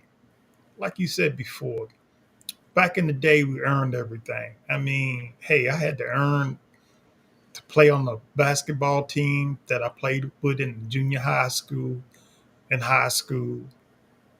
I had to earn to play on the football team, on the track team. And then when I got into college, I had to earn my position to play and to receive a scholarship to go to that school. So, like you said, nothing was given to me. And it just was, I was just brought up that way, to be humble, be respectful, to treat people as you wanted to be treated, and not really think about like, oh, I'm going to be this person that's going to be up in lights. But look, times have changed. Now you have social media, you have cameras everywhere. Everybody has a camera on their phone. Everybody is doing all this social media platform stuff. So it's a big change. And look, it wasn't there when we were coming up. And we probably would have been doing the same thing if it was there, but it wasn't. So we did not have the opportunity. And that kind of kept us to where we did cut up. We did do a lot of things, but it wasn't caught on film like it is today. But still, I think that respect is something that is needed. And like you said, a lot of parents just wanted their kids to be their friends, and a lot of parents wanted their kids to live better than what they lived. I know mine did, but they also kept a leash on me and told me like, hey, once you get 18, or 21, you on your own. You do whatever you want to do, but until then, you're mine. Yep. So, like you said, a lot of people that feel entitled have to make their own bed now when they start to become adults. They should know what to do if they're raised in a household that requires the discipline, to respect, the dignity, and the integrity to be the type of human being that you need to be when you step out the door. And one thing you also have to understand, Angel, is that your name. You have to give and honor respect for your name. That's your legacy. Yep. That's what your parents have given you, and it's going to take you a long way, your name. So, like I said, it's something that maybe mental illness is involved with a lot of these people who can't handle stardom and can't go out there and just say, hey, I play pro football. Whoopie doo. One day, it's good. I make a lot of money. Then the next day it's gonna end. You never know. Maybe an injury or maybe retire. Hey, you never know. But anyway, it's gonna come to an end. So hopefully they can get all of that stuff out of their system real soon and be able to be just normal human beings that know how to just put their pants on one leg at a time and just be able to say, hey, this is what I do every day. Yep. No, it's true. That's why granted, of course, I had a military dad, that could have been a huge influence. And me joining the military as well is a different thing. But, this whole thing where you tell a kid to get up and they look at you sideways, in my household, if they walk in that bedroom and you weren't up, God forbid, Jack, it was a whole different story. That's just what it was. But today, that's what it is. I don't understand why these parents, they feel like they have to be as cool as their kids. I'm sorry. If I brought you into this world, it's the old saying, this is where now I have to put a disclaimer with people because now we have some new generation listening in. So before our parents would tell us, I brought you in this world, I sure as hell could take you out, right? That's because that's the way it was. It was that level of respect. If your neighbor could have been the most rude, crude, whatever person in the world. No matter what, your parents would tell you, listen, they don't know any better. They weren't raised right. That's not the way I'm raising you. Just say hi to them and keep it moving. That's just the way it was. We had a neighbor 2 doors down on our block. She was, I think, honest to God, I think she came up with Colonial Penn and Benjamin Franklin and everybody else. She was the original homeowner on the block. And I think they when the tumbleweeds, went away, they put up her house first. But she was just, I don't know what it was.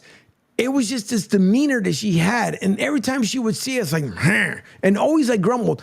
But her husband, who looked like Mr. Roper, and I still remember to this day, was the polar opposite. When he would see you, he was like, hey, Angel, how are you? Hi, Lucy, how are you? Hey, kids, how are you doing? The wife, the minute that she would come out the door, oh my God. Who was, oh my God. What was was it on Sanford and Son? Who, Aunt Esther. But that, okay. You know how Aunt Esther had that look in her face every time she would argue with Fred? Yeah, that's the way that she would have that look. She would swing open the door and give us that look like, oh boy, here we go again. Yeah, it's just the way she was. But it's people. But Joey B says, by the way, instead of hiring a social media brand marketing person, all these kids should be hiring a financial planner, which is true. It's true. That's true. Because, so true. Yep. They take their money. Listen, we've seen you have Jonte Porter, for example, another guy, and we'll get into that a little bit after the break as well. But how do you have, Ron, it blows my mind. I don't get it. You get all this money when you come out. Back in the day, how many athletes started at $100, $200? You were lucky if you got $1,000 contract. That was big time money when we were growing up. Oh, yes. Now you look at these contracts, if you get $2 million, even for me still, that's a ton of money. But you look at these guys $2 million, that's it. Bro, I will never make $2 million in my lifetime. And you're crying you just got a $2 million payday as a bonus? Come on, man. So I don't get it. I don't understand it, but we're going to the break. When we come back, we'll get a little bit into Jonte Porter as well, because you talk about some, boy, oh boy, some silly. Life is about choices. And it's said all the time. When you wake up in the morning, right, you choose to have a good day or a bad day. It's up to you. We're all indifferent. We're all entitled to our own things. I just don't get it where Why? Did the lure of money, was it that much for you that you needed to do the silly things you did? And Joey B says, as we go into the break here, Ron Briscoe, the voice of reason. Thank God for this segment. Thank you, Joy. So, but it is true. It's insane. It is insane. By the way, you guys are going to see a lot more of Ron Briscoe. Of course, he's on with Talking Hoops. You guys can watch the show not this week. The gang is off this week. They'll be back next week, right in the heat of the NBA Finals. And, of course, I'm pretty sure Coach Mack, Coach Johnson, they're getting ready to fire off when it comes to the WNBA. You guys can listen to that show on Broad Street South, broadstreetsouth.com. You guys can watch it. And it's Talking Hoops with Coach Mack, Coach Johnson, Ron Briscoe. I work the stuff behind the glass. It's a great time. And matter of fact, we even have a sounder for Coach Johnson's mom when she walks into the room. She has her own sounder when she comes in because she's hit big time. But it's a great the show. Yep, she sure is. She sure is. But it's such a great time with the gang. And you guys can watch that on Wednesday nights, of course. You can hear it, too, on Sports Radio 102.9 FM, the game on the app. Don't forget to download it off the website. Make it super simple for you guys. Starts at 8 p.m. Eastern Standard Time, 7 Central. It's a great time. A lot of times they'll go into bonus time. I'm quite sure there's going to be a lot of bonus time come next week when the gang's on. So listen to that show, watch it. And like I said, just go to broadstreetsouth.com. You can see the lineup of the shows so you guys don't miss a thing. So after the break, we'll get into it just a little bit more. Quick break, and on the other side, we'll continue the party here with Ron Briscoe, a great friend, as we get to know more and more of each other, and you guys get to know him just as much as I do. So we'll be right back. You are listening to Martinez Company on the Riptide Media Network, powered by Sports Radio 102.9 FM, The Game. We'll be back right after this. To some people, the sound of a baby babbling doesn't mean much. But that's not necessarily true. By 6 months, they're combining vowels and consonants. By 9 months, they're trying out different kinds of sounds. And by 12 months, their babbling is beginning to take on some meaning. Especially if there's no babbling at all. Little to no babbling by 12 months or later is just one of the possible signs of autism in children. Early screening and intervention can make a lifetime of difference and unlock a world of possibilities. Take the first step at autismspeaks.org. A public service announcement brought to you by Autism Speaks and the Ad Council. The following is made possible by Dad. Why was the basketball court all wet? Because the players kept dribbling all over it. The dad joke. Corny, grown-worthy, but also one of the simplest ways to share a moment with your kids. Why do you have to be careful when it's raining cats and dogs? Because you might step in a poodle. And kids that spend more time with their dads grow up to be smarter, more successful. Can I tell you a cat joke? Just kidding. And, with any luck, funnier adults. Why didn't the skeleton go to the dance? Because he didn't have any body to go with. Dad jokes rule. So take a moment to make a moment and give your kid a laugh. It's as easy as going to fatherhood.gov. Brought to you by the U.S. Department of Health and Human Services and the Ad Council. That's really funny. Okay, men. This is your time. Maybe you didn't choose this, but you're here now. You're gonna go out there and be an all-star caregiver. It's up to you. So what are you gonna do? You're gonna go grocery shopping, cook, clean, be there emotionally and physically. You gotta dig deeper. Drive them to physical therapy, doctor's appointments. Don't you forget about the pharmacy. I know you won't. Because that's what caregivers do. Don't give up. Don't ever give up.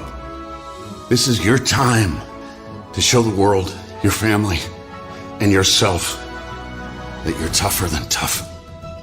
Now go out there and be the best caregiver this world has ever seen. Caregiving is tougher than tough. Find the care guides you need at aarp.org/caregiving. A public service announcement brought to you by AARP and the Ad Council. Hi, I'm Danica Patrick and proud aunt. Watching my nieces grow, play, and learn is amazing. But not every child gets to be carefree. 1 in 6 kids in the U.S. are hungry. 1 in 6. That little girl sitting alone at the playground, she can't play like the other kids. She doesn't have the energy because she's hungry. School lunch will be her only meal today. It breaks my heart that this is the reality in our country, but it's something that Feeding America is working to change.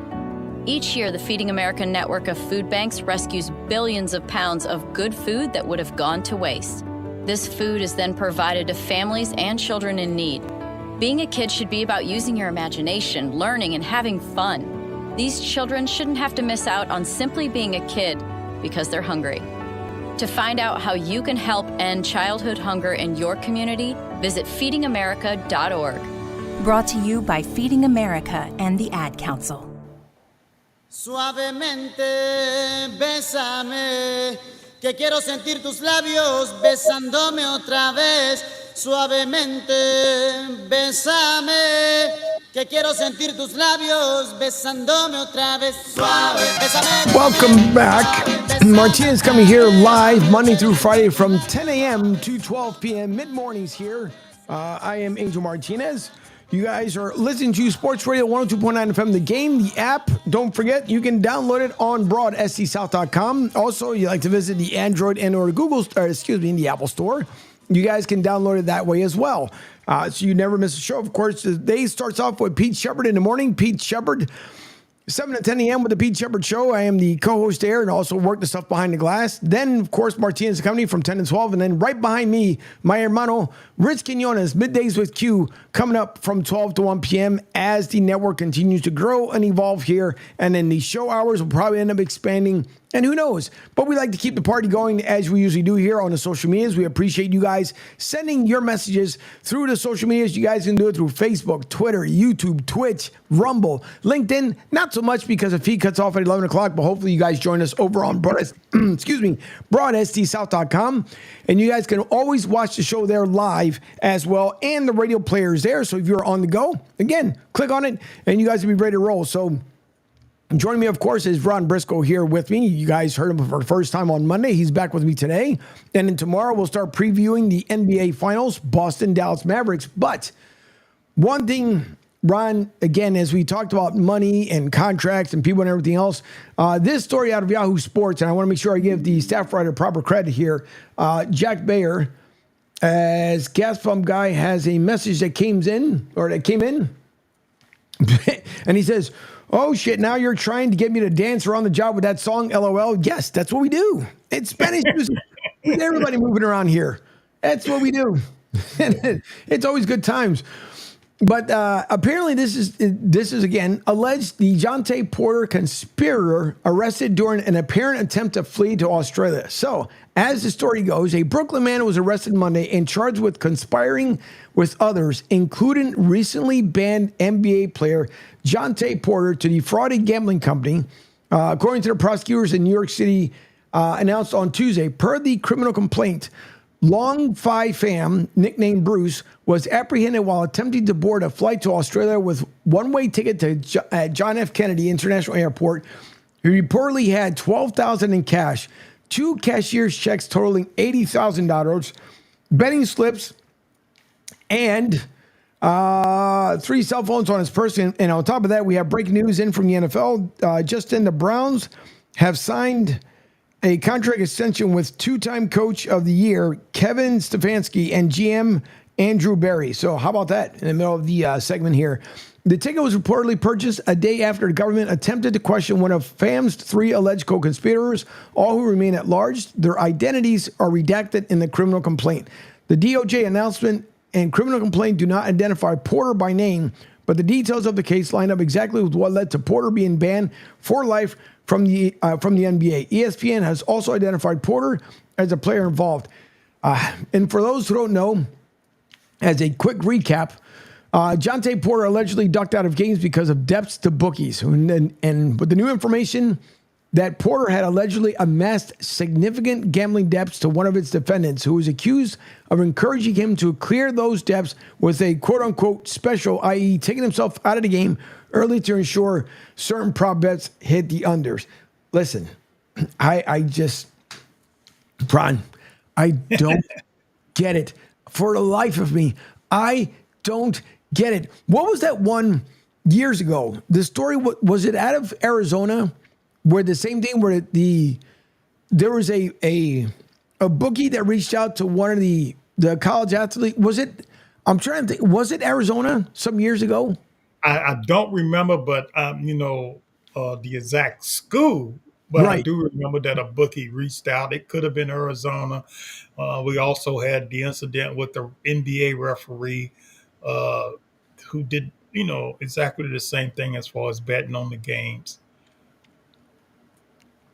It just it amazes me. Honest to God, it amazes me. How in the world you're already? Why work your butt off? Honestly, why work it off? Finally, make it to the major league level, and then this. Like I know we heard right. The devil always works. He's what's the saying there? Like he's always in front or something to that nature where he's always doing to make sure he's out in the open to let you know, hey, I see what you're doing, but look at this hand. Look, you want this, right? I can get you there faster if you just do this. I don't get it. Honestly, you made it, whether it being Major League Baseball, the National Football League, the NBA, anywhere, the PGA, no matter where you went, and then you have this gambling addiction because someone told you, I can make you a lot more money than the contract you're getting paid. And then you decide, I'm going to dance with the devil. And everybody knows when you dance with him, he gets the last laugh. In the meantime, you go away. So now you got these guys, and not that this guy by any means looked bad, because if you're carrying 3 cell phones, you know one of those 3 are going to be a burner phone, no matter which way you look at it. So I just, why is it becoming more and more? And we saw that the gambling aspect should have never crossed over into Major League Sports. But now DraftKings is welcomed with open arms into the NFL. And I think it's going to really blow the doors open with a lot of athletes continuing to gamble. Yeah, Angel, I think you hit the nail on the head when you mentioned the word gambling addiction. That's what it's all about. The adrenaline and people's body starts to charge up and they get excited.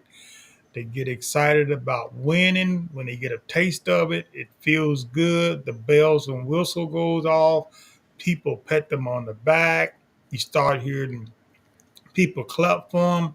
When you roll that 7 at the casino, or you hit your number, and everybody goes, "Oh man, he made it! He won!" "Oh, he won for all of us," and they just feel good. And then you're not satisfied until you say to yourself, "Hey, I think I'm gonna just put my neck out on a limb and go out here and try to win some more money." Yep. But of course, the odds are that the house always wins more, and it's just a matter of time before you get in the hole, and then you have to go down that rabbit hole to find what's going on. And before you know it, you're caught up in the maze, and you hit a brick wall here to your left, and you hit the next brick wall to your right, and sometimes you may find your way almost out, but you go back in because you say, "Well, I'm doing really good. I got a hot streak going on," and you go back down. But yeah, that happens to a lot of people. It's going on, and the gates have been swung open with gambling now. And the reason they see that is because they see a lot of people who are gambling addicts, and some are getting carried away. Some are learning to set back, maintain it, keep their balance, but they are itching to go out there and say, "Look, I'm going to take a chance because I believe that my team and this player is going to do this in this game and we're going to be winning." Or then when you get caught with your pants down and you get to that bookie that you owe a lot of money to, then you got to go in and they got you and they go like, "Hey, this is what I want you to do." And you become their little puppet, and they the puppet master, and they're just stringing you along, helping you to do this and to do that, and then they may also threaten to do some harm to somebody in your family. So it's not a win-win situation when you get in the hole, but it's a sad situation because once again, it's an addiction that happens to some people, not all a lot of people, but some people, and it's something that they have to go through and get over with. And Porter, if I'm not mistaken, it might be Michael Porter, brother, who Yep. also plays in the NBA, who had some trouble earlier with his girlfriend, a little drama going on. But anyway, that's what's going on, man. Trying to make that easy money, trying to stay ahead, and addiction will always get you, tear you down until you can get control of it. Could it be that gambling could be a worse addiction than alcohol or people who like to frequent other bedrooms? I think it's all the same. Addiction is addiction. And it's just a matter of time before you can realize that mental illness that you have to get it under control. It takes a lot because, hey, like I always tell them, failure is only temporary.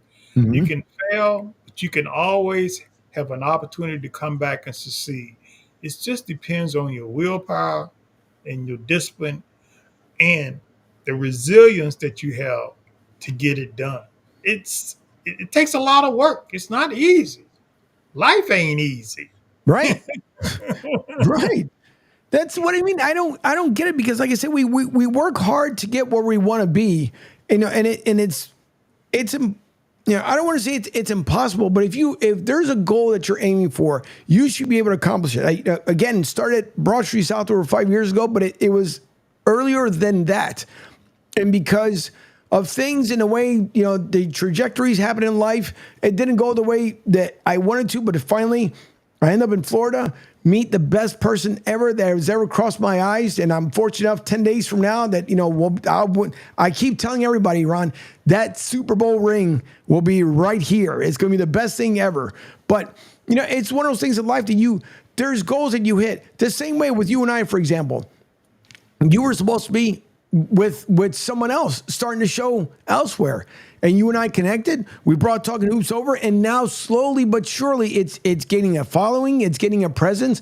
But it's not because we reached out to DraftKings. Hey, DraftKings, Ron and I are trying to start up a show here, and we would really appreciate if the degenerate gamblers can come over and bet on our show. No, it's not the way it works. You work hard for it. And the other thing, and I see Joey B's comment here, and I'll bring it up here in a second, but it's the same way, Ron. Think about it. If I would love, and I hope it never happens in our lifetime. I hope not, because we saw what happened with the Chicago Bulls, and we heard there was gambling aspects with Michael Jordan and stuff. But could you imagine, right now, let's just say that the Boston Celtics are favored by, let's just say 3.5. I don't know what the line is. I'm not a gambler, so I have no idea. But let's just say that they're favored by 3.5. And here, Tatum is the guy that everybody looks towards, and he leads the team, says all the right things. Could you imagine if we found out that Tatum was paid, let's go hypothetically, $40 million on a gambling bet to purposely throw Game 7 where he would get that money and the team would lose the championship, and they were up by 15, but because of the spread, they told him, no, you got to get out.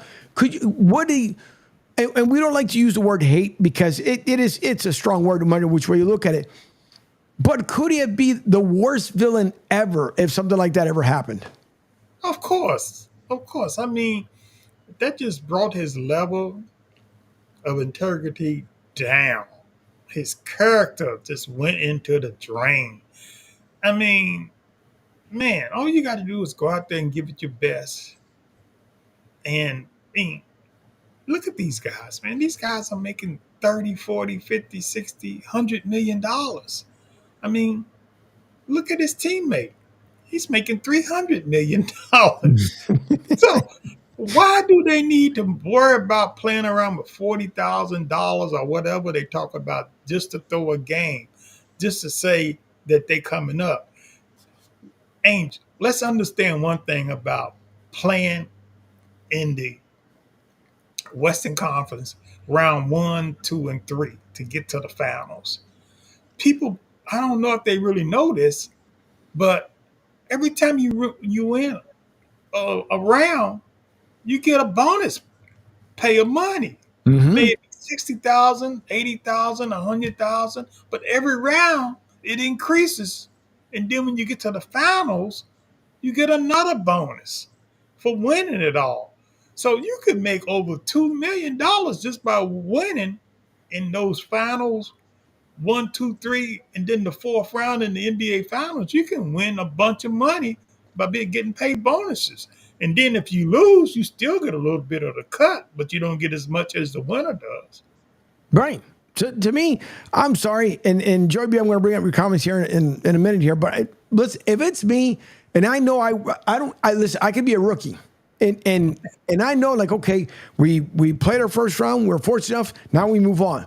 Won the second round by the skin of our teeth, now we're going to the third round. We just won the conference finals, and we're now in the finals.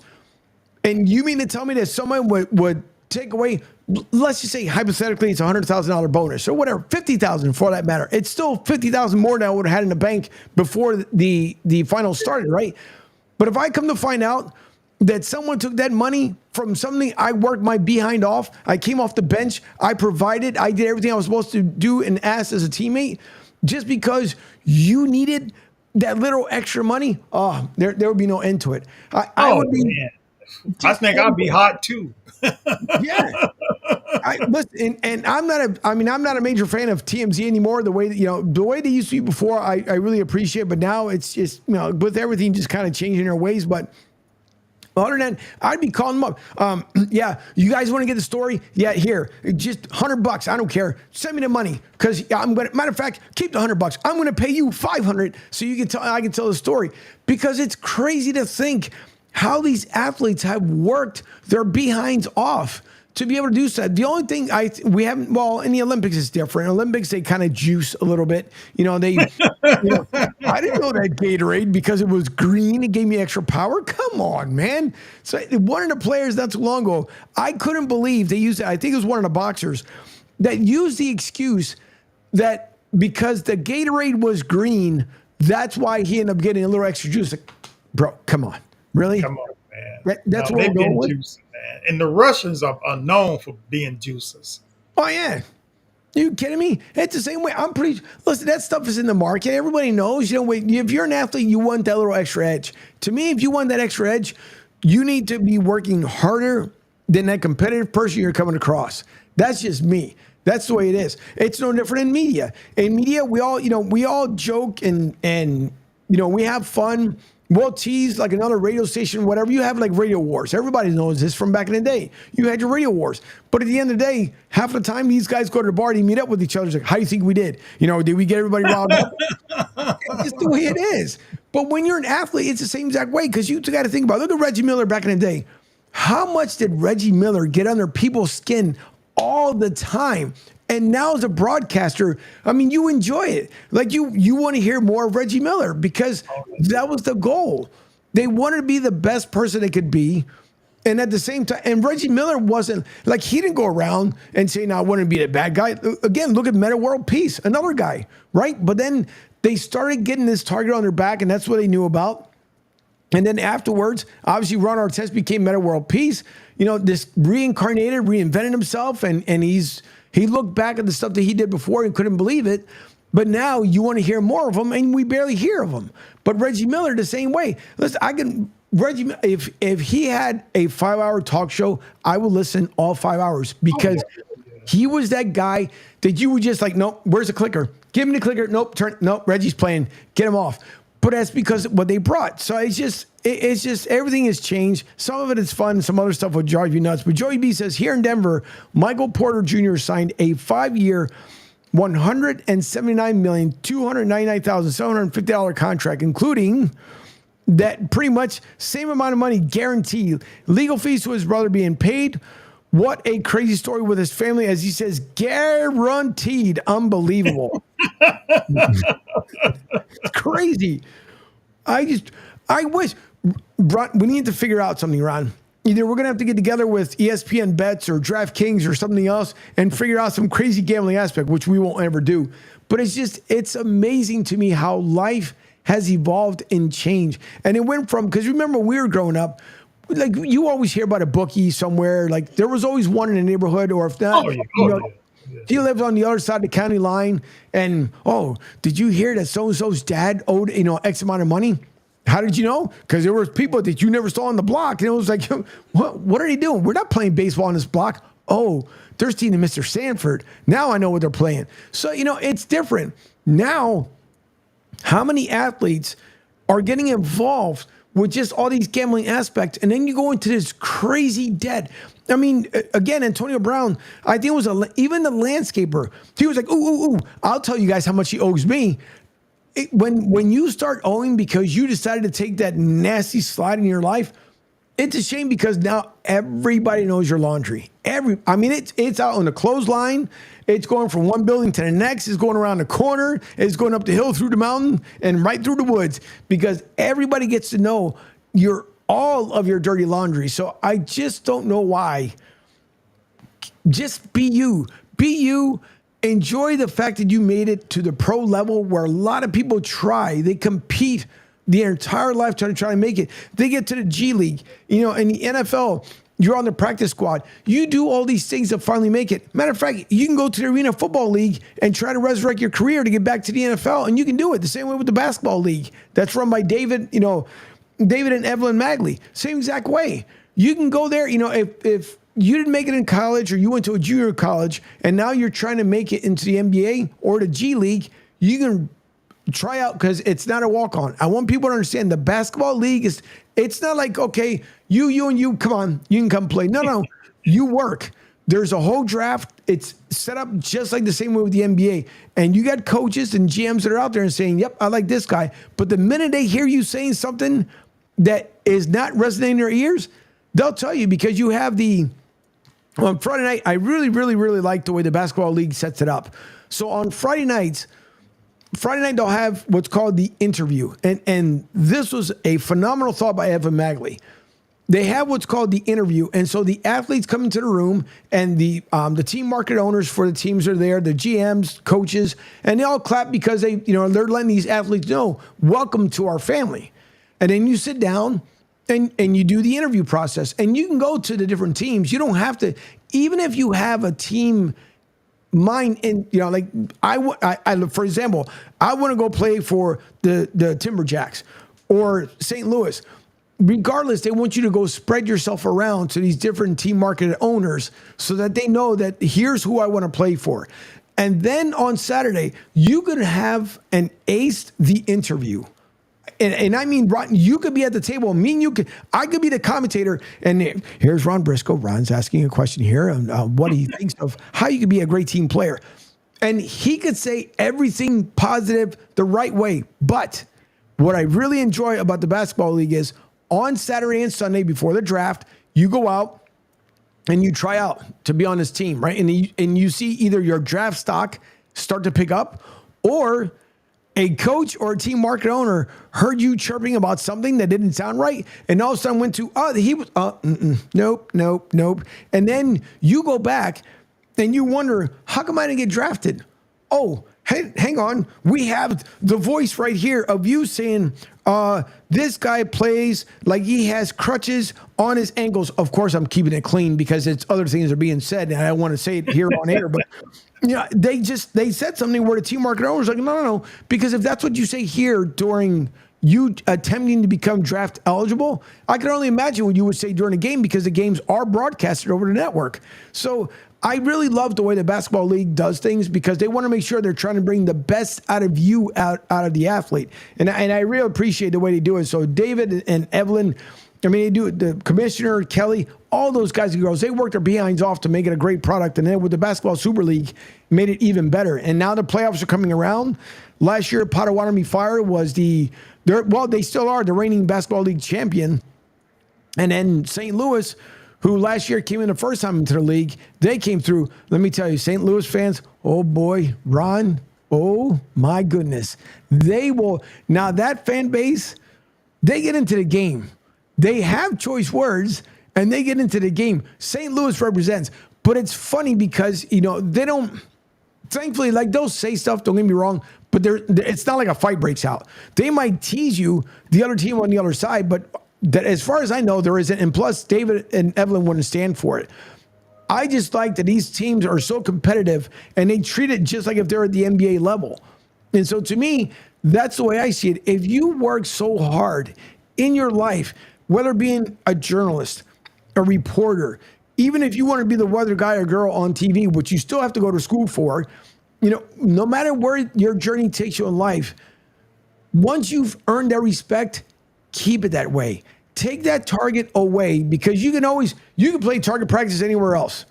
Don't bring it into your professional lifestyle because then you're going to be known as that person like, I just, that anchor on that TV station, I can't stand when he or she comes on because now you just twisted your way to be able to make it into world and into society. So I can't wait to see what's going to happen again with Angel Reese. At one point or another, you got to talk. But the other thing before I let you go here, and we'll talk again tomorrow, Coach Gino. I know one coach in particular is going to be really happy, but Coach Gino gets a 5-year, $18.7 million contract extension. Well worth it? Hey, yes. And also, some of that money that he just made is going to that new women's basketball league that was announced yesterday.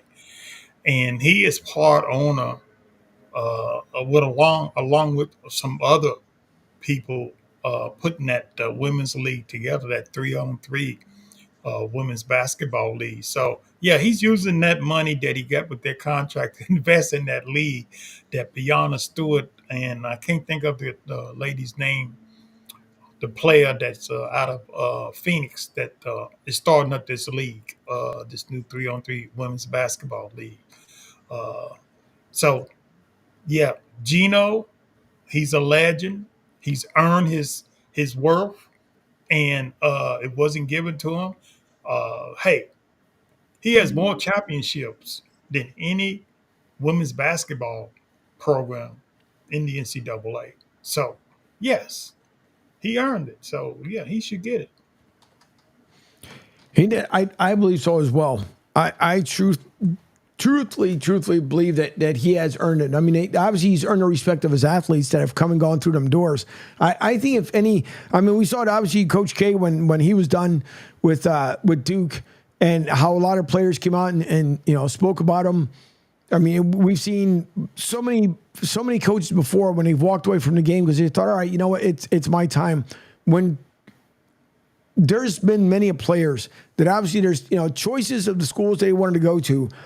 But Gino, no matter what, every year puts UConn in the thick of it. Whether it obviously for the women, but the men have to compete to Coach Gino's level at UConn. So we saw this year it almost could have happened again, where UConn men and women could have repeated as champions. Didn't happen, but it could have happened that way. But he's well deserving. I do want to see though how this new league is going to end up turning out, because wasn't that another thing too that people were upset about? Because who was it? Caitlin Clark got invited to some 3-on-3 thing. The big three with Ice Cube had offered her $5 million to come and play 10 games, and like they said, of course it was going to be involved with her playing WNBA ball, but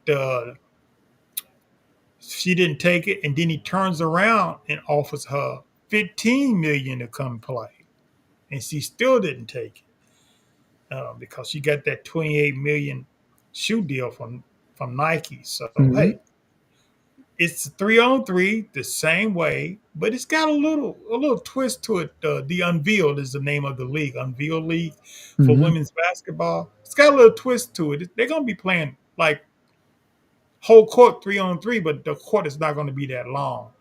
And they have already received 10 WNBA ex-players from the WNBA, former players, I should say, to participate in the league already. So it's going to be a really good league. And they said that they're going to start paying the players that are going to be in the league a six-figure amount of money. So it looks like it's going to be a pretty good league. 3-on-3 with the rules, and the girls are going to be playing. And it gives you an opportunity to play if you're not in the WNBA, to come and play, keep your skills good. Of course, they're going to help scouts and other people there to watch and say, hey, she's not too bad. If we got one of our players that gets hurt, or one of our players who, have a bad injury, that we can get them in the game, or somebody that wants to go somewhere else. We can get that player right there to come in the game. She's been staying in shape. She's been playing well, and she's been playing with professionals.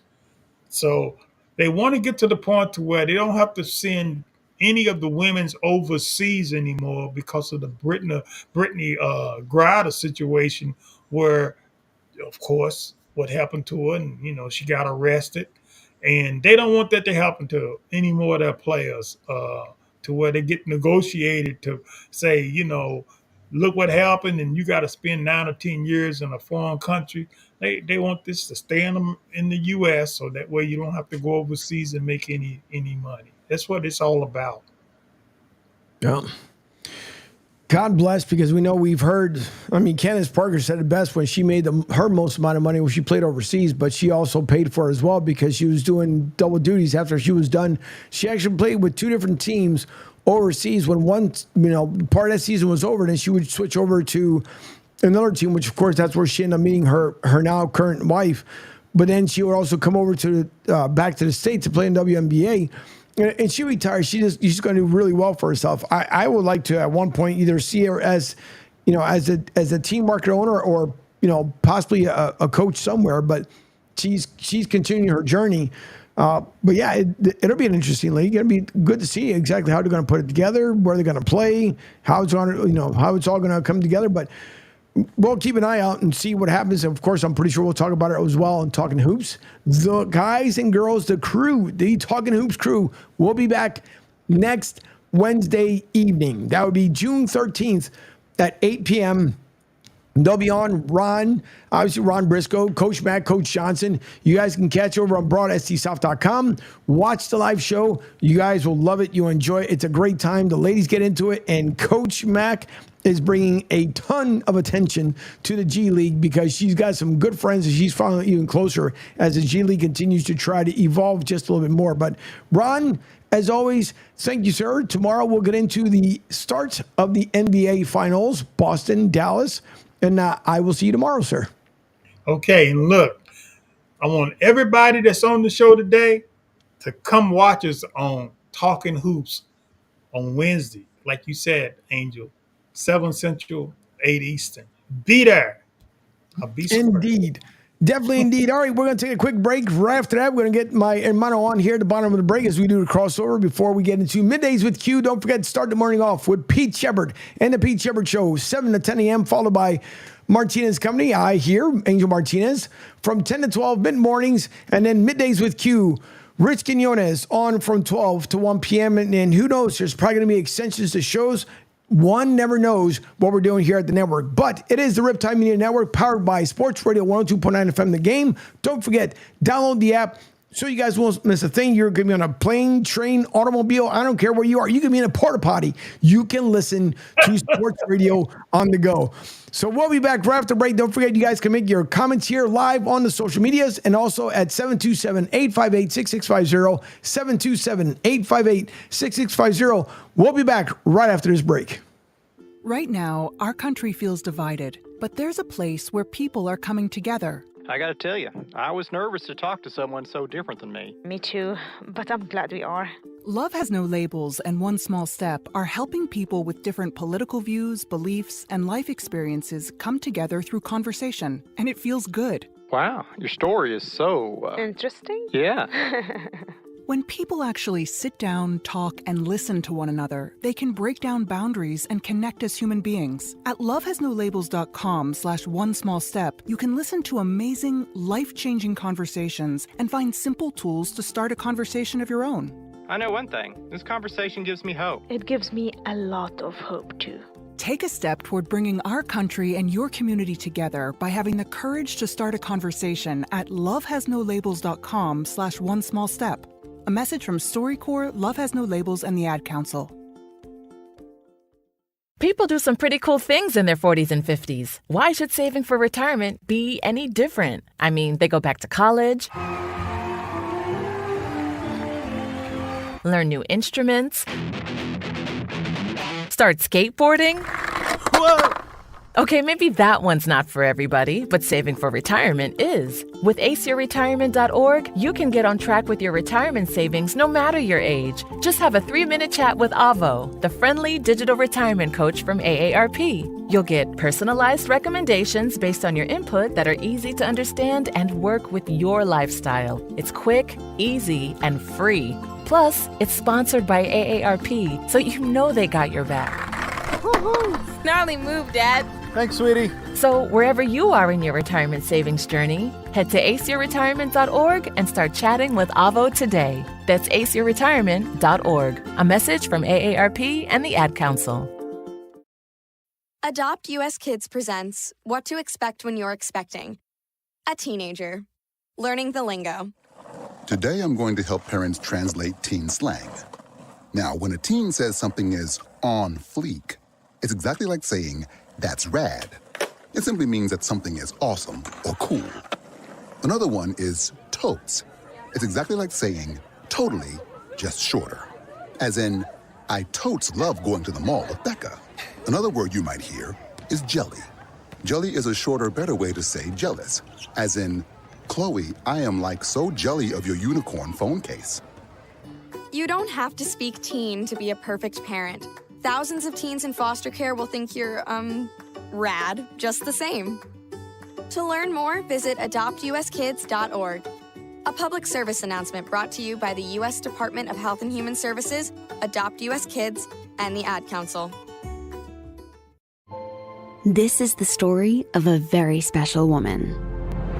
In a matter of seconds, she turned herself into a great mathematician or an entrepreneur. Her knowledge was limitless and still is. She could also make monsters disappear, especially those that lurked in the shadows under the bed. Once, this woman put back together a teenage girl's broken heart, which had been shattered in 1,000 pieces, just by giving her a bear hug. She masqueraded as a regular person at work, but as a superhero at home. Everyone knows her as Gabriella. I still call her Mom. Your hero needs you now, and AARP is here to help. Find the care guides you need to help, complete with tips and resources at aarp.org/caregiving. A public service announcement brought to you by AARP and the Ad Council.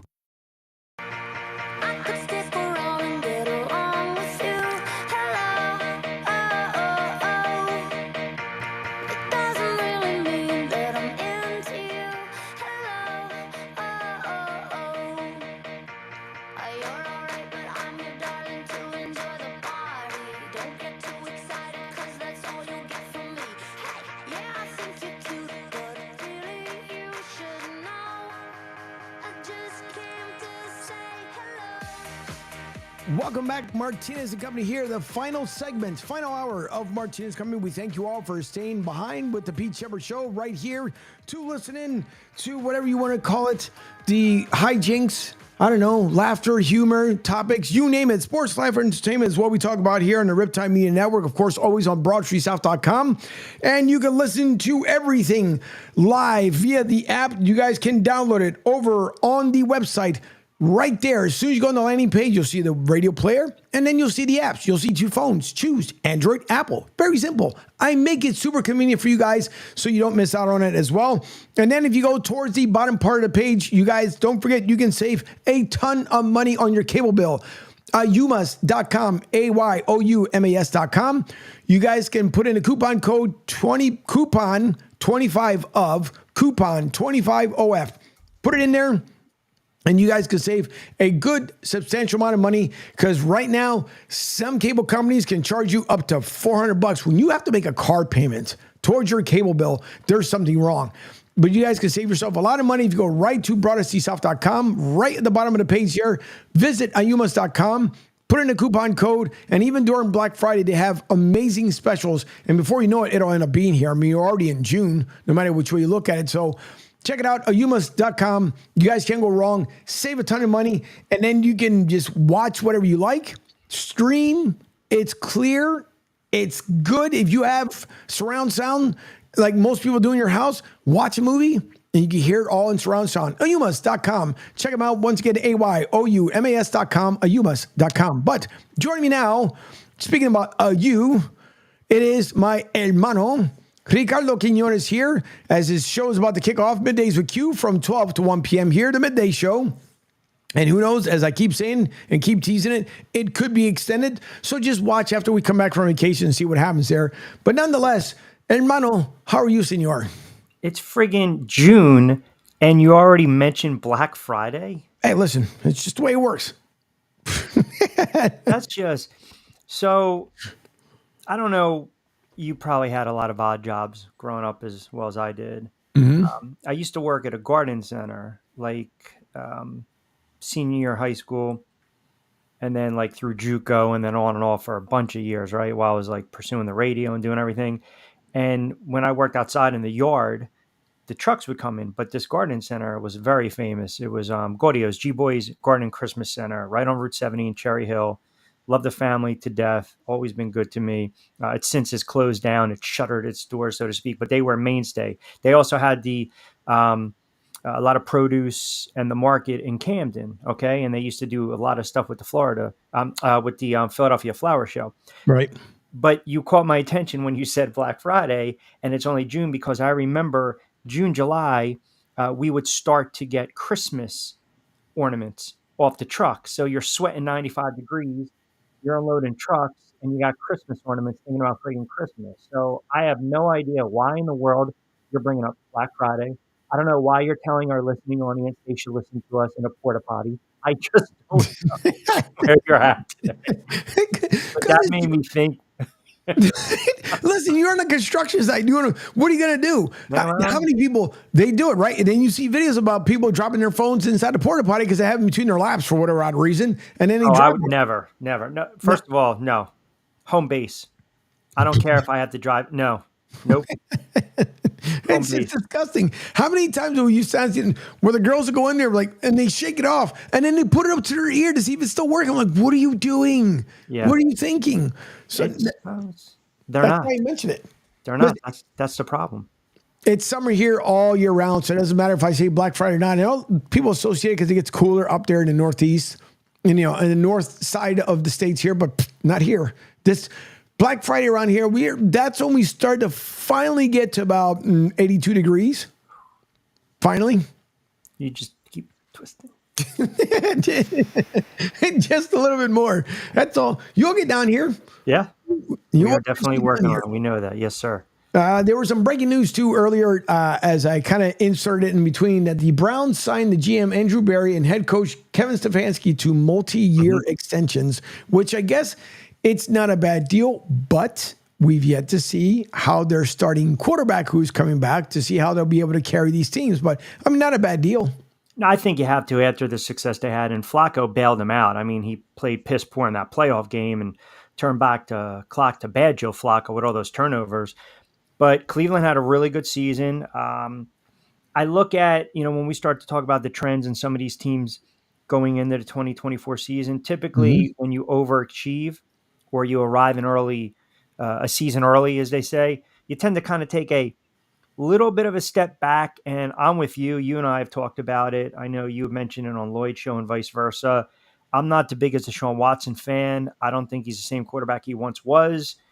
You got a running back coming off a major injury as well. Their defense is good. Stefanski's a very good head coach. That is a stacked division, right? I mean, think about it. You got Baltimore. You got Cincinnati. You got Pittsburgh that always seems to play competitive football. So I'd be hard pressed to think two teams are coming out of that division come playoff time. But it's a big year for the Cleveland Browns because they believe after what transpired last year, they're on the cusp. But I also flip it and I look at a team that had that type of run, just like the Texans, maybe take a step back.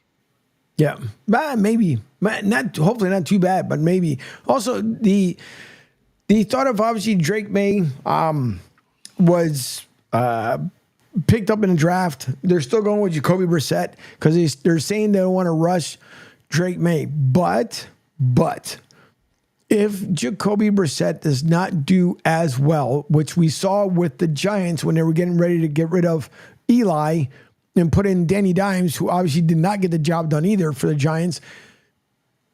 If, let's just say, by week 4, now we know it's a rebuild, so we got to kind of 100%. Put that into place. You have to add that caveat in there. They are a rebuilding franchise, even though people will say, and they argue with me, there's no rebuilding in the NFL. Maybe they don't like the choice of words, but let's just say they have a lot of work to do, the New England Patriots. Yes. Yeah, they do. So if you look at it, I mean, Gerald Mayo, we're going to find out, what's he all about when becoming a head coach.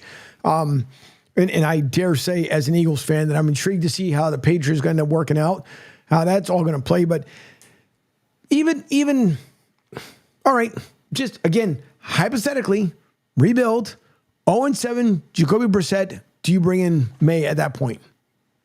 Oh, absolutely. Jacoby Brissett is just a bridge. I looked at their coaching staff. I mentioned this ad nauseum.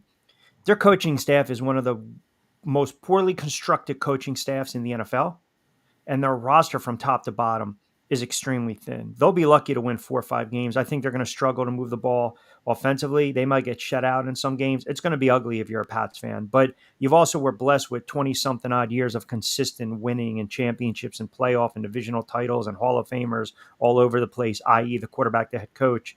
But yeah, the way the NFL now is, you know this as much as I do. We're going to have that bridge quarterback. Look, when the Giants went from Kurt Warner to Eli Manning, the Giants were 5-4 at the time. And Tom Coughlin decided, I'm going to make the switch. I don't care if we're 5-4. Record be damned. I know my quarterback's struggling. He's turning the ball over. He's got some fumbles. They threw Manning in there. Looked like he couldn't play first 6, 7, 8 games, especially against Baltimore. It was bad football. But this is the new NFL. When you're drafted that high, when you're top 5, when you're top 10, when you're number 1 overall draft pick, Angel, you don't sit anymore. This is not like when we were growing up, quarterback sat for a year, 2, 3. No. Bridge quarterback, mentor him. You're 1-6, you're 2-5. Throw the kid in there and see what he has. Absolutely. You have to. You'd have to. I mean, you really have to at this point because the Patriots know, and you're right, because they were blessed for 20 plus years at that point to be able to do. I mean, they couldn't. They can say whatever they want to for the final 2 years. I get it. As a fan, you get upset because you see where your teams are. No different Eagles fans. Yes, we're fortunate enough to win it in 2017, but now we're 6 years separated. We're waiting to see now coming up in year 7. Nick Sirianni look like end up coming to the big dance, come up short. I mean, there's a lot of pressure. There's going to be a ton of eyeballs on Sirianni, a ton. He could say whatever he wanted to on a press conference. Eagle fans are not dummies. They're just not. People can say whatever they want to about Philly, but we're not a bunch of dopes.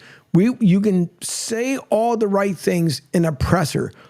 When you get out to that practice field, when you get out there to camp, the fans themselves will start seeing if things are changing or we'll see more of the same. I will say this much. If Jalen Hurts' attitude doesn't change and we see the fallout of what happened last year.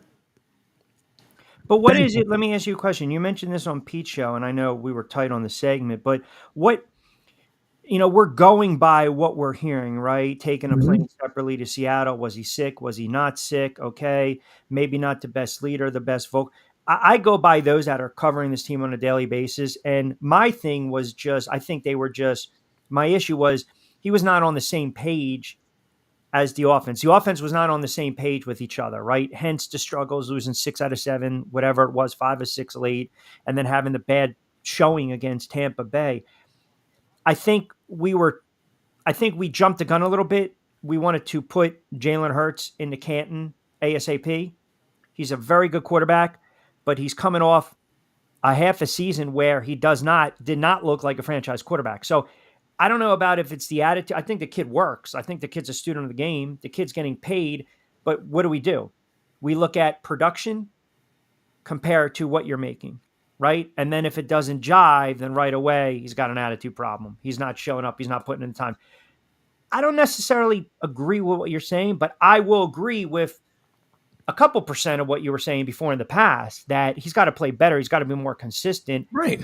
Listen, I think it falls on the head coach, man. And there's a reason they brought in a new offensive coordinator and a new defensive coordinator. There is a reason that they shuffled those spots and that coaching staff, because this is just me. And those that I've spoken to that cover the team, I think it's almost a quiet sense that this is a make or break year for Nick Sirianni. Oh, yeah. So if they do get off to that slow start, or they do falter, or they don't win a division, or they get into the playoffs and they get bounced again in the wild card, if they don't have a good showing, if they have these outside noises. And remember too, you've gotten rid of, well, I should say retired, if you will, some leaders on that team. So vocal leaders that can kind of lift guys up, in the Kelce's, in the Fletcher Cox. You don't have those guys anymore. So it's next man up. So yeah, Sirianni is definitely one of my coaches that are really under the microscope. And as I said, I just think he's a friggin' clown. I think the antics get friggin' old. I mean, we got your best player. Shut up. Yeah, it's just he knows for a fact he won't be able to get away with that. And same thing with the bodyguard, he's there, whatever. That stuff it's last year. You can bring of whatever happened last year. Last year was last year, that was it. But it doesn't mean I'm not taking Nick Sirianni off the hot seat. That's why he's starting with me. He's sitting on Tabasco sauce for me. And until an NFL coach winning a game and then running out of the tunnel like a child saying "shut up" to the fans. Yeah. What really? Right. What are we doing here? Yep. I didn't agree with that one either. It doesn't make any sense to me either, but you can, because at that point you can laugh all you want to Kansas City. They got the last laugh because obviously, they repeat as champions and they're going to be going for another dynasty amidst the problems that they're having, which they can't get that under control as of yet, but we shall see what Andy Reid had talked about him during minicamp, or at least the voluntary OTAs, and now the mandatory ones, but no, Nick Sirianni is stuck in a hot seat. He's not getting an excuse from me. My thing is put up, shut up. That's the way it's going to be with Nick Sirianni. I want to see what you're all about when it comes to training camp. And again, Eagles fans are not dummies. We're going to find out and see what you're all about. If you come with that same nonsense that you did last year, the season before, you're not going to be well received. Everybody knows this. And what if they're winning? What if they're winning? What if they're 7-2 and he's still doing the antics? Nope, because the antics don't mean crap to me. I want to see what's going to end up happening as we go later on to the season. It doesn't matter. I know Jalen comes in, he's very smooth, and I'm going to go out there, I'm going to perform the best I possibly can. I just didn't understand exactly what was going on, but you guys need to understand I'm just human. I'm here to play a game. I went out there and took a girl on a date and came back, ate some fries, and came back on the field, did what I had to do, and I'm just going to keep playing. Like, bro, I get that. I understand it. Whatever. Great for you. My thing is that you were a surprise pick to all of us, to Eagles fans and the Philly faithful. You were a surprise pick. So then show what other people talked about you when you were in college. Show me what your worth is. Listen, all them zeros that are in front of your name, don't give a crap about it. My thing is, show me what you said you were going to do when you came to Philly. You started off really well, had a hell of a great season first time around. And then a collapse. And then when you start hearing about all this stuff that, he doesn't want to be on the same plane, this, that, listen, that sends shots out where everybody can hear around the world. That's the way I saw it. Hassan Reddick, for some reason, doesn't want to play with the Jets. He feels like he still have been an Eagle. What happened there? Eventually, that too will come to light. Whatever happened, the disagreement between the both of them, something went on. All I care about is I want to see a different product on the field, what we saw last year. That was the most That was more embarrassing than the Phillies being the first major league team ever to lose more losses, to have more losses than wins. It was talking about elongated over many, many years, right? I mean, I think if you're an Eagles fan, which I am not, as you know, but if you're an Eagles fan, you look at the way they went out last year. I mean, they were just not competitive the last month plus of the season. The secondary got torched. Now there's thoughts about moving Bradbury to safety. You do that with guys that are getting older. They couldn't get to the quarterback. They were drawing up plays to blitz quarterbacks in the worst situations, whether it was third and long, third and short. They were just very discombobulated. And the fact that they really just did not show up, call for what it is. They did not show up against Tampa Bay in that wild card loss. They got thoroughly embarrassed.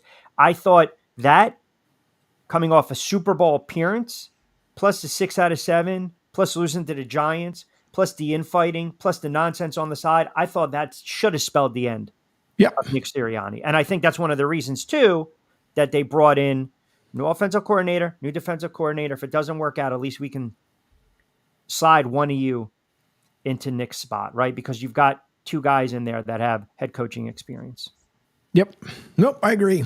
As we're coming to a close here on the show, but yeah, I'm the same way. Listen, you can freaking forget about it. When it comes to me, and it was funny because a lot of people said, "Oh, you're such a homer," blah blah this that, and the other. Why didn't you stick it up for your team? I'm not, because I'm calling it out for what it is. It's just that simple. They absolutely sucked, and I kept saying how much they're going to fall apart. People are like, "Oh, you just want to give up on them." No, because I can see the product on the field. It's like me being a CEO of a major corporation, and I'm seeing, well, is that a Cheerio that I'm seeing? Or does somehow or another we just turn into whole wheat? What's going on here? I mean, it's horrible what we saw. So people say whatever they want to. I'll be an Eagles fan for life. Don't get me wrong. Nationally here as a national show, I'm always going to equally talk about every single team. Sure, will we have fun during the NFL season teasing each other? I have no problem. But I'm going to call it for what it is. I don't do Philly radio. Philly radio, all you keep hearing all about the time, oh, we're the best, rah, rah, rah. I'm going to tell you how many wins and losses. Listen, I don't care about that. My thing is I'm going to bring the real opinion of how I feel about how this organization is going to handle themselves. And Jeffrey Lurie knows this season is going to be the most important season he's had since 2017, and we shall see. But nonetheless, as we end the show here, starting it off, don't forget, we will stop the show momentarily. If you're listening in on the app, stay tuned. We will reactivate the show, fire things right back up. But we thank you for hanging around from Pete Sheppard in the morning from the Pete Sheppard Show. Of course, he starts things off from 7 to 10 a.m. Myself, Angel Martinez here. Martinez and Company. I was going to say Martinez and Q because I was so used to you being with me from 6 to 8 p.m. But Martinez and Company from 10 to 12 here. Mid-mornings and, of course, the midday show coming up right now. Middays with Q. My hermano, Rich Quinones. Thank you all for listening in. Don't forget to tune right back in on Sports Radio 102.9 FM The Game, which is powering the Riptide Media Network. And don't forget to download the apps. Go to broadstSouth.com, and we shall talk to everyone here in just a little bit. Have yourselves a great rest of your day, and we'll be back right after this.